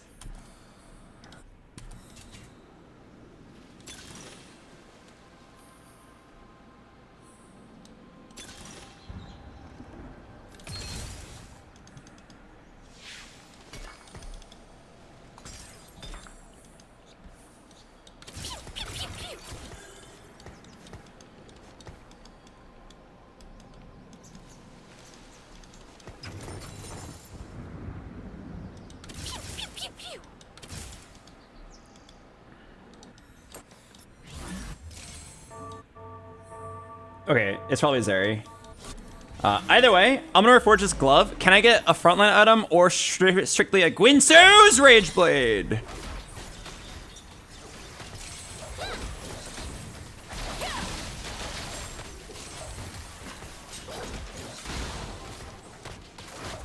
Okay. Can you explain Balbot? Yeah. Wait, that's really random. Did you like recently watch the video on that? That's like a 3-year-old video. It was it was a bot Dance with me every fight. that was always listening to what you said and had one of those like AI speech to text things running in the background. And if it detected you say certain things, it was programmed to like behave in certain ways. And then it was a way for me to play with myself on stream, not like in a sexual way, but in like a fascinating, like I played both AD carry and support way. It was like programmed to play Janna.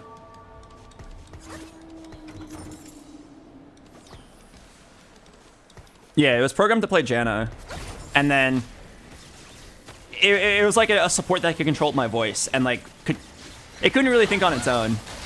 It tried its best. It's hard to explain how it was set up. But she would just like do a lot of things based on the things that you say, and then the goal was to try to like play a full bot lane by yourself. It was cool. If I kept working on it, we could have maybe made something actually sick, and it could have been a series where it's like I hit diamond by playing only with myself.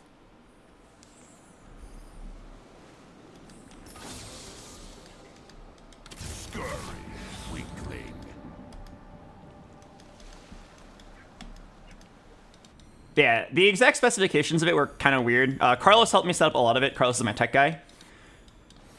He gave me like the framework to start programming the commands and like what it would do. It was basically like on a laptop, the bot would run. It would listen to what you say. You could like add it to Discord, and then it would like listen and talk to people.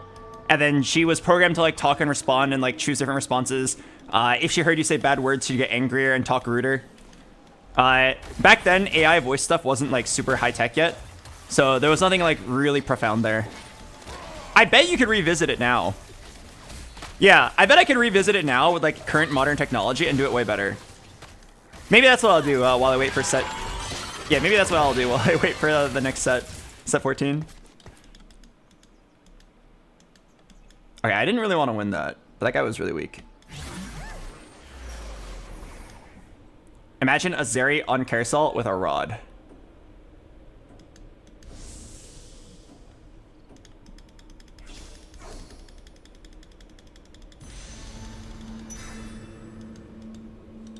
Is Carlos versed in current AI tech? Yeah, decently well enough, and he's a fast learner. Hello, I am Dim Sum King. Thanks for the prime.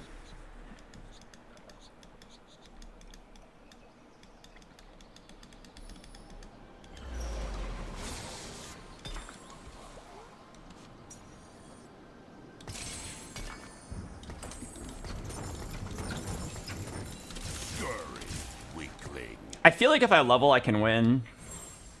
I'm down.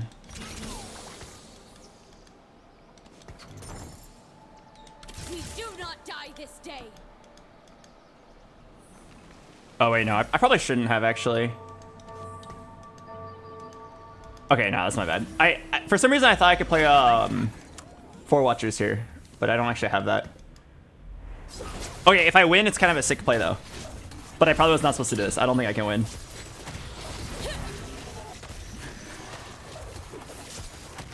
You could try with TFT. I don't think AI voice commands on TFT would be that interesting. Can we kill this Akali? Oh my god, no, we can't. No, I trolled, I trolled! I won a round and I thought I could win more. I should have just kept chilling.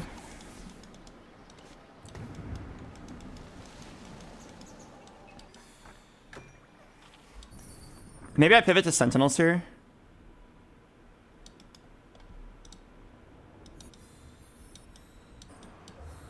There's one guy forcing Watchers. Should I pivot to Sentinels? I have some right here. Men live, men die. Change is good.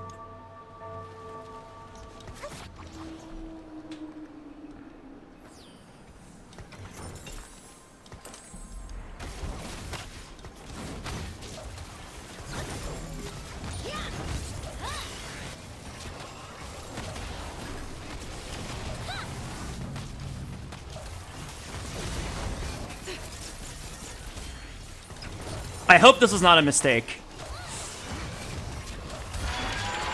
Sentinels and Watchers are both contested, so I'm like pretty scared. Oh, thank you, Baka Jam, for the raid.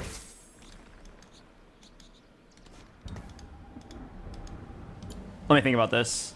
So if you're playing Zeri, your options are Zeri Sentinels or Zeri Watchers. I feel like Zeri Watchers is stronger, but I didn't have that many. And then there's a Gloves Off Vander guy.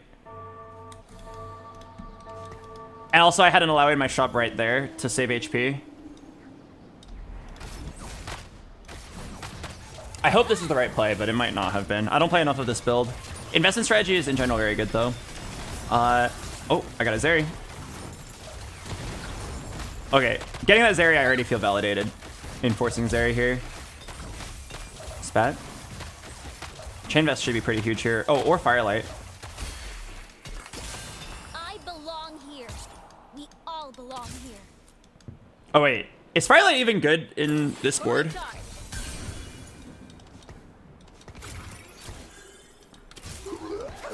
Wait, hang on. Oh, is Collector good on Zeri? Collector, Sniper's Focus? I gotta look this up right now. I think it's Collector, but I might as well check the stats.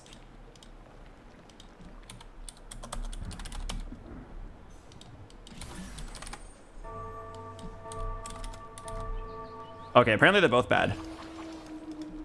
Alright, I'm gonna do Collector.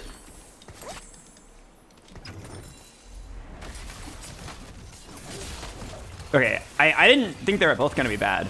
I looked it up. The stats say Snipers is really bad, and Collector is kind of bad. Isn't Gambler's Blade insane? Oh wait, is it? It is not very good, but... Okay, not to be too much of a stats nerd, but yeah, it's... None of them are good. Collector is the least bad, though.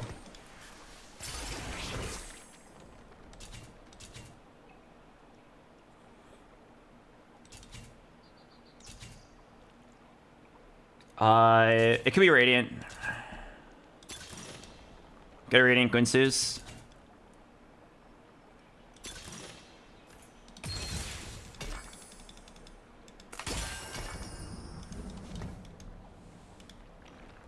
Okay, and then I can make a Sentinel emblem.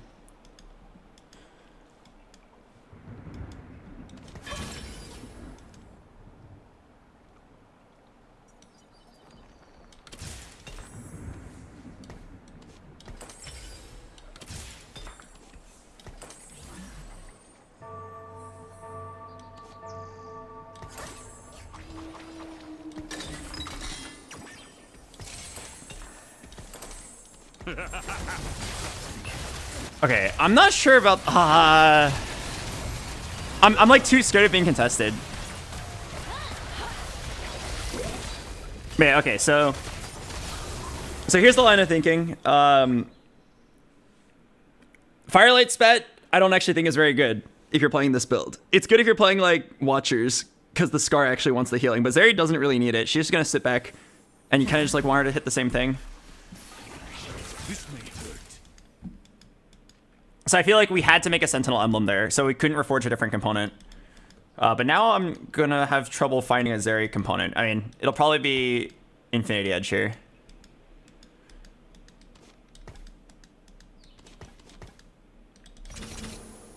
Okay, not the greatest game, but maybe it can work out. I'll stay level 6 and just slow roll, and then hopefully investment strategy pops off.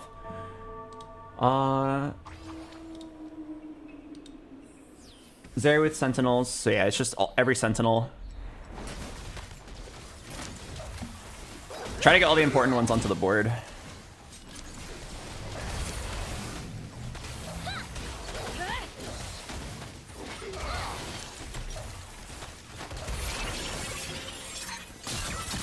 Yeah, try to get all the important ones onto the board just so they can start stacking HP. I wonder if Force Sniper is a play. I don't feel like it is. But yeah, knowing that everyone's going to gain 40 HP per round is pretty nice. Hopefully, this is going to be like a either we go 8th or 1st. Gloves Off is OP. Yeah, it's pretty broken. Oh, I'm going to just take this Zeri. I know I said I wanted Sword, but I am down for just a Zeri with a TG on a random Sentinel. I feel like when you're looking for Zeri 3, one Zeri is worth like 20 gold. So then the question is like, would you rather have an Infinity Edge or would you rather have 20 gold with a TG? I feel like I'd rather have 20 gold TG. Also, I don't even like Infinity Edge as my last item. I want it to be Gunblade. I think Gunblade's really broken. All right, let's roll for some 2-star Sentinels.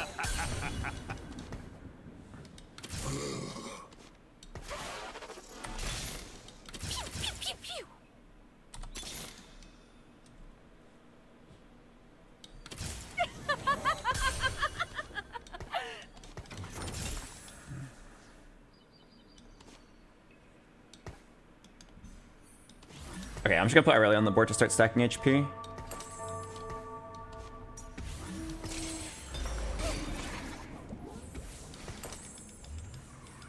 Why do you pick Collector? I just felt like it was good for now.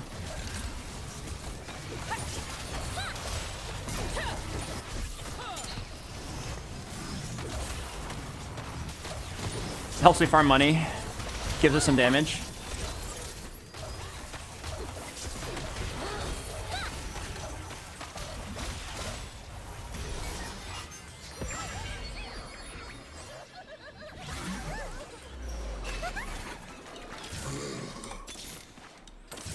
Oh, I'm hitting so many watchers.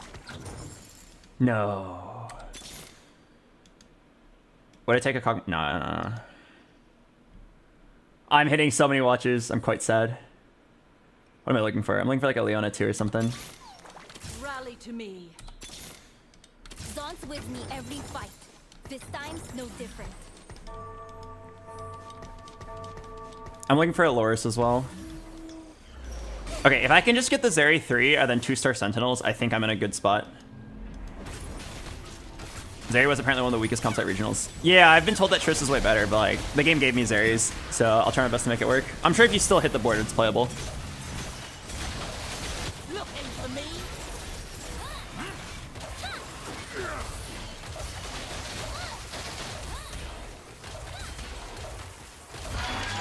I also Herald a Sentinel spat, so like I can get to 6 Sentinel and 7.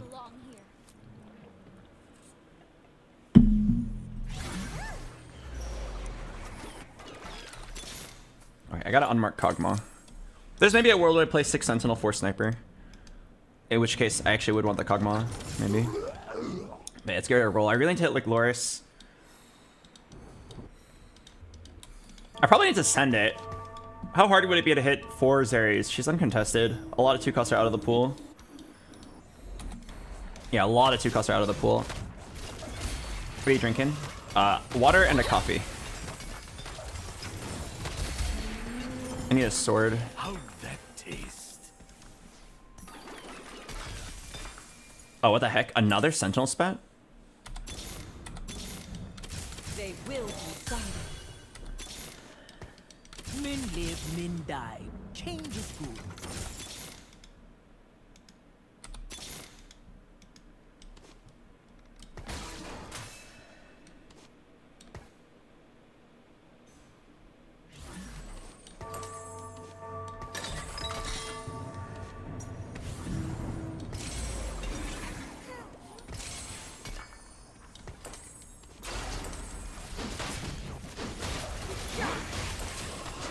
Okay, well now I can definitely play a 6 Sentinel, 4 Sniper. This is so interesting. I hit 0 Zeris, unfortunately. Yeah, Sentinel Zeri, Sari. Okay, wait, she's looking kind of strong. Did not print any money though. I have a Twitch who can hold the collector later. Actually, fuck it. Is there ever just play items on a Twitch 1?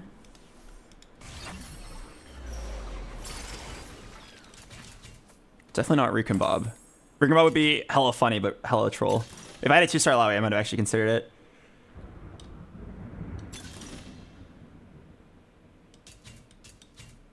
Mentorship is not terrible, but I'd rather just do something simple like Corrosion. Actually, wait, Item Collector might be really good here with Loot Subscription. Oh, Zeri Wave! Zeri Wave! This may hurt.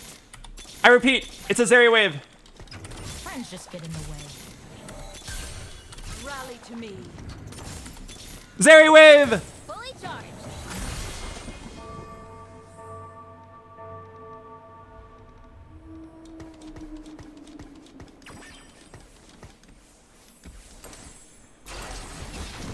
Okay, nice. Now we can chill. Am I even gonna play Rel? I feel like Singed is very important because of his ability. Okay, I feel like you're never playing Irelia. I'm pretty sure I'm just selling this Rel. How can I fit her in?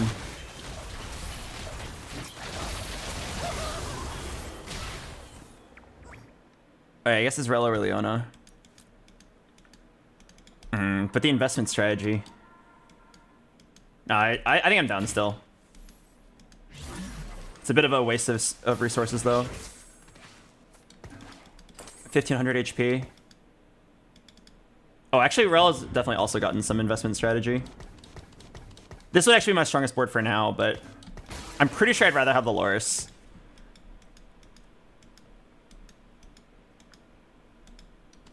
Yeah, I'm pretty sure I'd rather have the Loris. Eventually 2-star it. Leona versus Singe. No, Singe ability is really important. He's also already been stacking up a lot. His ability is so important to stack up this area faster.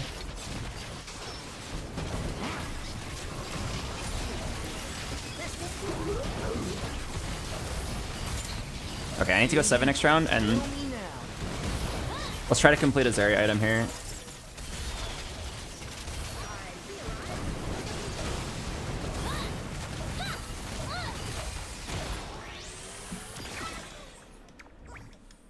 Okay, here's hoping that Gunblade is good enough. Wait, Caitlyn? Oh, I have to take the Caitlyn. I have to take the Caitlyn.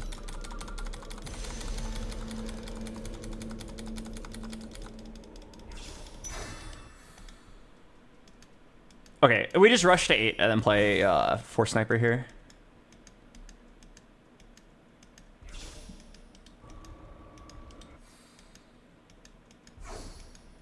Bro's never getting Gunblade. I'll get it eventually, Mom. Also, it doesn't even really have to be Gunblade. It could be like a second Guinsoo's.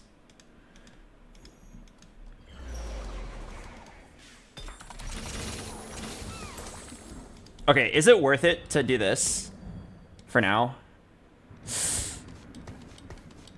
I'm not sure.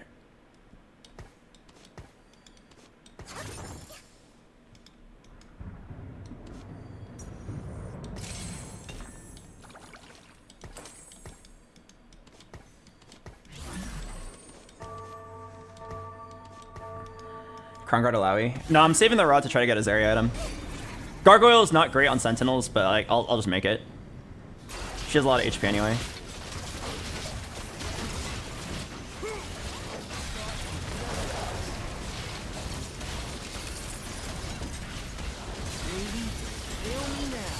Oh god, why does it feel like this board sucks?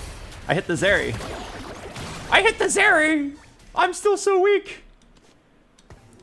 Alright.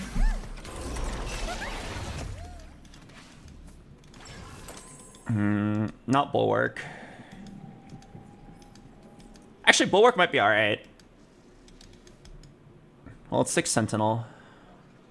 Nah. I need like mini Miis for Zeri. Or a crazy tank anomaly.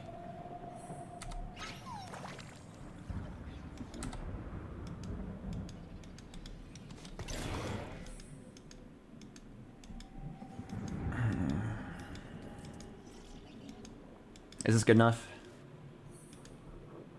I'm about to have 4 sniper. I think this is good enough.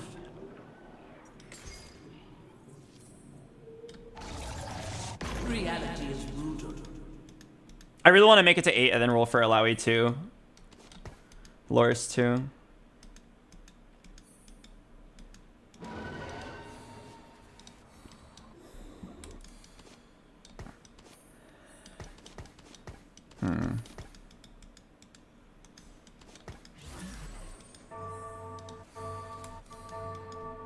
Maybe now I'm supposed to play Twitch over Loris. But yeah, definitely need to get a 3rd Zarya item. Her damage is too low right now. I'm torn between like, let her cook, get tanky items so that she can get to 5.0 attack speed versus just like put damage on her because she already does so much damage and now you can multiply it to an even higher number.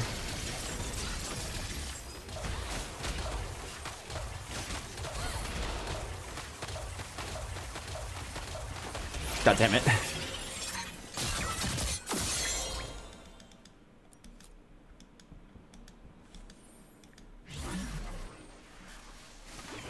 All right. You can do this, Albert. You go 8, you roll, hit an Alawi, get a good item for your Zeri. You can do this. It's so winnable. We said from the beginning there's gonna be a 1st or 8th board. And I believe there is a world where I go first. I just need to reach that critical mass where my Zeri pops off. Come on, give me like a sword. Right where I want you. Think you're above the law? Think again.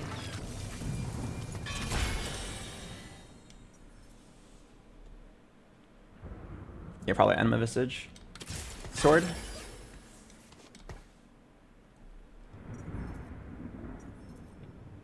Is it just JG? Is it double Gwinsu's?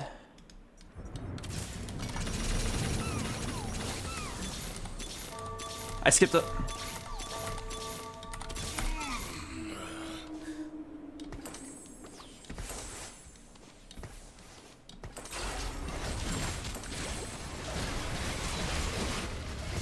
No, I spent too long deciding. I needed to put the Anima Visage on the Alawi, and I skipped the Loris in my roll down. No, my brain is too slow. My brain is too slow. I'm sorry. Loris, I'm sorry I skipped you. My brain wasn't on. I couldn't decide between double Gwinsu's or just settling for a JG because it has synergy with Collector. I think double Gwinsu's is not bad because it helps her get to max stacks really, really fast. And then she kind of pops off.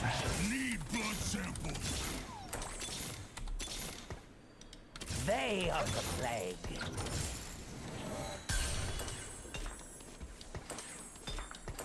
Oh, no Alawi is really rough.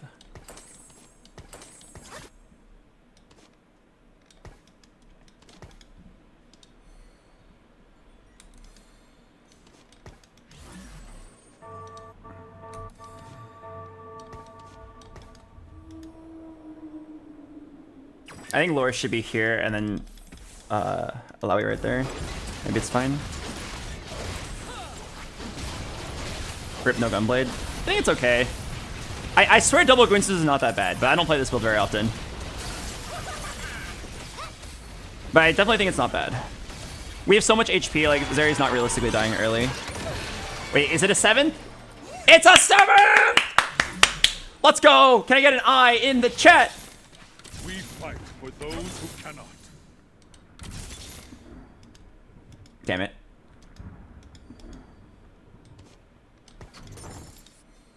This is probably where the game ends for me. Everyone looks so strong.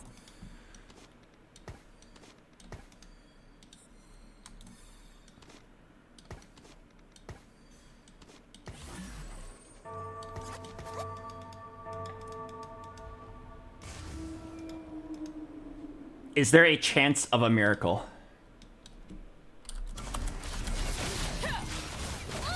It says 3% chance to win. This guy looks crazy strong. Camille 3, Smeech 3, Firelight. Oh no, his Jinx stunned. Oh my god. It's not even close.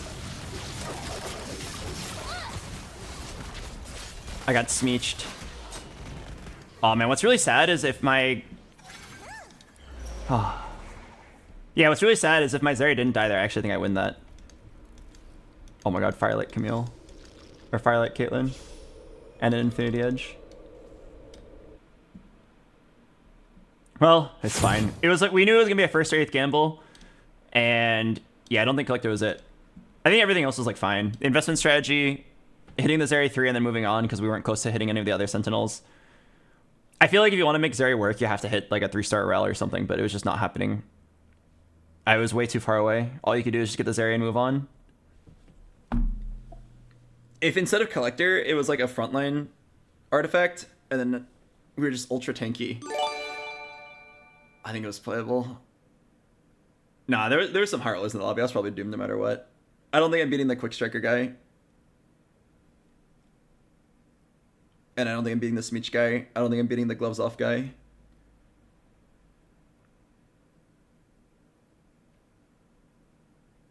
Yeah. It was probably mostly doomed. I definitely see why Zeri was like the worst build at regionals. It's like Trist, but worse. She takes too long to be useful. Was there a world where you play 2 Sniper with Echo and Scar for Firelight? I don't think so. You could like maybe have done Sentinel, Echo, Sentinel, Scar. But I think 4 Sniper is really good. I wouldn't do 4 Sniper until after the second Sentinel spat. But like then I had the slots for it on 8. I think what we had there was our strongest board, but it just wasn't that good. If I had Alawi 2, maybe I could win. Yeah.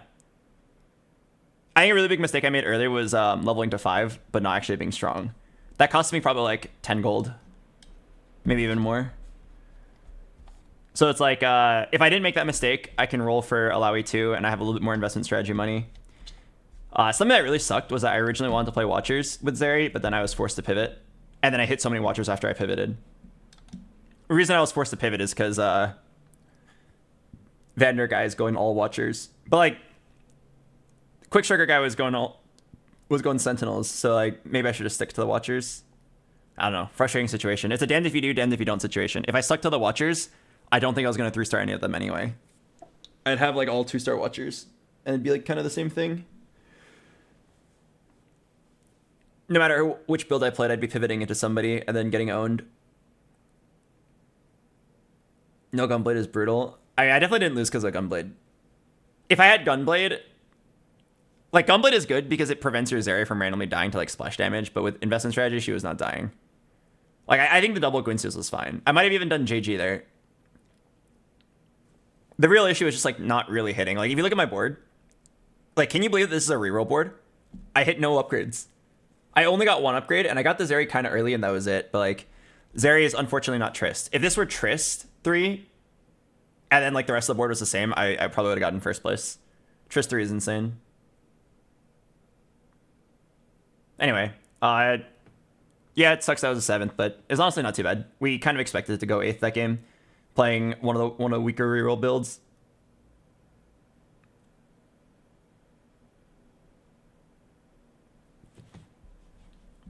It's overall fine. I'm not too upset about that game. We knew what we were getting into when we decided to commit to reroll Zeri. Okay. What do I want to do now?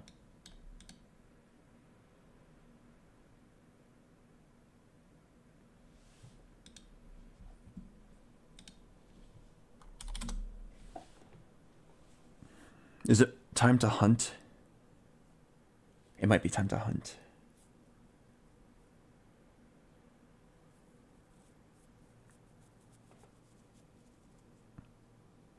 I don't know. Let me think about it for a second. I'm going to go to the bathroom, and I'm going to tentatively queue up, but I'm not sure if I'm going to play again. I'm going to play the ad break, and I'll be right back.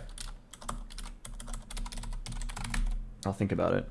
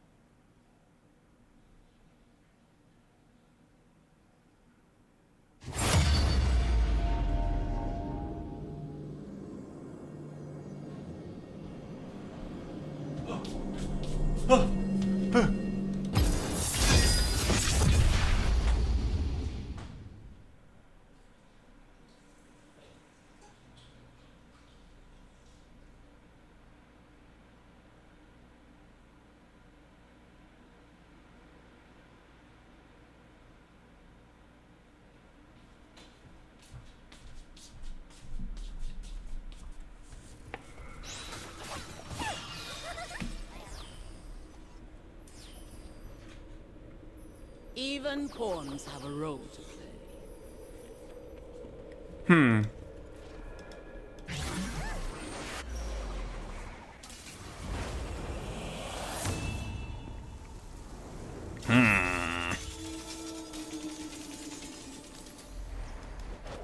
Not very good.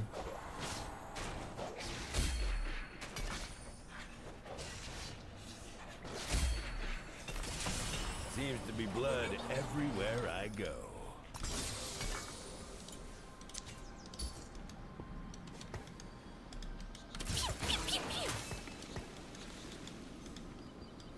Something need killing?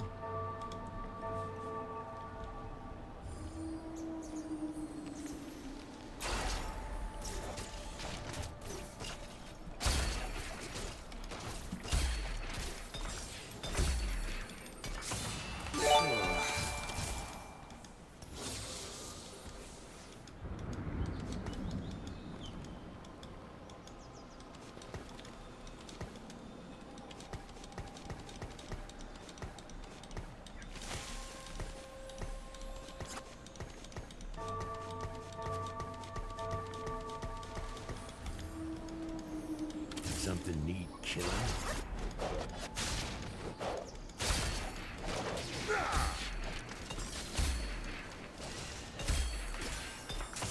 Seems to be blood everywhere I go. Enforcer crest. Probably not 2-trick because actually it could give me some good direction. I feel like it's cluttered mind here.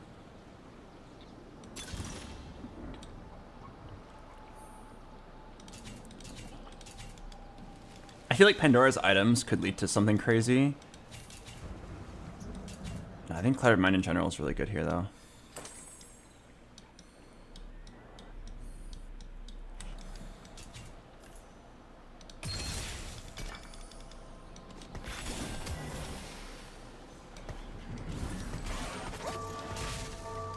Okay, do you guys just see what I got? Or do you guys see what I saw just now? I think this game actually is saying, like, fuck you. Like, don't even try to play the game. I'm pretty sure that's what the game just said to me. Let me explain. I was given Enforcer, Sork, and Firelight, which is already not that great, right? There's maybe an angle where you could, like, play 10 Enforcer, right? Like, kind of something to look forward to, right? Well, this guy has Enforcer, Bruisers, Ambusher, which is literally all the Enforcers. If you just put all the Enforcers on a board, you complete all these synergies. You get the Steb with Bruiser, you get the Camille with Ambusher, and you can play whatever you want. It's just me, but like 3 times better, right? There's already someone who's me, but better. Okay?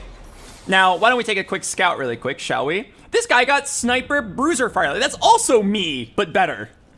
That's also me, but better. Fuck, man.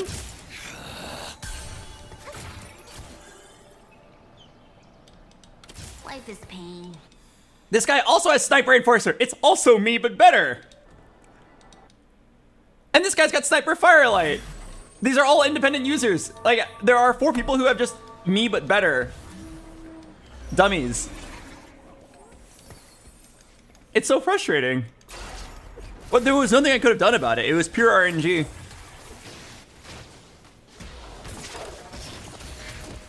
All I can do now is like, yeah, pivot to Sorks, but that's not very good either.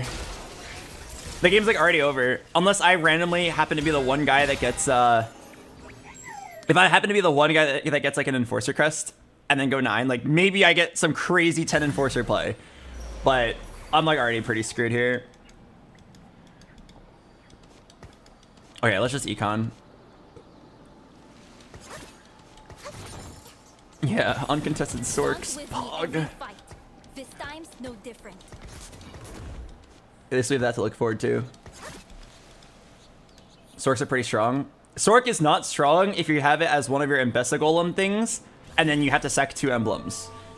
If I got like Sork Black Rose or Sork Watcher, I could make it work.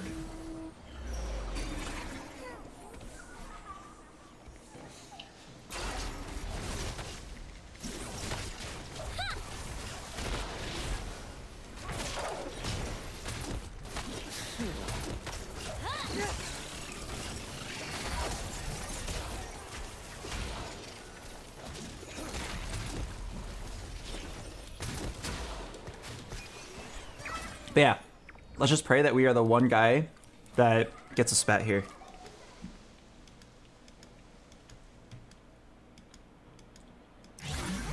Praying for one spat, and it's on my side.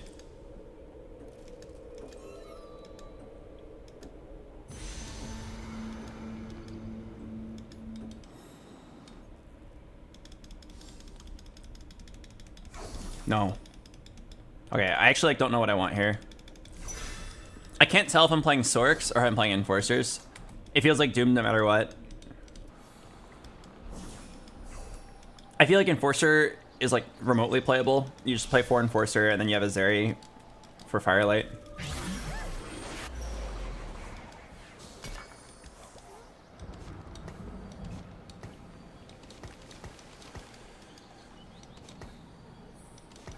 I'm gonna knock him dead. Yeah, maybe I should have just taken a generic Sunfire and have more time to decide.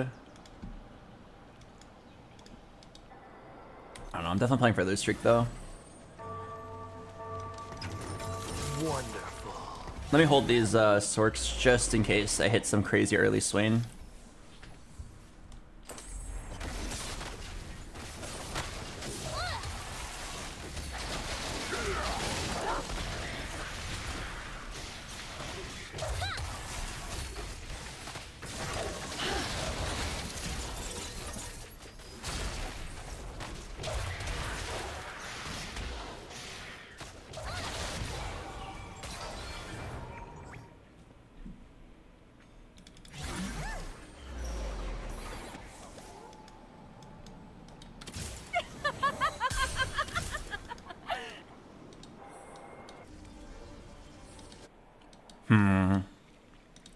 Okay, I think I'm actually going to unironically, for real, no cap. I'm going to play for the angle of 10 Enforcer. Because I really don't know how else you're supposed to play this. There are 3 other players in this lobby that have better Enforcer dummies than me.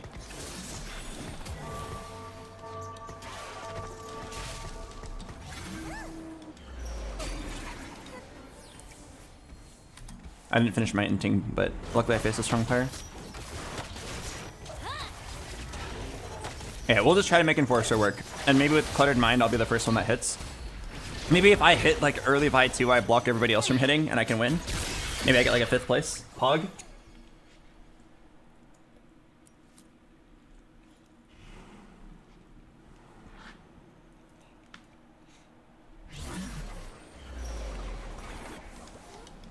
Bow down.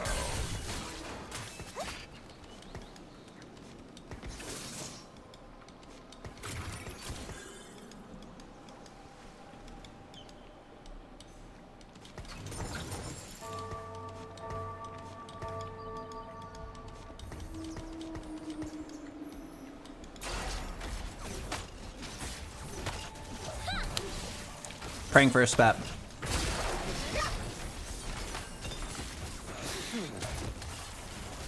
Okay. Don't need to clutter your mind on this round. Remove the strong and watch the weak crumble.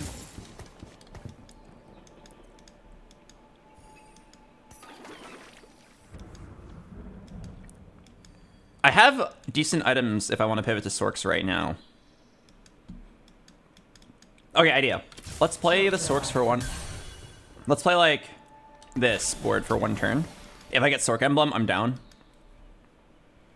But otherwise, try to get Enforcers.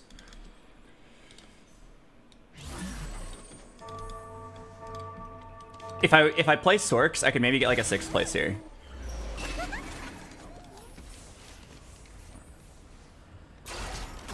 Piltover will achieve its destiny. Yeah, my items aren't too bad for it. I've got Shiv, Red Buff, Guardbreaker. It's actually pretty good. It's just the fact that you're playing 2 emblems down. If I get Enforcer Crest, there's the chance of 10 Enforcer if I high roll. We'll probably have to make up our mind here on this augment. Give us something that makes the way clear. Not Rigged Shop. Okay, Kingslayer could actually be really interesting. What if I did Kingslayer and then just like outpaced everybody because I'm so low? Fuck. Ooh. No, I'm gonna race against others to get enforcers. I'm going Kingslayer, baby. Only cowards run. Yeah, I'm Kingslaying. I'm Kingslaying.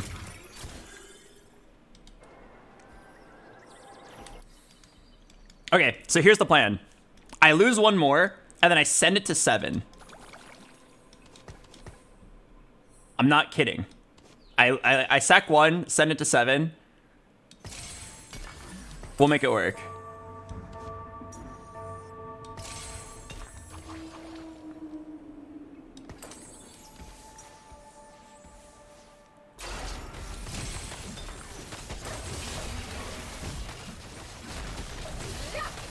Yeah. It will be a psychopath because this game's already over. All I can do now is just like pray that I randomly hit the Vi 2 and the Caitlyn before everybody else. Sometimes you just get fucked by the Mbessa Golem. Am I looking at Aloris too right now? Uh-oh. This guy is just me, but so much stronger. No, hang on. There might be a Vi on Carousel with a spat. Right? Never give up. Never give up.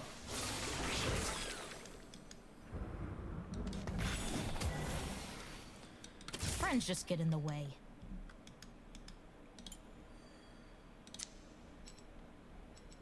Yeah. Vi on Carousel with a spat. It could happen. Don't give up hope yet.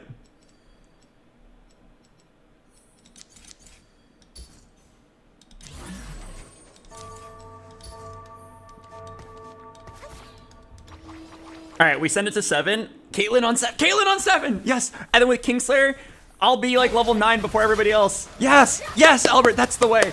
The one timeline out of 14 million where I come out ahead. I will allow you guys the first third of a pog. You can do the second third once we actually start winning. Actually, winning this would be huge for my Kingslayer. Oh. No, it's fine. I start Kingslaying now. Vi on Carousel with a spat. Vi on Carousel with a spat. Vi on Carousel with a spat. No. There's a TF. I don't feel like Gwyn's is good though.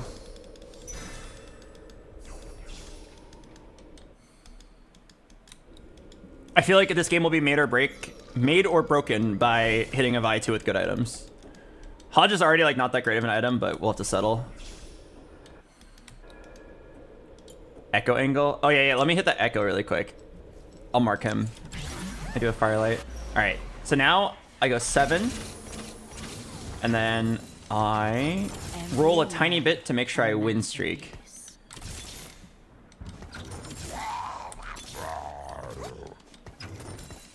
Zon is the future.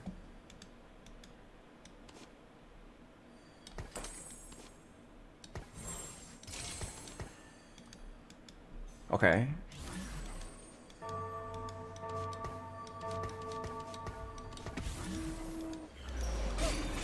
Okay, wait. Is this me or does this look like kind of decent? I kind of want to hold this gangplank.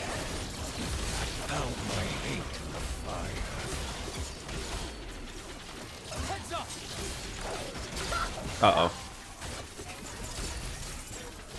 God, I'm so weak!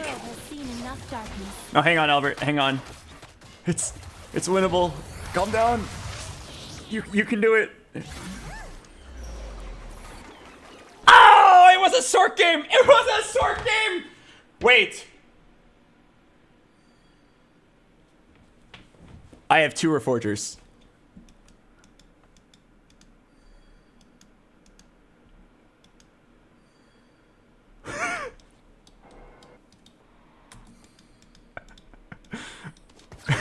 Surprised to see me? No. There's no way it's correct. I don't believe it. There's no way that's pivoting my entire board. And oh, there's no way it's correct. I don't accept it. I'm pretty sure my way back into this game is actually committing to enforcers and just rolling before everybody else, stealing it, their units, making sure they can't hit, and then Kingslayering up. I reject this world. I will make it work. I promise. Like, I think it's too large of a pivot. You're banking too much on the Reforger being exactly what you need. All right. Oh yeah, that's my bad. I think I could have won if I played the TF.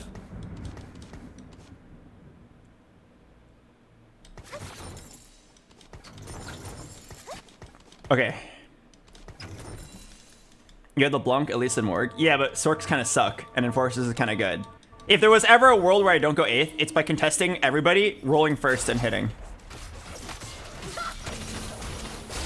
Right, I'm probably gonna still go 8th, but at least here there's like an attempt at winning.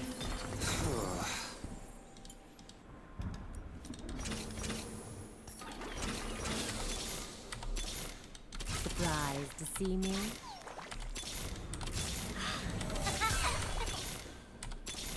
Every round, a masterpiece. Zon deserves more. This world is all I have.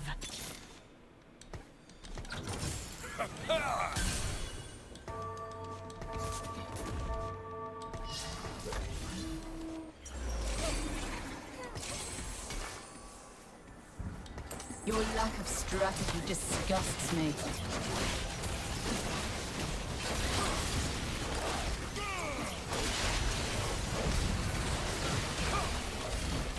Okay, I'm a little bit worried. I did not hit anything.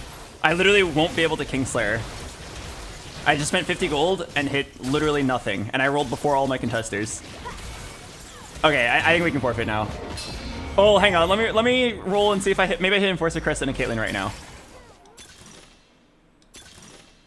All right, fuck it. Just duo Q, Caitlyn. Boom.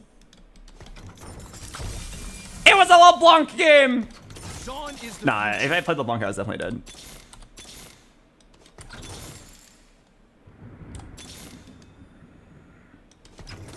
I will carve my name in their skulls.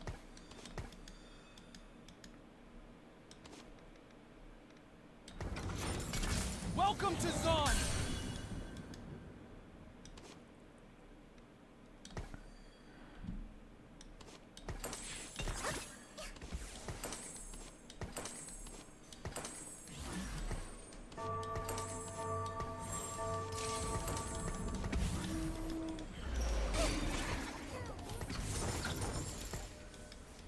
Step right up.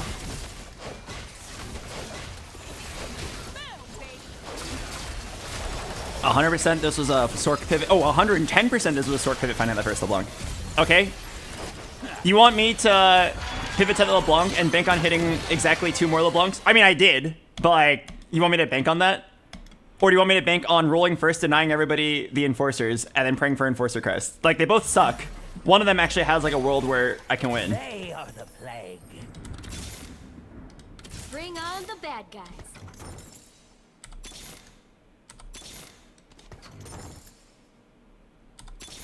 I can't even hit an Mbessa.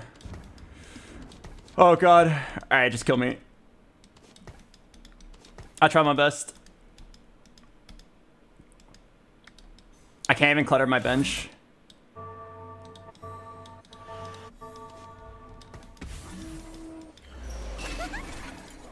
Oh, I rolled past an Mbessa? Oh no. Maybe it's because I didn't have her marked.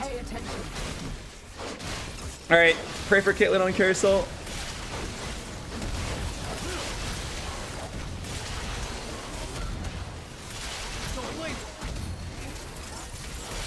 But yeah, no, it's like 1,000,000% never a Sork game here. If I had a bunch more pieces and I actually had items I could work that didn't require yellow reforging into the perfect items, I could have maybe considered it.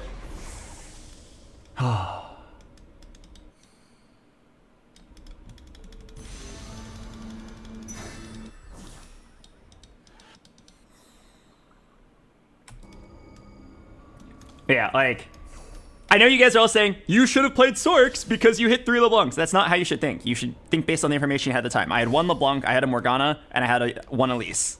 And then I had a full Enforcer board ready to pivot. And I know I can roll first. It's never a Sork pivot there. You just have to try your luck and pray, because like you already got fucked over by the game. Literally on 1-1, I already knew I lost the game.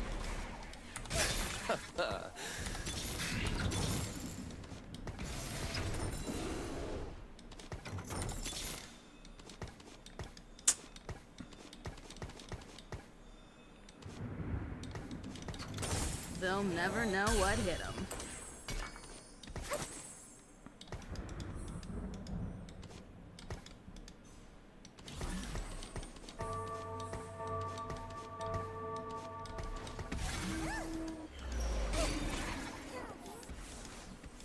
Scrap sword. No, I'm scrapping belt on Echo.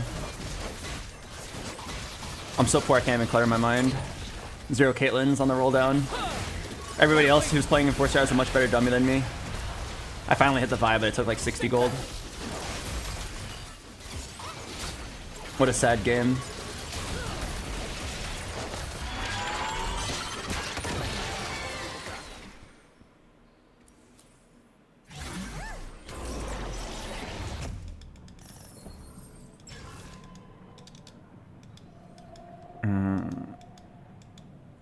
Okay, I'm actually just gonna take this. Giant size Vi, and then you play her as a tank could actually be something good. One girl wrecking crew. Calling card? Nah, even if I did, it's not even 10 Enforcer. Even if I did have it and an Enforcer crest for a potential 10 Enforcer game, I wouldn't make it to 9. There's basically a 0% chance of making it to 9 without taking something for combat. My current board's not terrible. If I can replace this TF with Caitlyn, it's actually like a pretty solid board. It's just you're playing like basically 2 traits down. Not 2, like 1.5. I made the Echo work. Yeah, we made the Echo work. All right, pray for a miracle.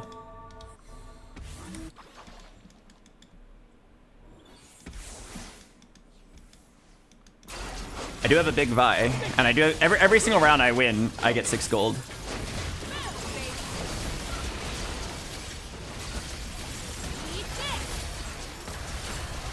Going somewhere?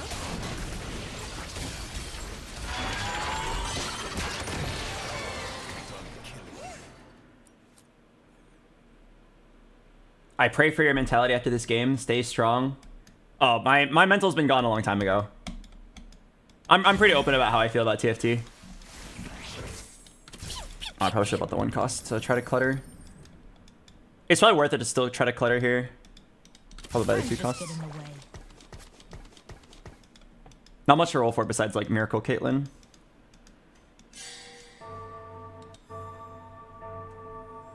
Oh, this guy is he gonna hit 9 scrap? No, why did they ping that? Do you like a set more than the previous one? I think it's better than set 12.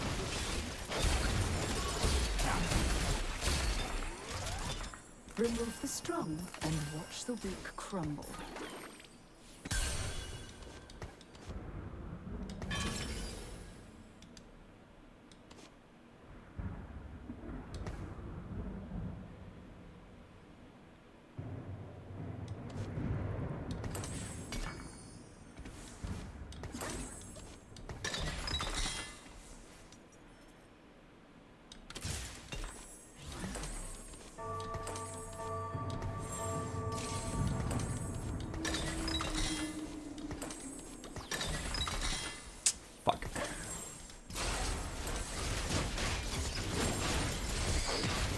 Alright.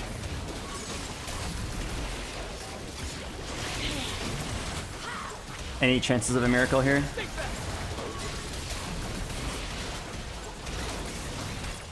Nah, we tried. It wasn't even close. Okay. I mean, I've played a lot of Mbessa Golems, and this was quite possibly the most unplayable one. I tried my hardest to find a possible angle, and it wasn't there, unfortunately. But yeah, like... What went wrong? Okay, I already got a bad golem, right? Like, straight up, we all agree I got a terrible golem. Enforcer, Sork, Firelight, the closest thing you can play to a viable build is what I played right there. You play Enforcers with a random Echo, because he gives you Ambusher with Camille, right? That's like the closest you can get to a decent board. It's not completely terrible until you then scout and then see 4 different players have Enforcer boards, but just me, but better. They had Enforcer Sniper, Enforcer Bruiser Ambusher, Enforcer Sniper again, and then there was another guy who was Enforcer Sniper. It's like unplayable when the game gives everybody else your golem but better, and everybody's just gonna be contesting you. I then did the one play that was the only thing that could possibly work. I leveled way earlier than everybody else, and I rolled all my gold, praying that I just hit all the Vi's and one Caitlyn, and then I like blocked them out of hitting Vi 2. And like that's the only way I can make it work. Pray I hit Enforcer Crest, pray I hit a Spat. We hit none of it. No Spat, no Enforcer Crest, no Spat on Carousel, no Vi's on the roll down, 0 Caitlyns the entire game. I tried my best. It's very frustrating, but sometimes the game is literally unplayable. If I had hit like a Vi 2 or on the roll down, I could maybe squeeze into a 6th place. That's all I got.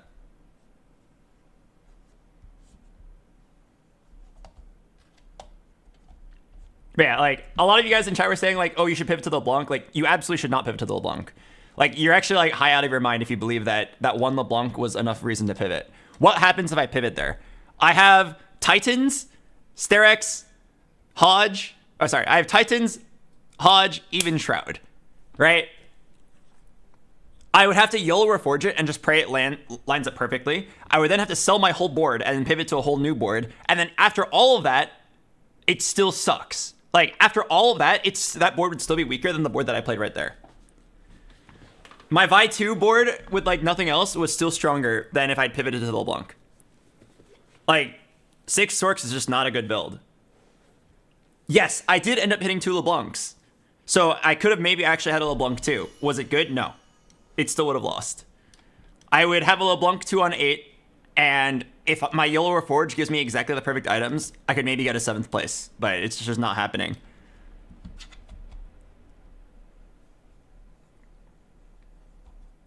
It's a very frustrating game. It's very, what can you do? The answer is you try your best for that angle and steal the Vi's before everybody else gets them, and we missed.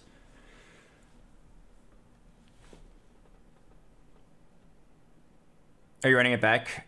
I shouldn't. I'm out of time. I'm like pretty pissed, and I'm pretty open about how I feel about TFT. I don't really like playing it right now. I play it because I feel like I am supposed to play it, but I don't play it because I enjoy it. Again, this is not a dig at TFT. It is just a game that gets old fast, and if you until they release like the next set, it will remain like old and boring. It is a great game when the new set comes out for about 2 or 3 months, and then that 4th month between sets, it gets really, really boring. Everybody knows exactly what the strongest builds are. It's now just like who can hit and who can like roll faster and who can squeeze out micro optimizations better than everybody else, which is not what the game is about. The first month of the game, where like everybody is trying to figure out what's good and try to learn faster than everybody else, is super exciting. It's a Wild West. And it's so much fun to just like see if something is good. But like right now, there is no doubt about like how strong everything is. The game has been studied in and out for regionals and then soon to be worlds. Now it's just a matter of like brutal optimizations. There are definitely still ways you can express skill. Like I still make so many small mistakes per game. But like in the end, like I'm not good at the game, but I'm not garbage. I can play a winning angle and win with it. The game did not give me a winning angle. A better player might have squeezed like a 7th or 6th place there. I don't see any world where like the best player in the world makes that game work. Sometimes you're actually just too fucked by the Mbessa RNG.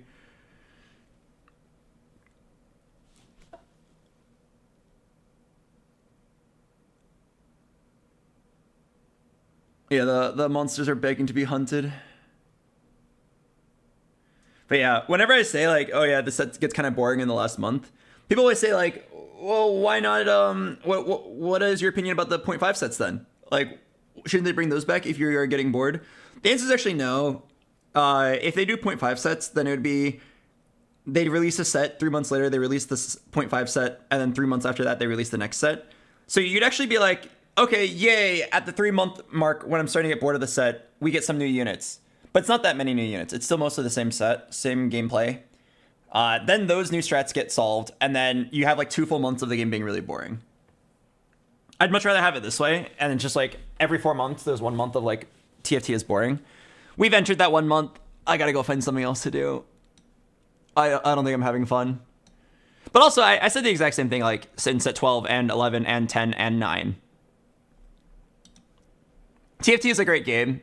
It just gets old fast, and it's mostly good for its novelty. So I just gotta go find something else to do for a month. And then I'm sure in set 14 it'll be really fun again. The Bazaar drops tomorrow. Oh, really? Like the full launch? That actually might be interesting. I was also told by my roommate Robert. He said that Hearthstone Battlegrounds is actually pretty hype and has like an audience. He said if I streamed it, I'd probably get viewers.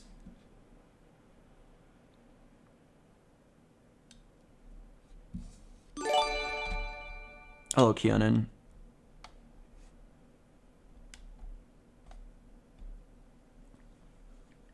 Yeah, I could be convinced to try the Bazaar. Let's see. When does PvE start? About 2 weeks from now.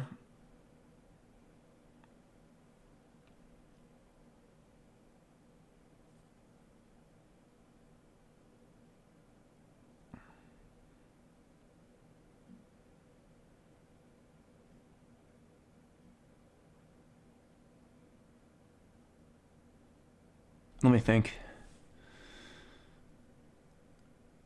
What can I do?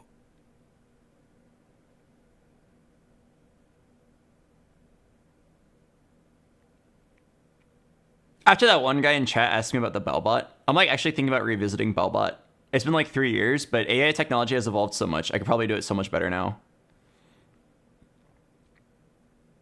I think it could be fun to stream myself working on my bot and then testing it out in ranked and like trying to climb to diamond, playing only with myself.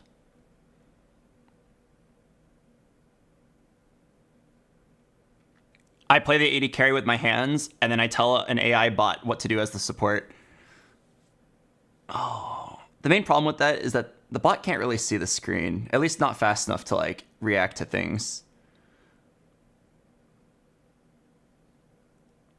From my limited understanding of what you can do with a bot, you could tell it to do things, but you couldn't make it react to like things that come up on the screen. You wouldn't be able to like have the enemy jungler come in and it would recognize that it's getting ganked. You'd have to say, we're getting ganked, leave, and then it could leave. But like, I don't know, that'd probably take me 4 seconds to say it out loud.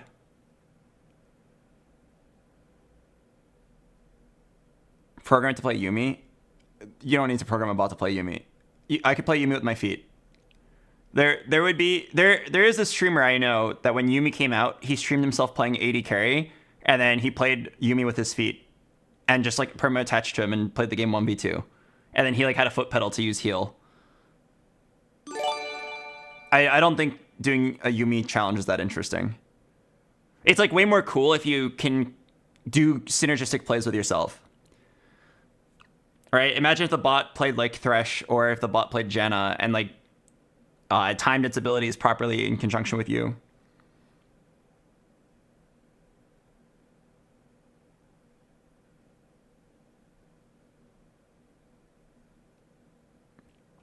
Hello, Ruru Joe. Thanks for 3 months.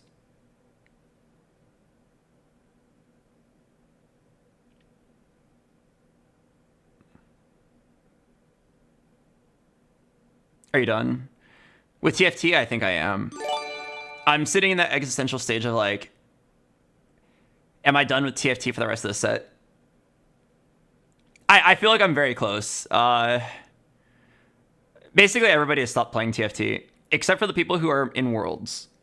I think Dish Soap will continue to play. I think Preston will continue to play. And like all the other streamers basically like have given up. Actually, I think Robin Songs will continue to play because his stream is kind of popping off because he's the one guy who still plays. He's the one guy who still plays and is good at the game.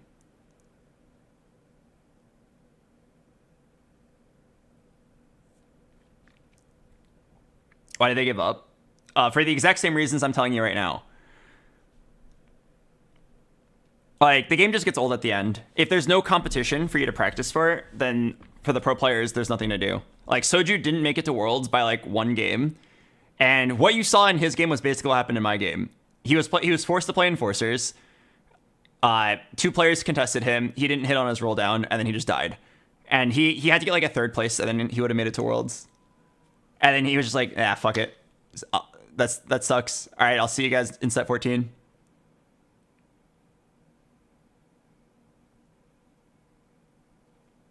But yeah, so like, why are pros quitting the game? They just always do. Again, like the game gets boring at 3 months. If you're not making it to Worlds, then there's no competition to train for. Grinding the ladder is pretty pointless. You've already proved yourself. Like people like Soju have already hit rank 1 this set. Like what more do they have to prove? So he just takes a break. It's probably for the best. And then I should do the same thing. I should just go enjoy other games.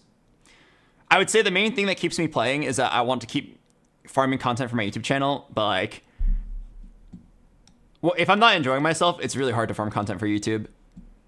Who wants to watch a tuber where I'm just like bitching the whole time? So I should go find something else to do and just give up on YouTube.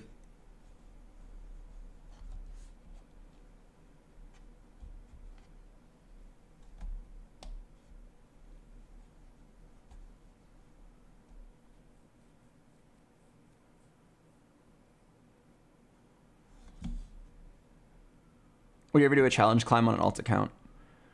I tried to chat GPT, tells me what to do, and it was like, okay. The sad thing about TFT though is that because there's no mechanical skill, it's actually really hard to express skill if you restrict yourself. I had a stream earlier where I let chat GPT like tell me my strat and like my build, and it was kind of funny. It would like tell you random things and like random units to link together. And then we try really hard to make a build that works, almost like an artificial Mbessa golem, where like the challenge is to find a way to include these units in a build that makes sense. And then every time I did it, I mean, I only played a few games on it to be honest, but like when I did it, you would just lose to a guy who hit like a reroll build. Because even on a Smurf, right? Even on a Smurf against like gold players, if somebody says, hey, I'm gonna go force this exact build and play it exactly as the guy tells me to, you can be gold, you can be challenger. As long as you hit the build, you're gonna win. You're gonna win against me, who's like playing with a bunch of restrictions. It's kind of fun to see like, how can I play with this restriction of like having to play like 3 specific units with certain items and augments and like make a playable board. But in the end, it'll just lose to anyone who like follows a guide and hits. TFT is no longer a game where creativity wins. TFT is a game where like knowing the right lines and then like forcing overpowered interactions wins. And better players have like a better understanding of what interactions are worth playing for.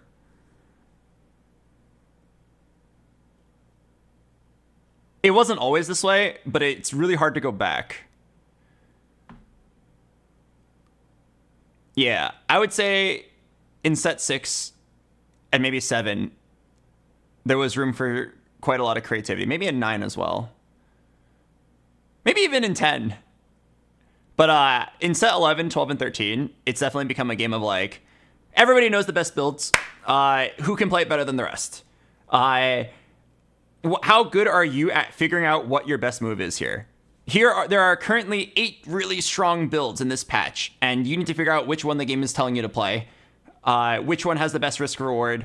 I got an angle for the best build in the game and the 4th best build in the game. The best build in the game is a lot stronger than the 4th best build in the game, but the 1st best build in the game is contested. I have to weigh my options, and like making those decisions still requires skill, but it's not like the fun kind of skill.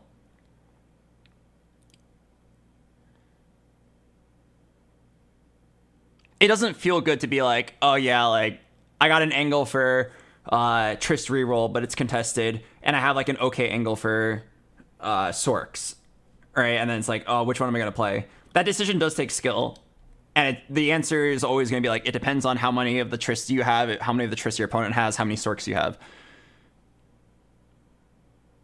But it's not a cool skill expression, and I feel like, unfortunately, that is more about what TFT is. I feel like many games for me are lost on like deciding what build to play because I really hate being contested. So I always like pivot, and then once you pivot, the game's over. Unless you're like high rolling. Unless you're high rolling your off build really hard, every time you pivot, you're falling behind. And then usually when you're pivoting, you're giving up a stronger build for a weaker build because it's less contested. It's really fucked.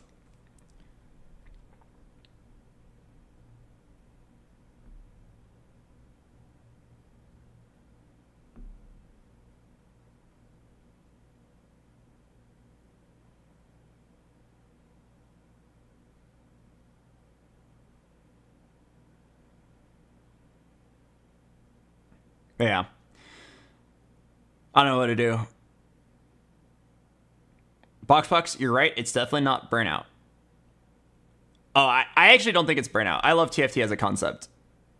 I know you're sarcastic here. I actually don't think it's burnout. I think it's like an unfortunate evolution of TFT as a whole.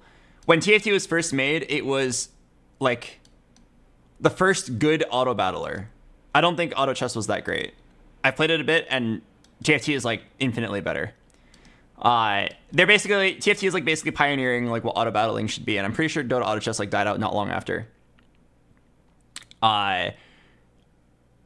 They have to make a lot of decisions, and it's an 8-player PvP game, right? That has like high stakes, and there are like rewards for grinding. People are very competitive in it, and you have this situation where it's, if you allow one player to have fun, that makes 7 other players not have fun. In set 4, there was this build that was ridiculously fun to play called Moonlight Aphelios. It was my favorite build. And you know what happens? Every time you hit it, the other 7 players just like don't even want to play anymore. It's hard to hit, but like if you did, he was a guy who, while he was dead, he could kill everybody.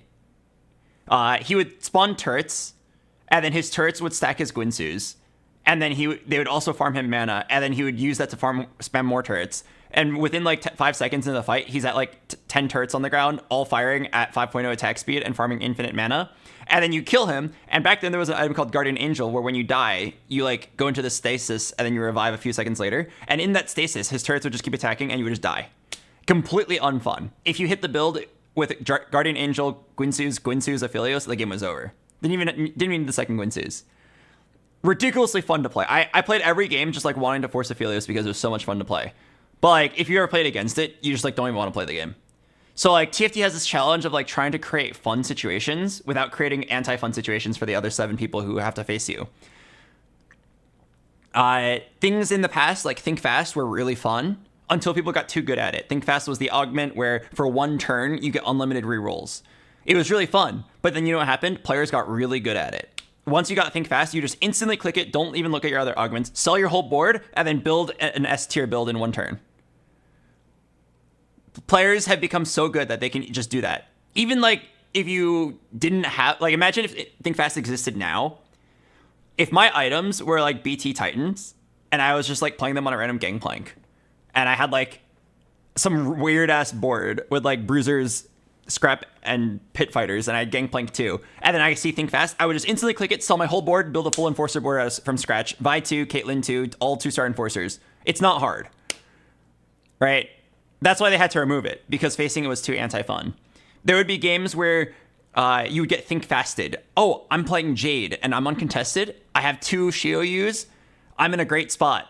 And then boom, a guy hits Think Fast, sells his whole board, pivots to Jade, and 2-stars all your units, and has 6 Shionyus, and he just holds them, you can't hit.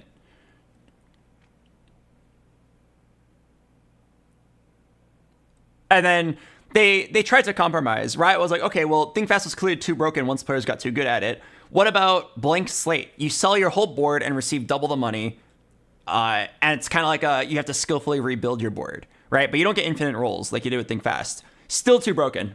Pros just instantly click that shit every single time. And what was it, set 11? Maybe set 12? I think it was set 11. But yeah, people just like, it's a fun augment. It's a great like tuber material, but people got really good at it and then they had to remove it.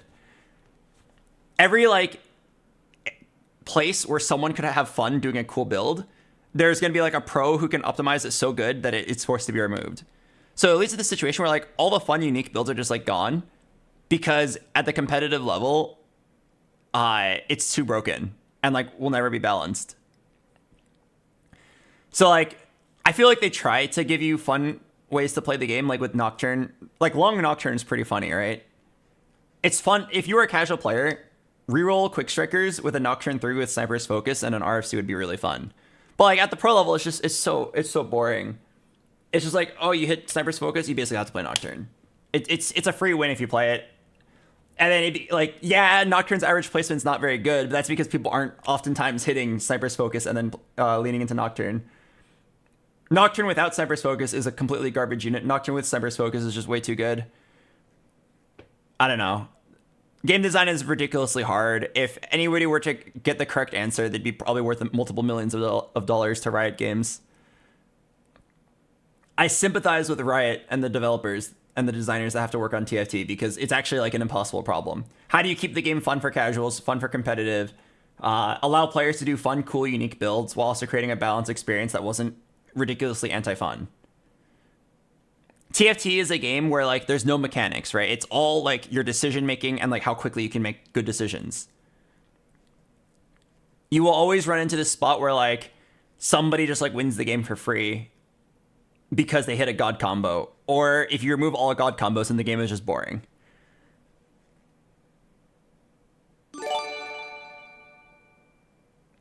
So I would say, no, I'm not really burned out of the game. I think the game just is evolving and players are getting too good and it's like not very fun anymore. Burnout would be like, the game is still fun, but I've played it too much. I don't yet feel that way. Like I feel burned out of League of Legends because I've played, what, 30,000 hours of it? And I've probably played like 10,000 hours of TFT.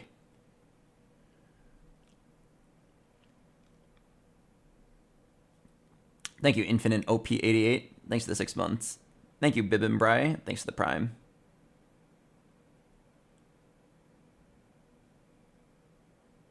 We must remove all pros. Yeah, remove all the good players from the game.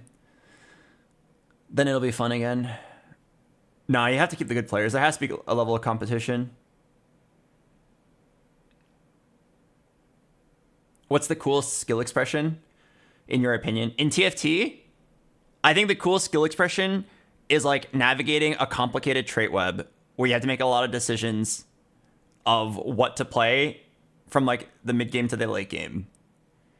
I feel like that only really happened in set 6 because the game wasn't super optimized yet. The game wasn't solved at that point.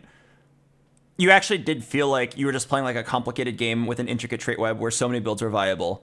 I remember feeling when I hit Challenger in set 6, I felt like if I was good at the game, I would just roll down 50 gold and no matter what, I would come out with a board.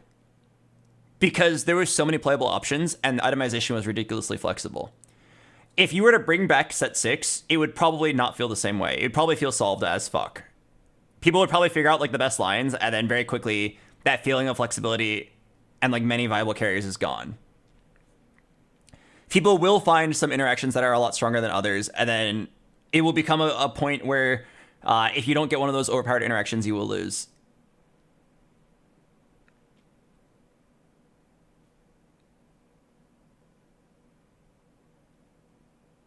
Anyway.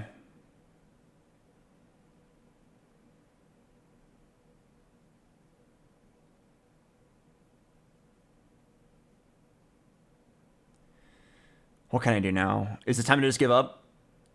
That last game made me never want to play TFT again until set 14.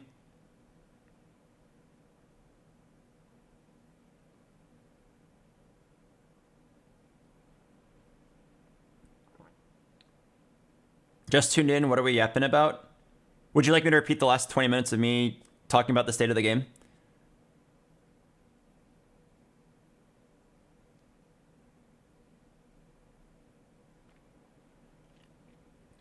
If you just got here, the TLDR is the game is evolving in a way that I don't like, and I'm debating if I want to keep playing TFT.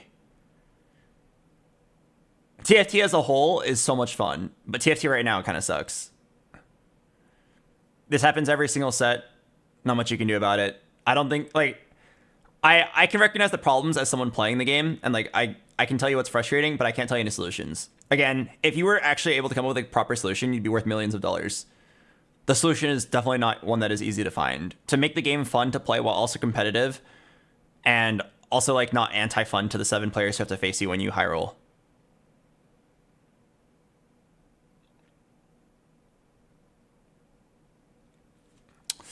If I don't play TFT until set 14, what can I do? Yeah, the Bazaar or League of Legends, I'll need to think about it.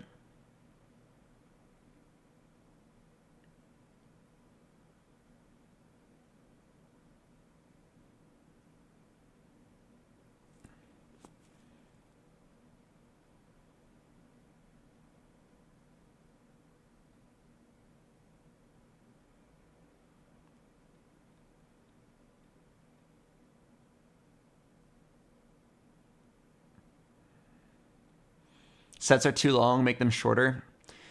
It costs millions of dollars and a ridiculous amount of man hours to create a new set of TFT. I don't think Riot Games has the resources to make it a set faster than they currently do. I think 3 sets a year is already actually very fast. It just sucks that like TFT is the kind of game that gets solved so fast that 4 months isn't even enough. Isn't that crazy? They basically like remake the game from the ground up every 4 months. And it's like still not enough.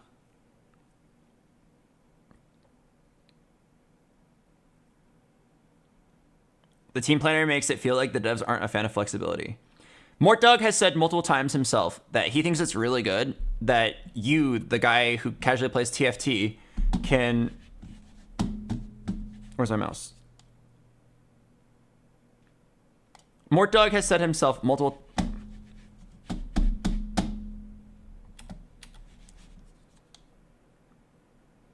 I yapped for so long my mouse died. Oh, there we go. Mortdog has said himself multiple times that he thinks it's really good that you, the casual player, can watch someone like Soju be like, boom, I got early Trist. It's a Trist game. He gets Trist 3, Leona 3, Rel 3, and a Singe 3. And then he goes 6 Sentinels with like Ezreal or something like that. And then, yeah, he goes 6 Sentinels with Trist 3 with Guinsoo's IE Gunblade. And then he goes first place. And then Mortdog really likes that you can watch Soju or some streamer do this, put it in your team planner, and then force exactly that build. And I mean, he's right. He's right. In terms of like a casual player giving something a try, it is cool that you can just like watch someone play something and be like, I want to try it myself and have fun playing it immediately. In League of Legends, you can't actually do that. Because if you watch like, I don't know, if you watch Pink Ward play Shaco, he plays Shaco in a ridiculously unique way, and it's very cool to see. I've played against it many times. He's cool. He's actually like one of a kind in how he does it, which is crazy because there are millions of Shaco players in League of Legends, but like there's only one that does it like him. You cannot watch him and replicate it. It's too hard. You would have to watch him and then spend 500 hours trying to like do it as good as he can. But in TFT, you can just actually just see Soju play a board and then just like play it yourself.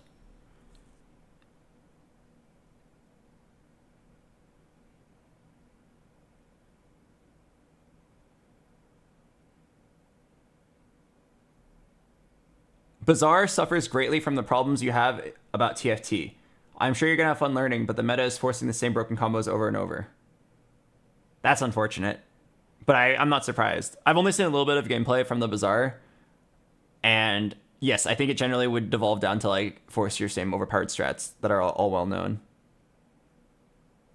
It reminds me of backpack battles. At some point, the game's going to get optimized, and then it's no longer fun. There's like a very famous saying in game design where it's like if given the opportunity, players will optimize the fun out of a game. It's totally true.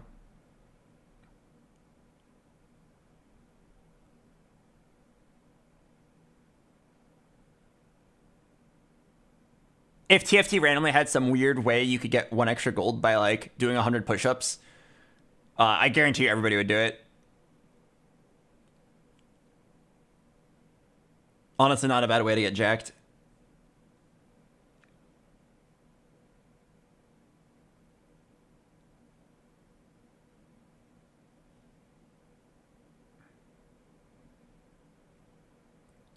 I wish we could go back to the Wild West. No stats, no tools. Just bucket, like, no tool tips. Everybody just has to figure it all out, and it's just a race to learn faster than the rest. I think League of Legends, like, Season 1 and beta was some of the most fun I've ever had playing an online game ever. I still remember how fun. I still remember like being in middle school at age 14 and just like, I can't wait until I get home so I can play Heimerdinger. I remember like telling people that. I remember just like sitting there a couple of weeks after Heimerdinger's release, like craving like going home and placing his turrets in multiple different lanes and farming many lanes and then getting big rockets, drafting up builds. Back then, like, Heimerdinger could place 6 turrets, and there was no limit on where he could place them. Nobody knew what was good. People didn't even know that you were supposed to build AP on Katarina back then. Katarina's original best build was thought to be Bloodthirster, Bloodthirster, Bloodthirster boots. And then one guy was like, wait, what if you build AP? And then he like started doing it and then started winning, and then everybody figured out like, holy shit, AP Katarina is even like 3 times better than AD Katarina. And it was just like so much fun because no one knew what was good.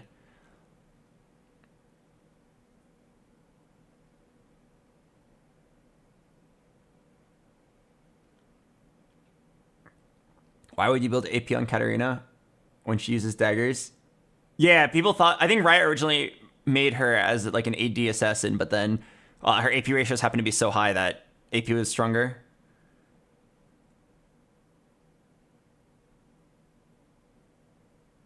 How would they not look at the AP scaling and realize?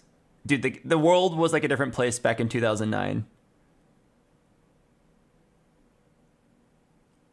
Like, when I was in high school in 2010, wait, let me think. I was born in 1996. 2011. I'm 15 years old, and there's probably like 5 people at my school of 2,000 students that play League of Legends. And like all 5 of us were good friends because like we were all the losers that played League of Legends instead of like, I think it was like Call of Duty back then that was really popular. And like, it didn't even matter what skill level you were. If you played League, you were like automatically in because like there was just so few people that played. There were no real guides. Back then people like went onto Mobile Fire and like anyone could write a guide. So it was hard to like tell who had credibility.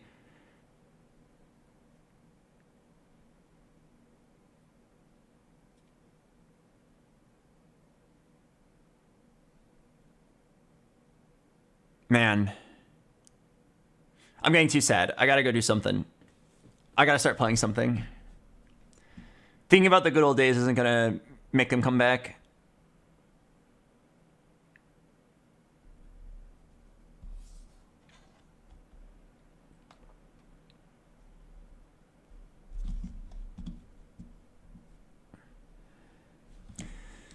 All right, I think I will queue up one last game just so I can tell myself I didn't end on the most unplayable 8th place of my life. And then I'll give up for the day.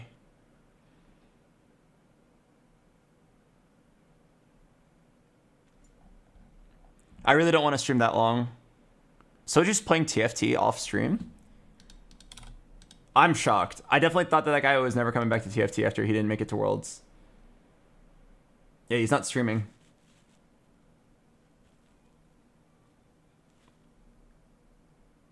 Wait, why?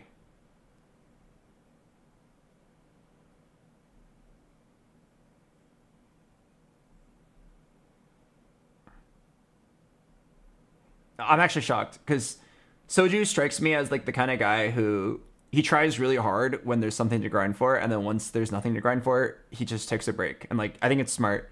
I'm shocked that he's still playing. Maybe he just truly loves TFT so much that he'll play it off stream even when there's no tournaments to climb for.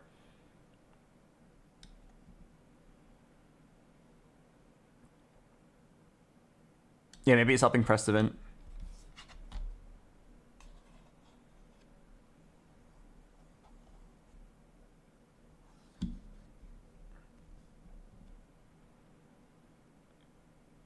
Setsuko's playing double up.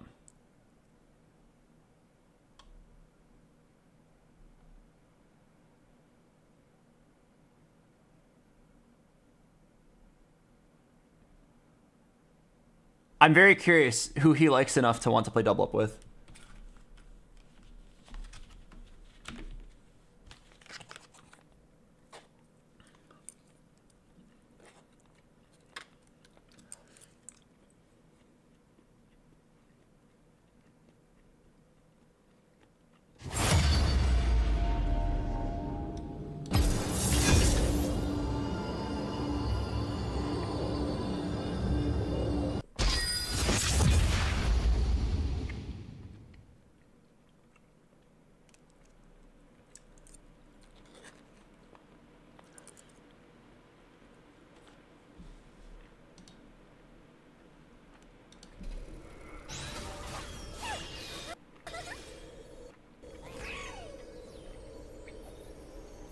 If blood must be drawn to secure our safety, so be it.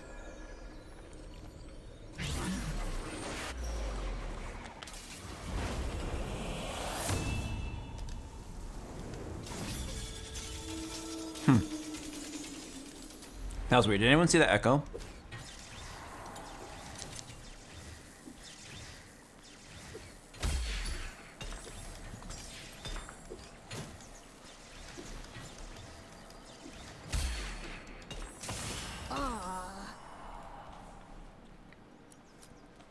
Has there been or will there ever be a full reset of the dungeons? I love the playstyle in the game, but don't always have time. Yes, actually, there will be. There actually will be. Coming in the next couple months. We've been working on it every week.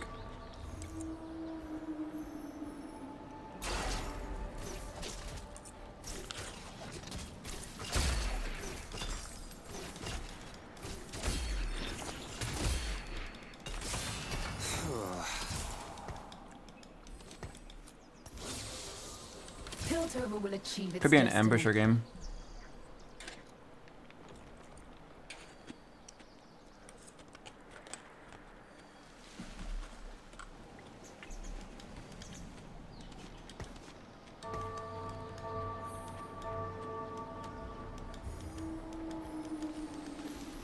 Behave yourself.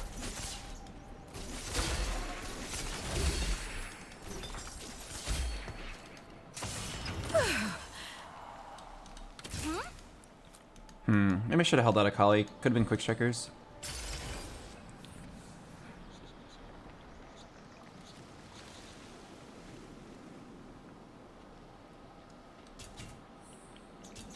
Don't think it's young, wild, and free. I feel like I have a good start for ambushers.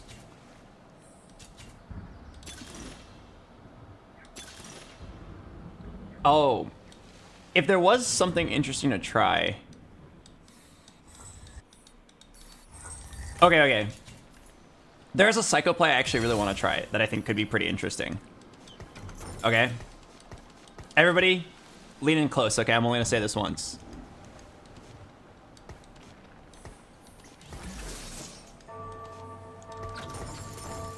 The idea here is we go Kingslayer, lose streak until Mel's Blessing, Your lack of strategy disgusts me. and then pop off. We kill everybody with the Mel's Blessing, we gain 6 gold every turn, we go 10, Caitlyn 3. If there was ever a woke way to play the game, it's probably that. And I think it's actually good to like not kill any units. Like I don't even want to save HP. I want to rush down to 40 HP on like 4-2 or even 4-1. And then after that, start trying to play the game. Which means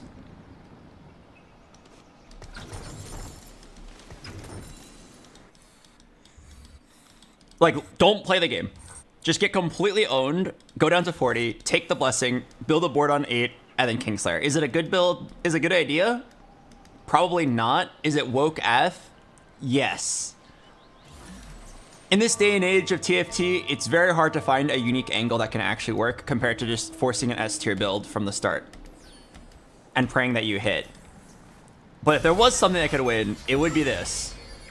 If there was something that could beat good players, Mel's Blessing, full int, and then Kingslayer, farm 6 gold every single round, 7 because you're winning as well, and then try to hit like a 3-star 5 cost.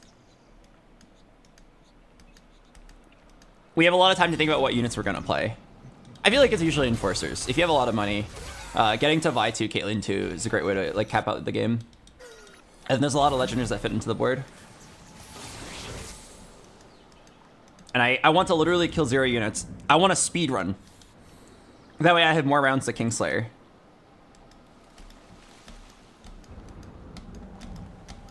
I think Silco is also playable. In the same way that Caitlyn plus Vi is a playable endgame if you have a lot of money, I think Silco, Elise, Jace, Mordekaiser, LeBlanc. I think this also works quite well. Actually, I feel like the Silco line is better. Because if you don't hit Silco, you can play Zoe. I'm down to hold these. The last drop. Yeah, I feel like the Silco line's actually more flexible. I don't really care what I play, as long as I like get something.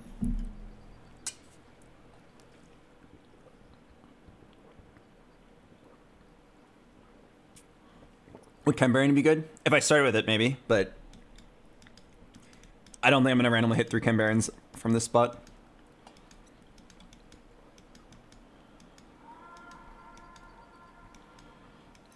I also, in general, don't really like Chimerian. I think it's like one of the less fun cash out traits.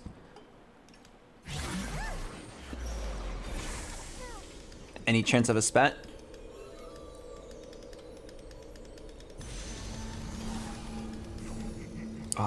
I'm pretty sure I just want to take most gold.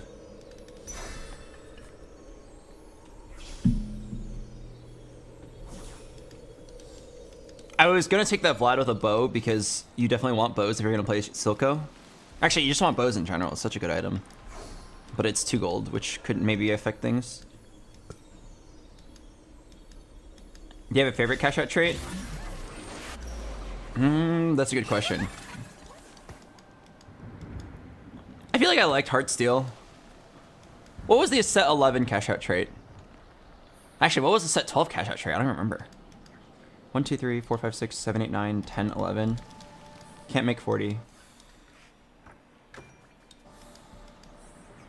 Oh, it was Fortune.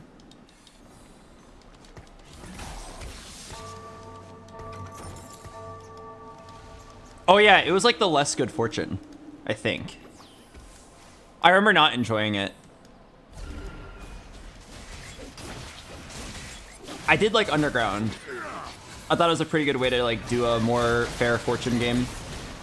More fair cash out.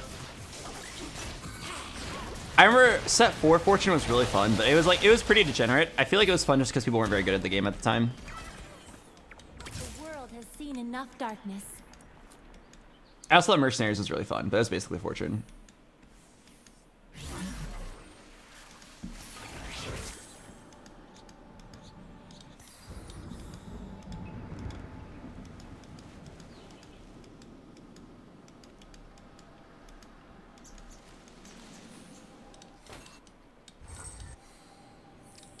Each LPU D rank, I lose a second off my life.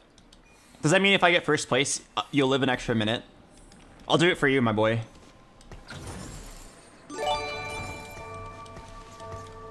I'll do it for you. Death is in bloom. Okay, good. So far, I have not killed a single unit.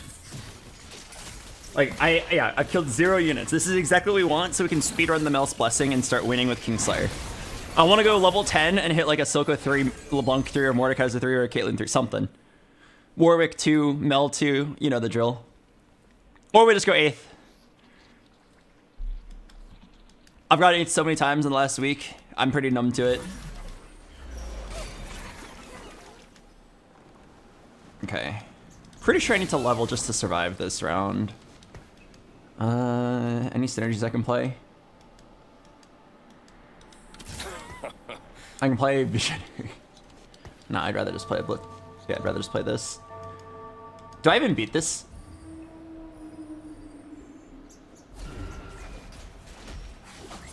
Oh my god, I'm not sure if I win. Oh fuck. No, I win. Wait, I'm actually not sure. Our targeting is not good. Nah, I win. Blitzcrank's the beast. Violence is so messy.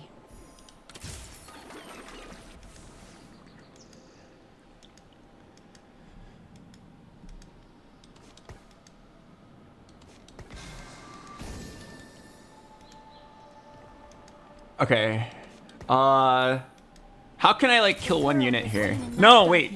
No, remember Albert, remember the game plan. You don't even want to kill a unit. You want to lose. Don't even slam anything.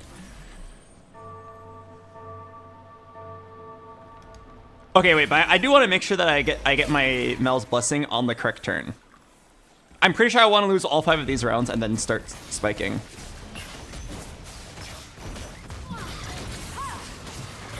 I need to lose 33 HP. Can I lose 11 HP if I kill 0 units?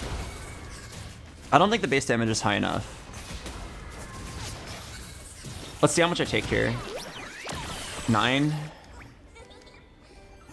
Okay, so if I continue at this rate of killing like 0 units, I will proc Mel's Blessing right before Wolves, which is kind of an unlucky time.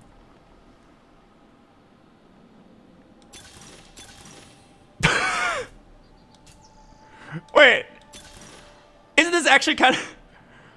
Isn't this kind of the perfect... See ya!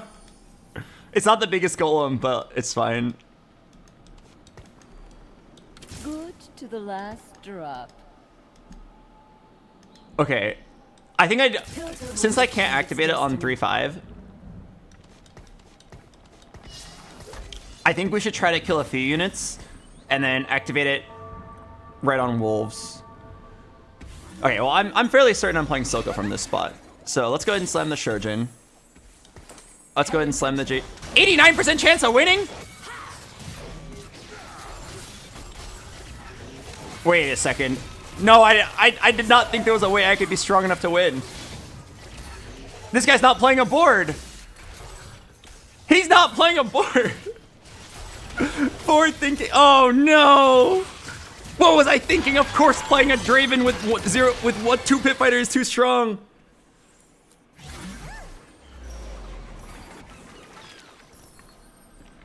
Respect the Madonnas. Okay, calm down, it's fine. It's fine. I just have to lose a little bit.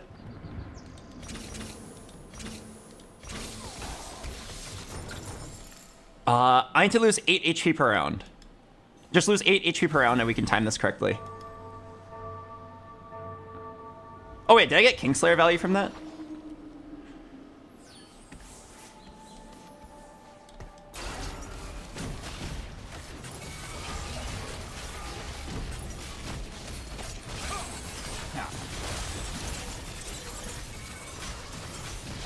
Okay, I'm pretty sure I want a Nashor's now. Actually, JG Shojin Guardbreaker is really good. Okay, I want to lose 8 health here. Did I set it up to lose 8?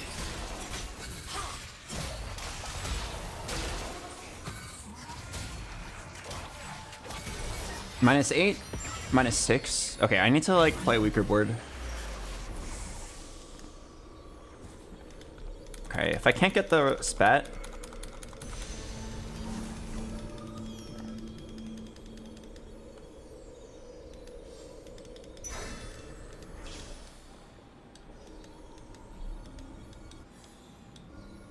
Aw, man. Sucks that someone was young, wild, and free.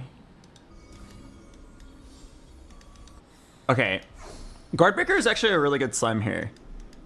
It synergizes with JG really well. It still gives attack speed, but I feel like it could be yeah, it could be Guardbreaker. And then maybe I should have gotten a Sunfire. Nah, at this point I'll just commit.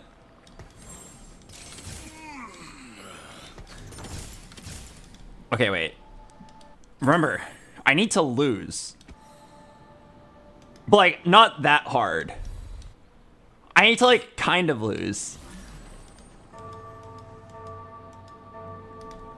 Yeah, I need to kind of lose here. Hopefully I don't face the level 5 guy who... Die with honor. Uh-oh.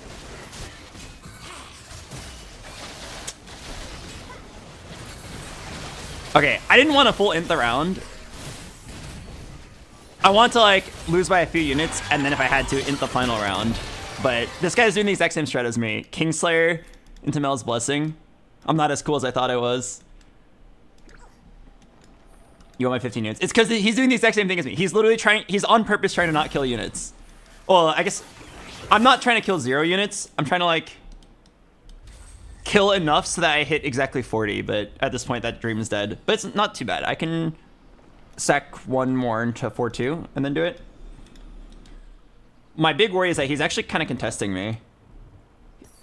Well, hopefully he stays in the Sork line and then I stay in the Silco line. I don't even think you buy this. Good to the last drop. Yeah, I don't think you buy it. We're not trying to play any Sentinels in this board.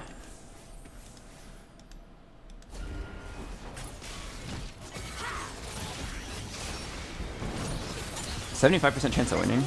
Okay, maybe I underestimated this golem. I definitely thought my board was weak.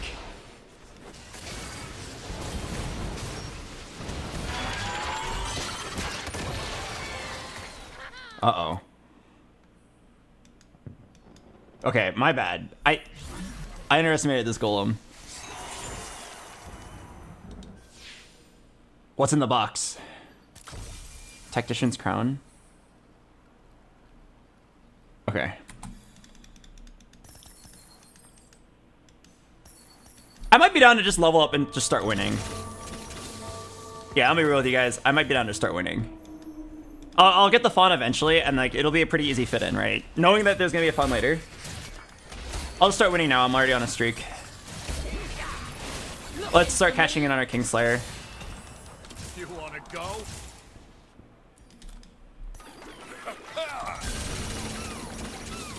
Alright. Just play whatever you can find.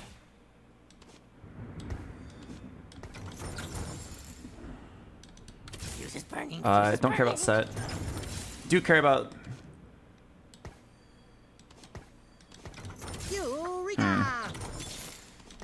This world is all I have.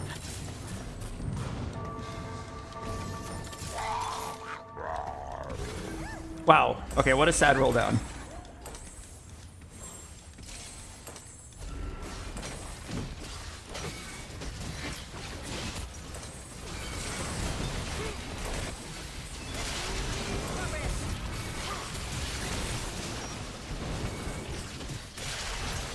Crap.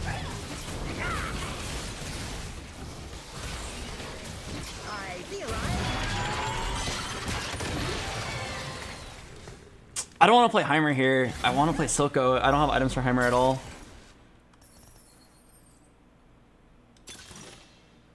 No.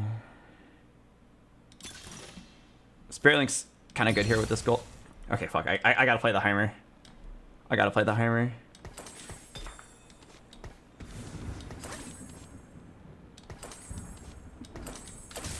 Okay. Let's just lean into it. Rally to me.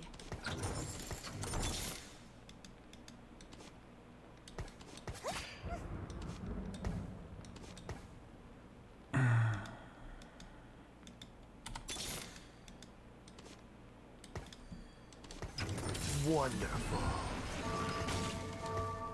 Yeah, I don't know. I'm dizzy.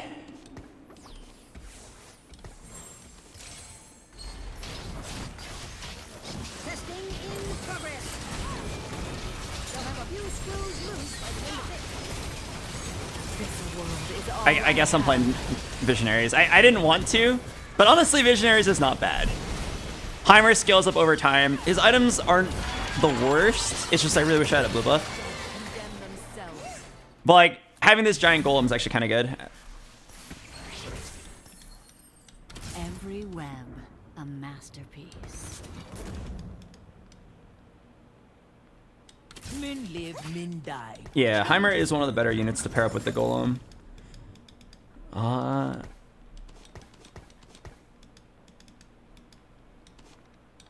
I need to reach 6 Visionaries.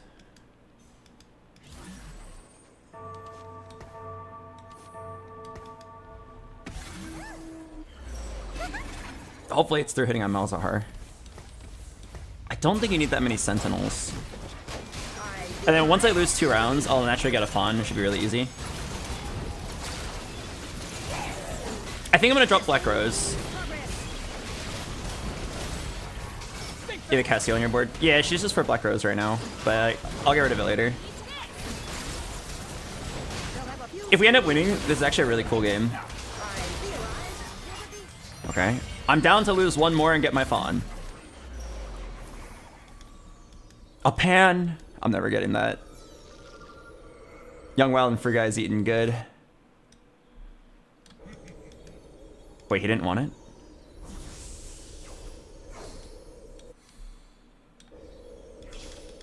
Okay, I think you just grab the tier here.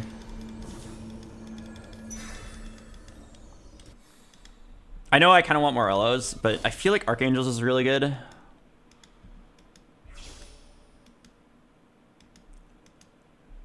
Okay, I'm down to just like not roll at all until I lock in a better board, or until I get my fawn.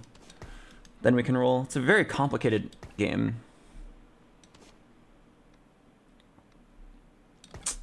I need one more visionary, but we might as well like lose one. I wonder if you'd ever just play at least in the back.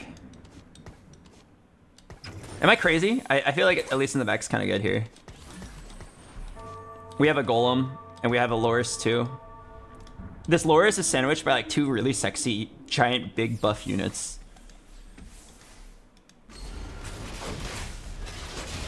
Who would you frontline anomaly here? I'm probably not frontlining my anomaly. It's probably always a Heimer anomaly. Wait, I like barely got to do Kingslayer actually. Everybody got so low so fast. How many times did I proc Kingslayer? I wish it told you.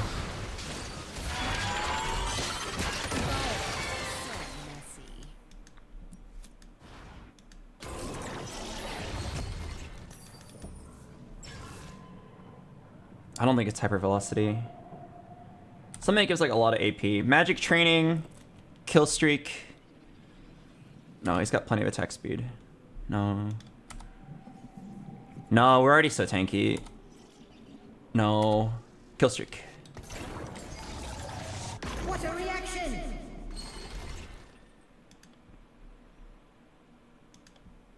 Okay, so I'm gonna sell Cassio and Vlad and then put in Sentinels. Okay, honestly, I think I'm just down to it now.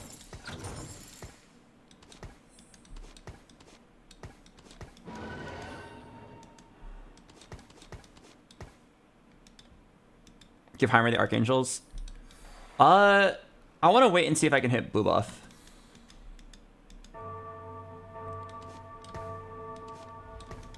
What's the academy? It wasn't very good when I checked. Bramble, GS, BT. Oh wait, I should be playing this Leona over this. Okay, that's my bad.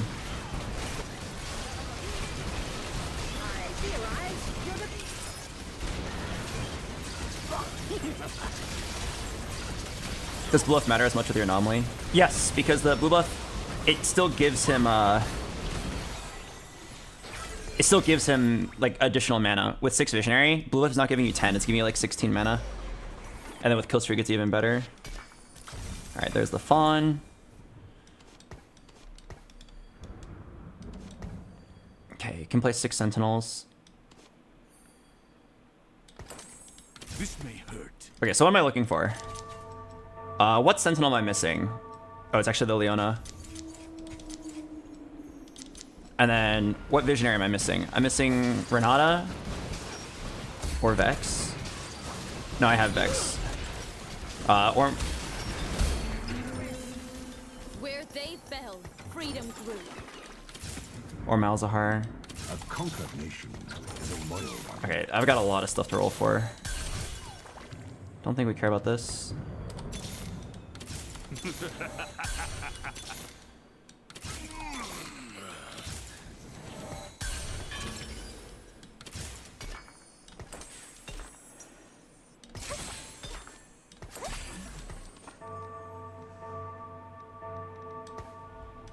Oh fuck, crap, I know what I did wrong. Oh my god. We will resist. I need to sell this Elise and then fix my board state. I need to remove Elise +1 Sentinel.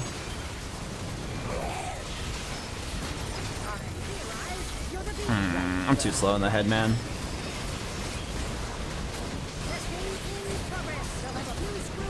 Yo, look at my Heimer go crazy. It's actually like infinite casting. That was awesome.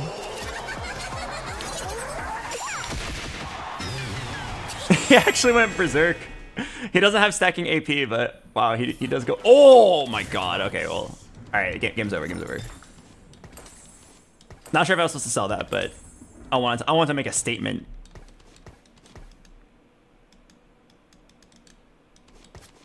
Oh my god. Oh my god. 6 visionary, 4 sentinel with a golem.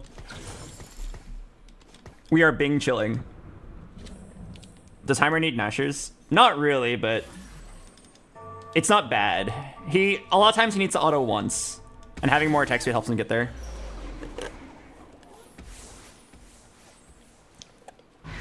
If I could, I would give him like Archangels over Nashers. And then move Nashers to Malazar, move Shiv to Renata. Alright. Just enjoy this freak of a Heimer. Infinite machine gun Heimer. This dude actually just does not stop casting. Also, for those of you guys don't know, we found out earlier that kill streak is actually on takedown, not on kill. Which means he doesn't actually have to get the finishing blow. He just needs to touch the unit as it dies. And Heimer, with his missiles, reaches everybody.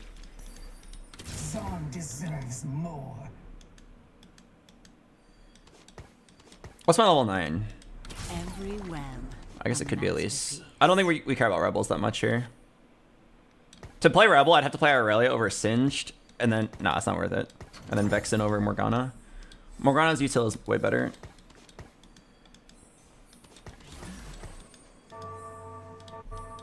And not only this, we get to hide behind like an 8,000 HP Golem. This wasn't the strongest Golem, but like... I was actually down. I had so much money.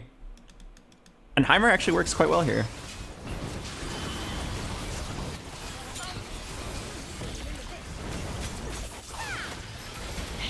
Oh yeah, ideally at 6 cost. Oh my god, this is so entertaining.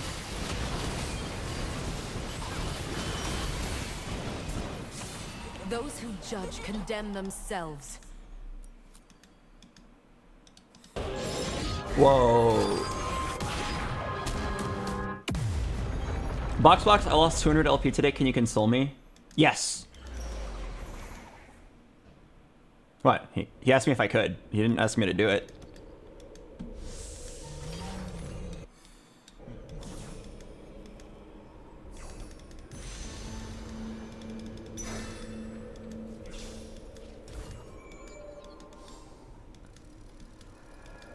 Would you console him? Sure. I have one of 3 canned responses that will make you feel better. Would you like to spin a wheel for it? Hang on, I got a level here. I'll just throw in Elise for now.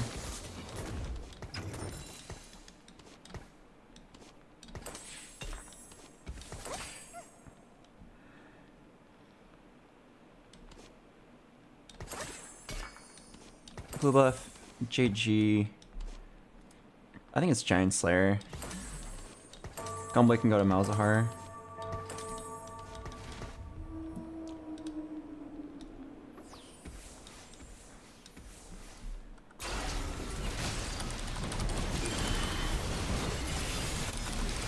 Alright, if you want one of the canned responses, well, let me watch this fight first and see if I win.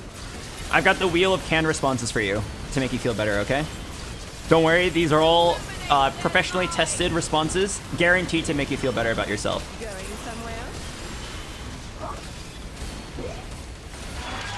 Oh, that was beautiful. Alright, take a look. You lost 200 LP today? Well, for you, I say, it's gonna be okay. Let me know if you're satisfied with that response. If not, we can reroll it.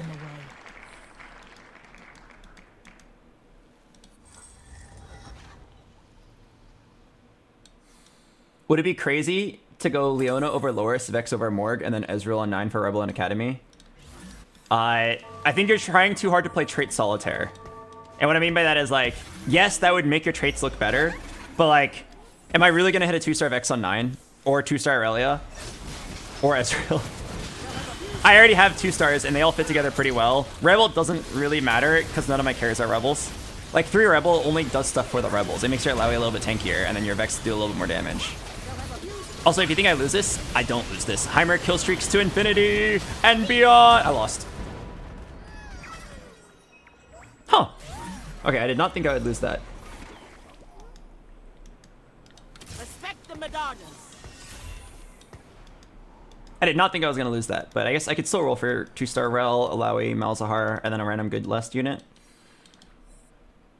7 Rebel. Okay, I can definitely beat him. Jinx on your Malzahar twice. Oh, then that's my fault for not paying attention to positioning. I'm just gonna sell this Elise. I don't think we're ever playing her.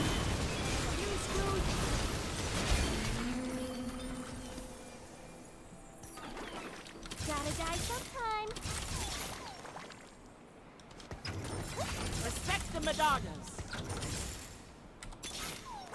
What in the 3 Garens? I actually don't think it's worth it.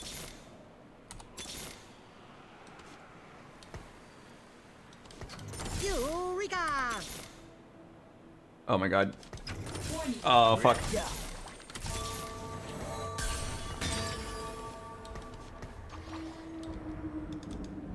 Oh god.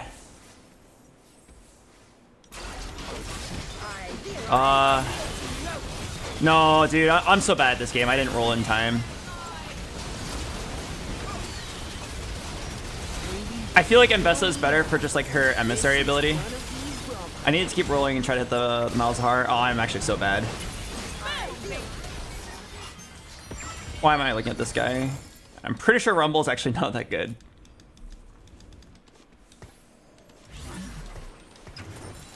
I'd rather just have more money and try to hit my remaining upgrades. 1 Malzahar actually win the game. The world kneels to the Medadas. Not too happy about Sterix, but I'll just keep it for the HP. Okay, I need to like pay attention to my positioning.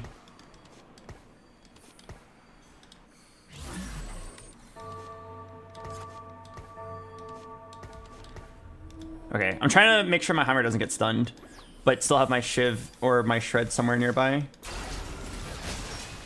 Okay, winning this gets me a top 3. Oh man, dude, I was like juggling way too many options. I don't know why I was thinking about Heimer 3 there. I don't have enough money for that. My bad. But at least we get max value on this the Spirit Link and maybe some Kingslayer value. Can I get a pug in the chat for some Kingslayer? You don't have to pug. I'm reaching too hard, I'm sorry.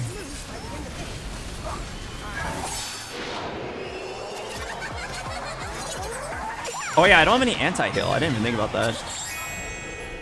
That is a good reason to play Rumble over Singed. But like, they nerf Rumble so bad. I swear that dude's like not worth it.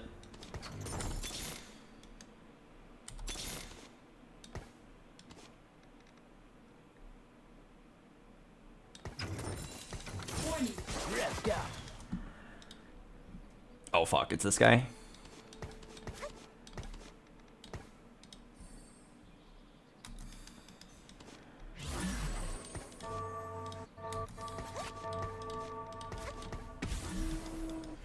Okay. Complete opposite side. I think Heimer wants to be as far away from this Jinx as possible. Oh my god, it's Rebel Wick.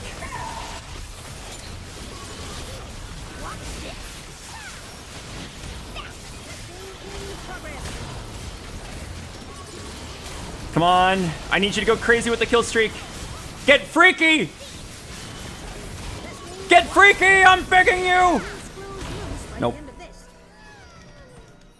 Okay, it actually was not that close. Man, there's the Heimer. If I win that round, I get top 2 maybe first. Oh, it's the no Malzahar diff. I hit so many 5 costs. Malzar's not contested, but we couldn't hit it. Well, I mean, the Kingslayer strat wasn't bad. I just, with 50 gold on level 9, I did not hit the Malzahar. It was a pretty woke game. Sucks that we were so close but didn't make it. Maybe I'm supposed to like give up on the Mbessa and just try to 2-star my Malzahar. 4 extra rolls maybe made the diff. Ah, it's pretty close too. My Heimer's so close to just like kill streaking the whole board.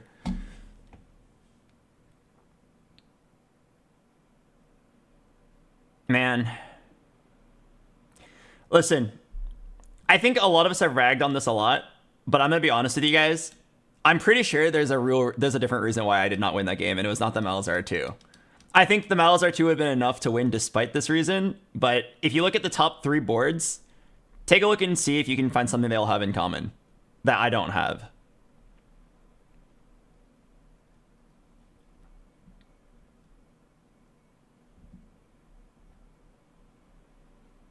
Yeah, the answer is 6 costs. If I didn't hit the Malzahar 2, but instead hit a 1-star Mel over Mbessa 2, I would have won. I would have gotten first place. If I hit the Malzahar 2, I could compensate for the fact that I didn't hit a 6 cost. But besides that, I was pretty doomed.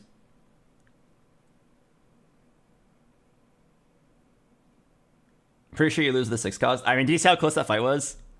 If my 9th unit wasn't useless, or my 10th unit, I think I could have won that game. My Heimer, like, it looked like I lost by a lot, but it's actually not a lot. I lost by like 2 seconds.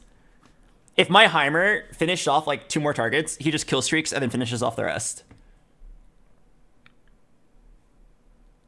We really only need like 2 more seconds of DPS to win that fight. Kill him, get the Malzar too.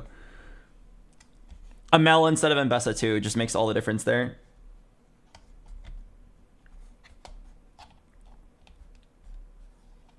QSS saves you there. No, I'm never playing QSS on my Heimerdinger in preparation for 1 matchup and sack 3 matchups. Like, yes, my Heimer got stunned by Rebel. Okay. But like, do you want me to build a QSS for that 1 matchup and then lose my remaining matchups? No, I'd rather just eat the stun and then just try to win anyway through having a stronger board.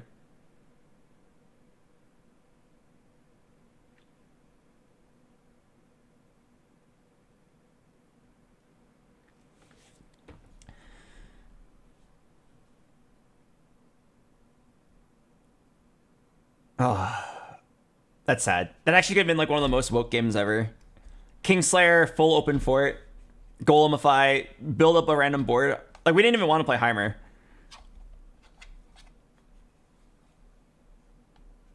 BoxBox, I don't think the items are correct. Not bad, but stats don't lie. What do you want me to do? I didn't want to play Heimer. Did you hear the monologuing during the game? I wanted to play Silco, and we prepared for Silco, and then we hit Heimer instead and 0 Silcos. So I did the flexible thing, the skillful thing. I pivoted to what I hit and tried my best to make it work.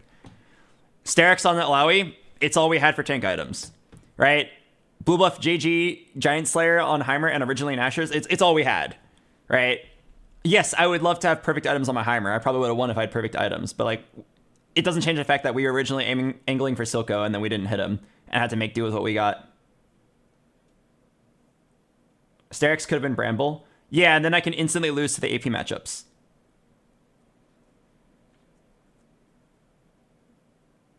I'm 20 HP when I took that Bramble, or when I took that Sterix. Do you want me to take the Bramble and win my AD matchups and then lose my AP matchups? I'd rather just take the Sterix, which is like 80% the value of a Warmogs, and then just like be tanky. Like, Sterix sounds like a troll item because it gives you AD, but like, it's fine. It's like 20% AD and like 80% HP. It's a very good tank item.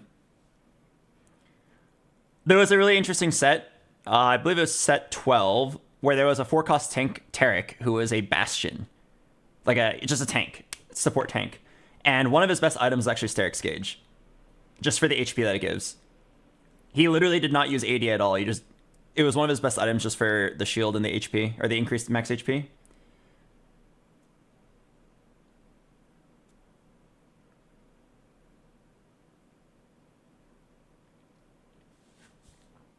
BoxBox, my Emerald brain thinks you should put Gunblade, Blue Buff, and JG and gain a placement. 6 Visionary gives everybody a built-in Gunblade. I'd rather have more damage on my Heimer. Like, Malzar is kind of like the perfect guy for Gunblade. He just applies the dots, and then they slowly start ticking. If you had to have 1 Visionary have 2 Gunblades, it would be Malzahar. Since Heimer already has built-in Gunblade, let's just give him damage and try to have him scale up. The reason why I lost, I'm telling you, is because I didn't hit Malzar too, and because my opponent's at 6 cost. It's not because of the itemization. The itemization was not perfect, but it's pretty good for the current situation.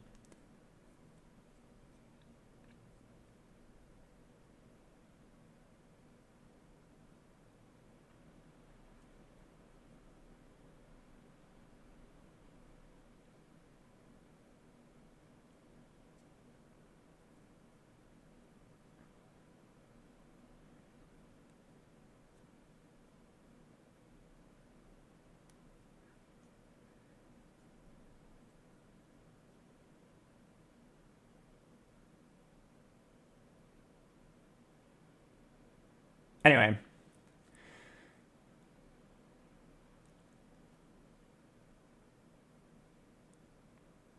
I gotta go think to myself now. Is that it? Am I done with TFT now? It was a really cool game, and then it was quite literally lost to the 6-cost lottery. And I feel like a lot of cool games are lost this way. A lot of cool games are like lost to like very frustrating mechanics. if I continue to play TFT, it'll just continue to be frustrating. I've already said for a while that I wanted to move on and play something else. Is now the time to finally do so? Play 4.5? Nah, I can't. I would love to enjoy the nostalgia of an old set, but like without ranked, without anything on the line, I feel like TFT is not a game. So much of the game is like the fact that there's 8 players, free for all, and your placement matters. When you play an unranked game mode, none of that matters. Nobody is playing set 4.5 revival and like trying to play for a top 4 or turning an unlucky game into a 6. They're forfeiting the moment they know they're dead. A lot of like the satisfaction of TFT is like turning a bad spot to a 6, turning an okay spot to a 4th, and turning a good spot into a 1st, which completely goes out the window the moment there's no LP on the line and like no concept of like 1st is different from 2nd, which is different from 3rd.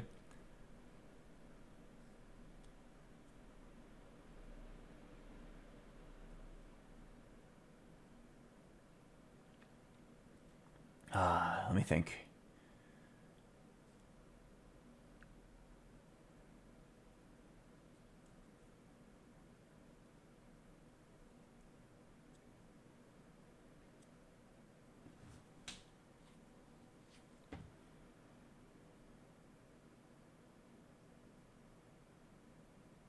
Are you going to play more TFT?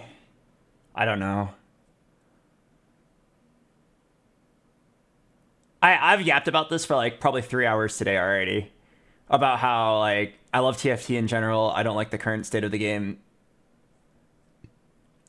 I'm also like too much of a bitch to like play something else though.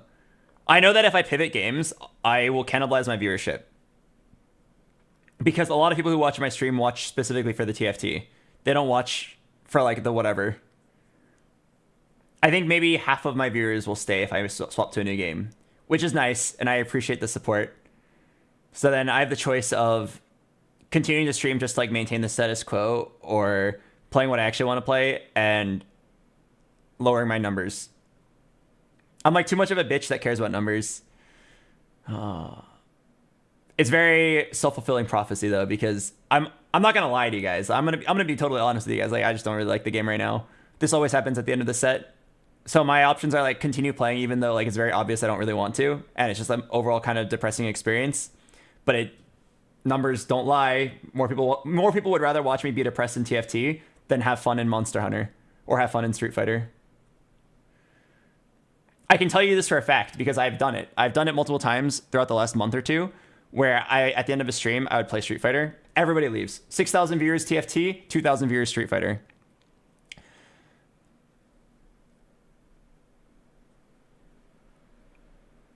Monster Hunter actually held numbers surprisingly well. I think we had 2,500 people watching Monster Hunter. We went from like 4,000 one day to 2,500 in Monster Hunter. Does viewership also taper towards the set end? Yes, but I think most of it's because I'm depressed. It's more fun to watch a streamer who's having fun playing the game than it is to watch a guy who hates himself and complains about how much he doesn't want to play the game every day. It's like such a first world problem to complain about not wanting to play TFT. Like, if you look at Robin's songs, that guy, his numbers actually kind of popping off. He was pulling like 6K earlier today, which is really good for his usual standard. He usually pulls like 3K. But like, I think he's still having fun. Or if he's not having fun, he's really good at hiding it and pretending that he's having fun. I also, I've tuned in for a little bit and I like what he's doing.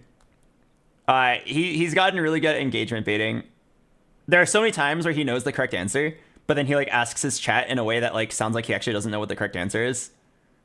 And then everybody feels like they're involved. It's the like, oh man, I have a Shojin and a JG. I've got a belt, a glove, and a sword. What can I make on my Zoe 2? Oh god, I'm not sure. And then people in chat are like, oh my god, make a guard breaker. And he's like, guard breaker? You think that's good? Yeah, no, I think you're right. I think guard breaker is good here. And then the guy's like, oh my god, I helped. Yay. He does it really well.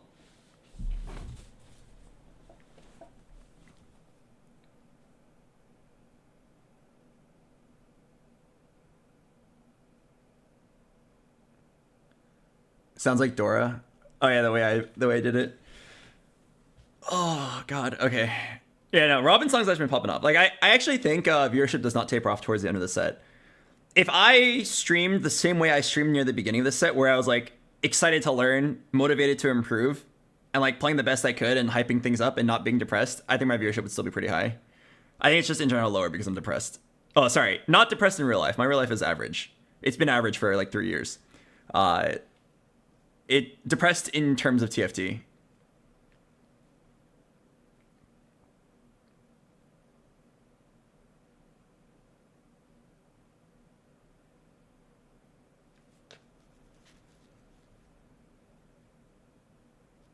Do right-wing political commentary. It has high viewership.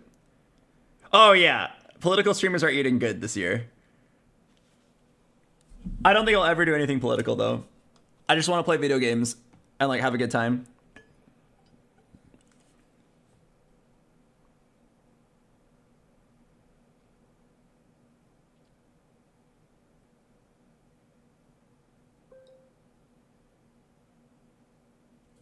I thought you needed to go end your stream and go chill with a friend who just got employed. Yeah, my friend got employed recently, and his only free days are Mondays and Tuesdays, so I wanted to end my stream early and play games with him.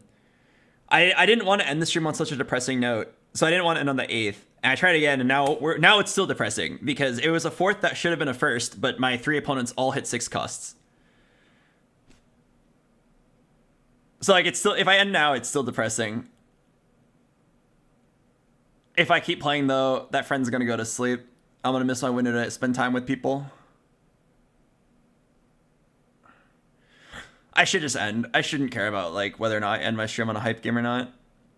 I care way too much about like ending it strong.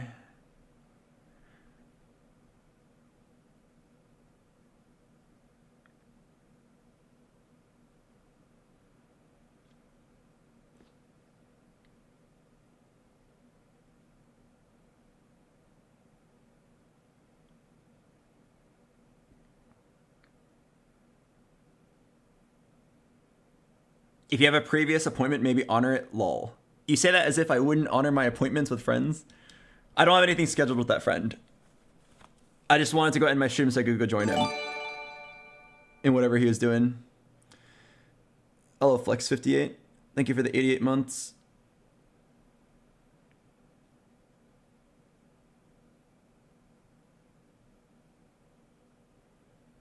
All right, yeah, no, I'm gonna end my stream.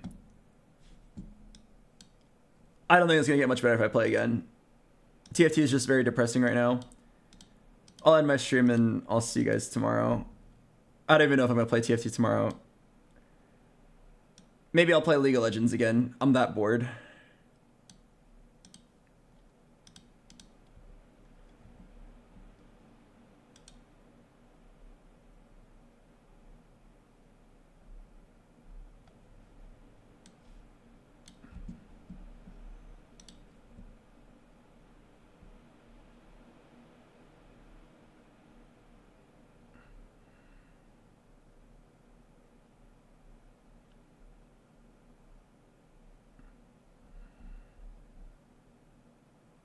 Wait, is this everybody that's streaming TFT? Holy shit. Wait. Usually you can scroll down for a while.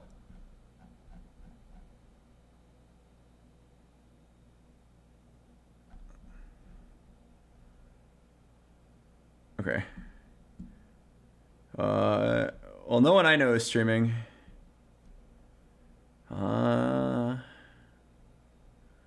Maybe I'll send you guys over to a League streamer. League of Legends is still cool, right? In 2025.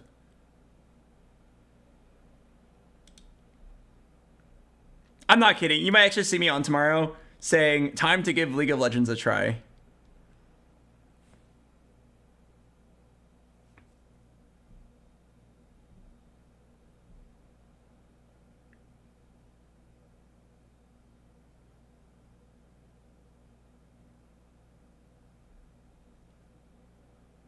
Sajam is streaming at 11 p.m. That's like the latest I've ever seen him stream. Oh, he's watch partying at tournament. I see.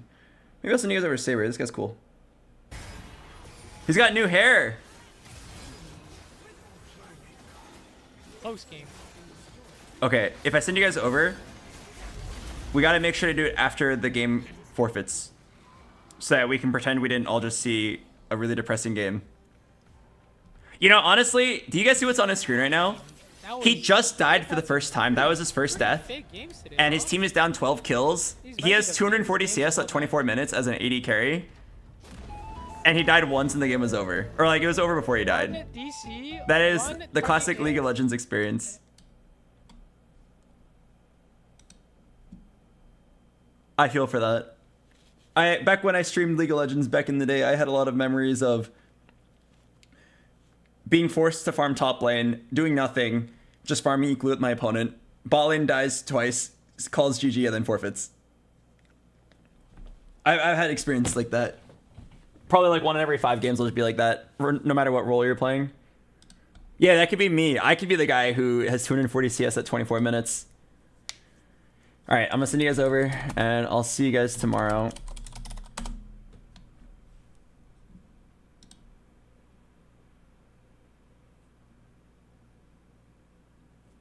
Okay, thank you for watching today. I'm sorry it's so depressing. I tried my hardest to have fun with the game, but I don't think it was possible. Tomorrow, we will probably unironically actually for real play League of Legends. Just to have something interesting new to do. Until then, enjoy Saber's stream. He's a chill dude. And I will see you guys in like 15 hours. Have a good night. When you get to Saber's stream, type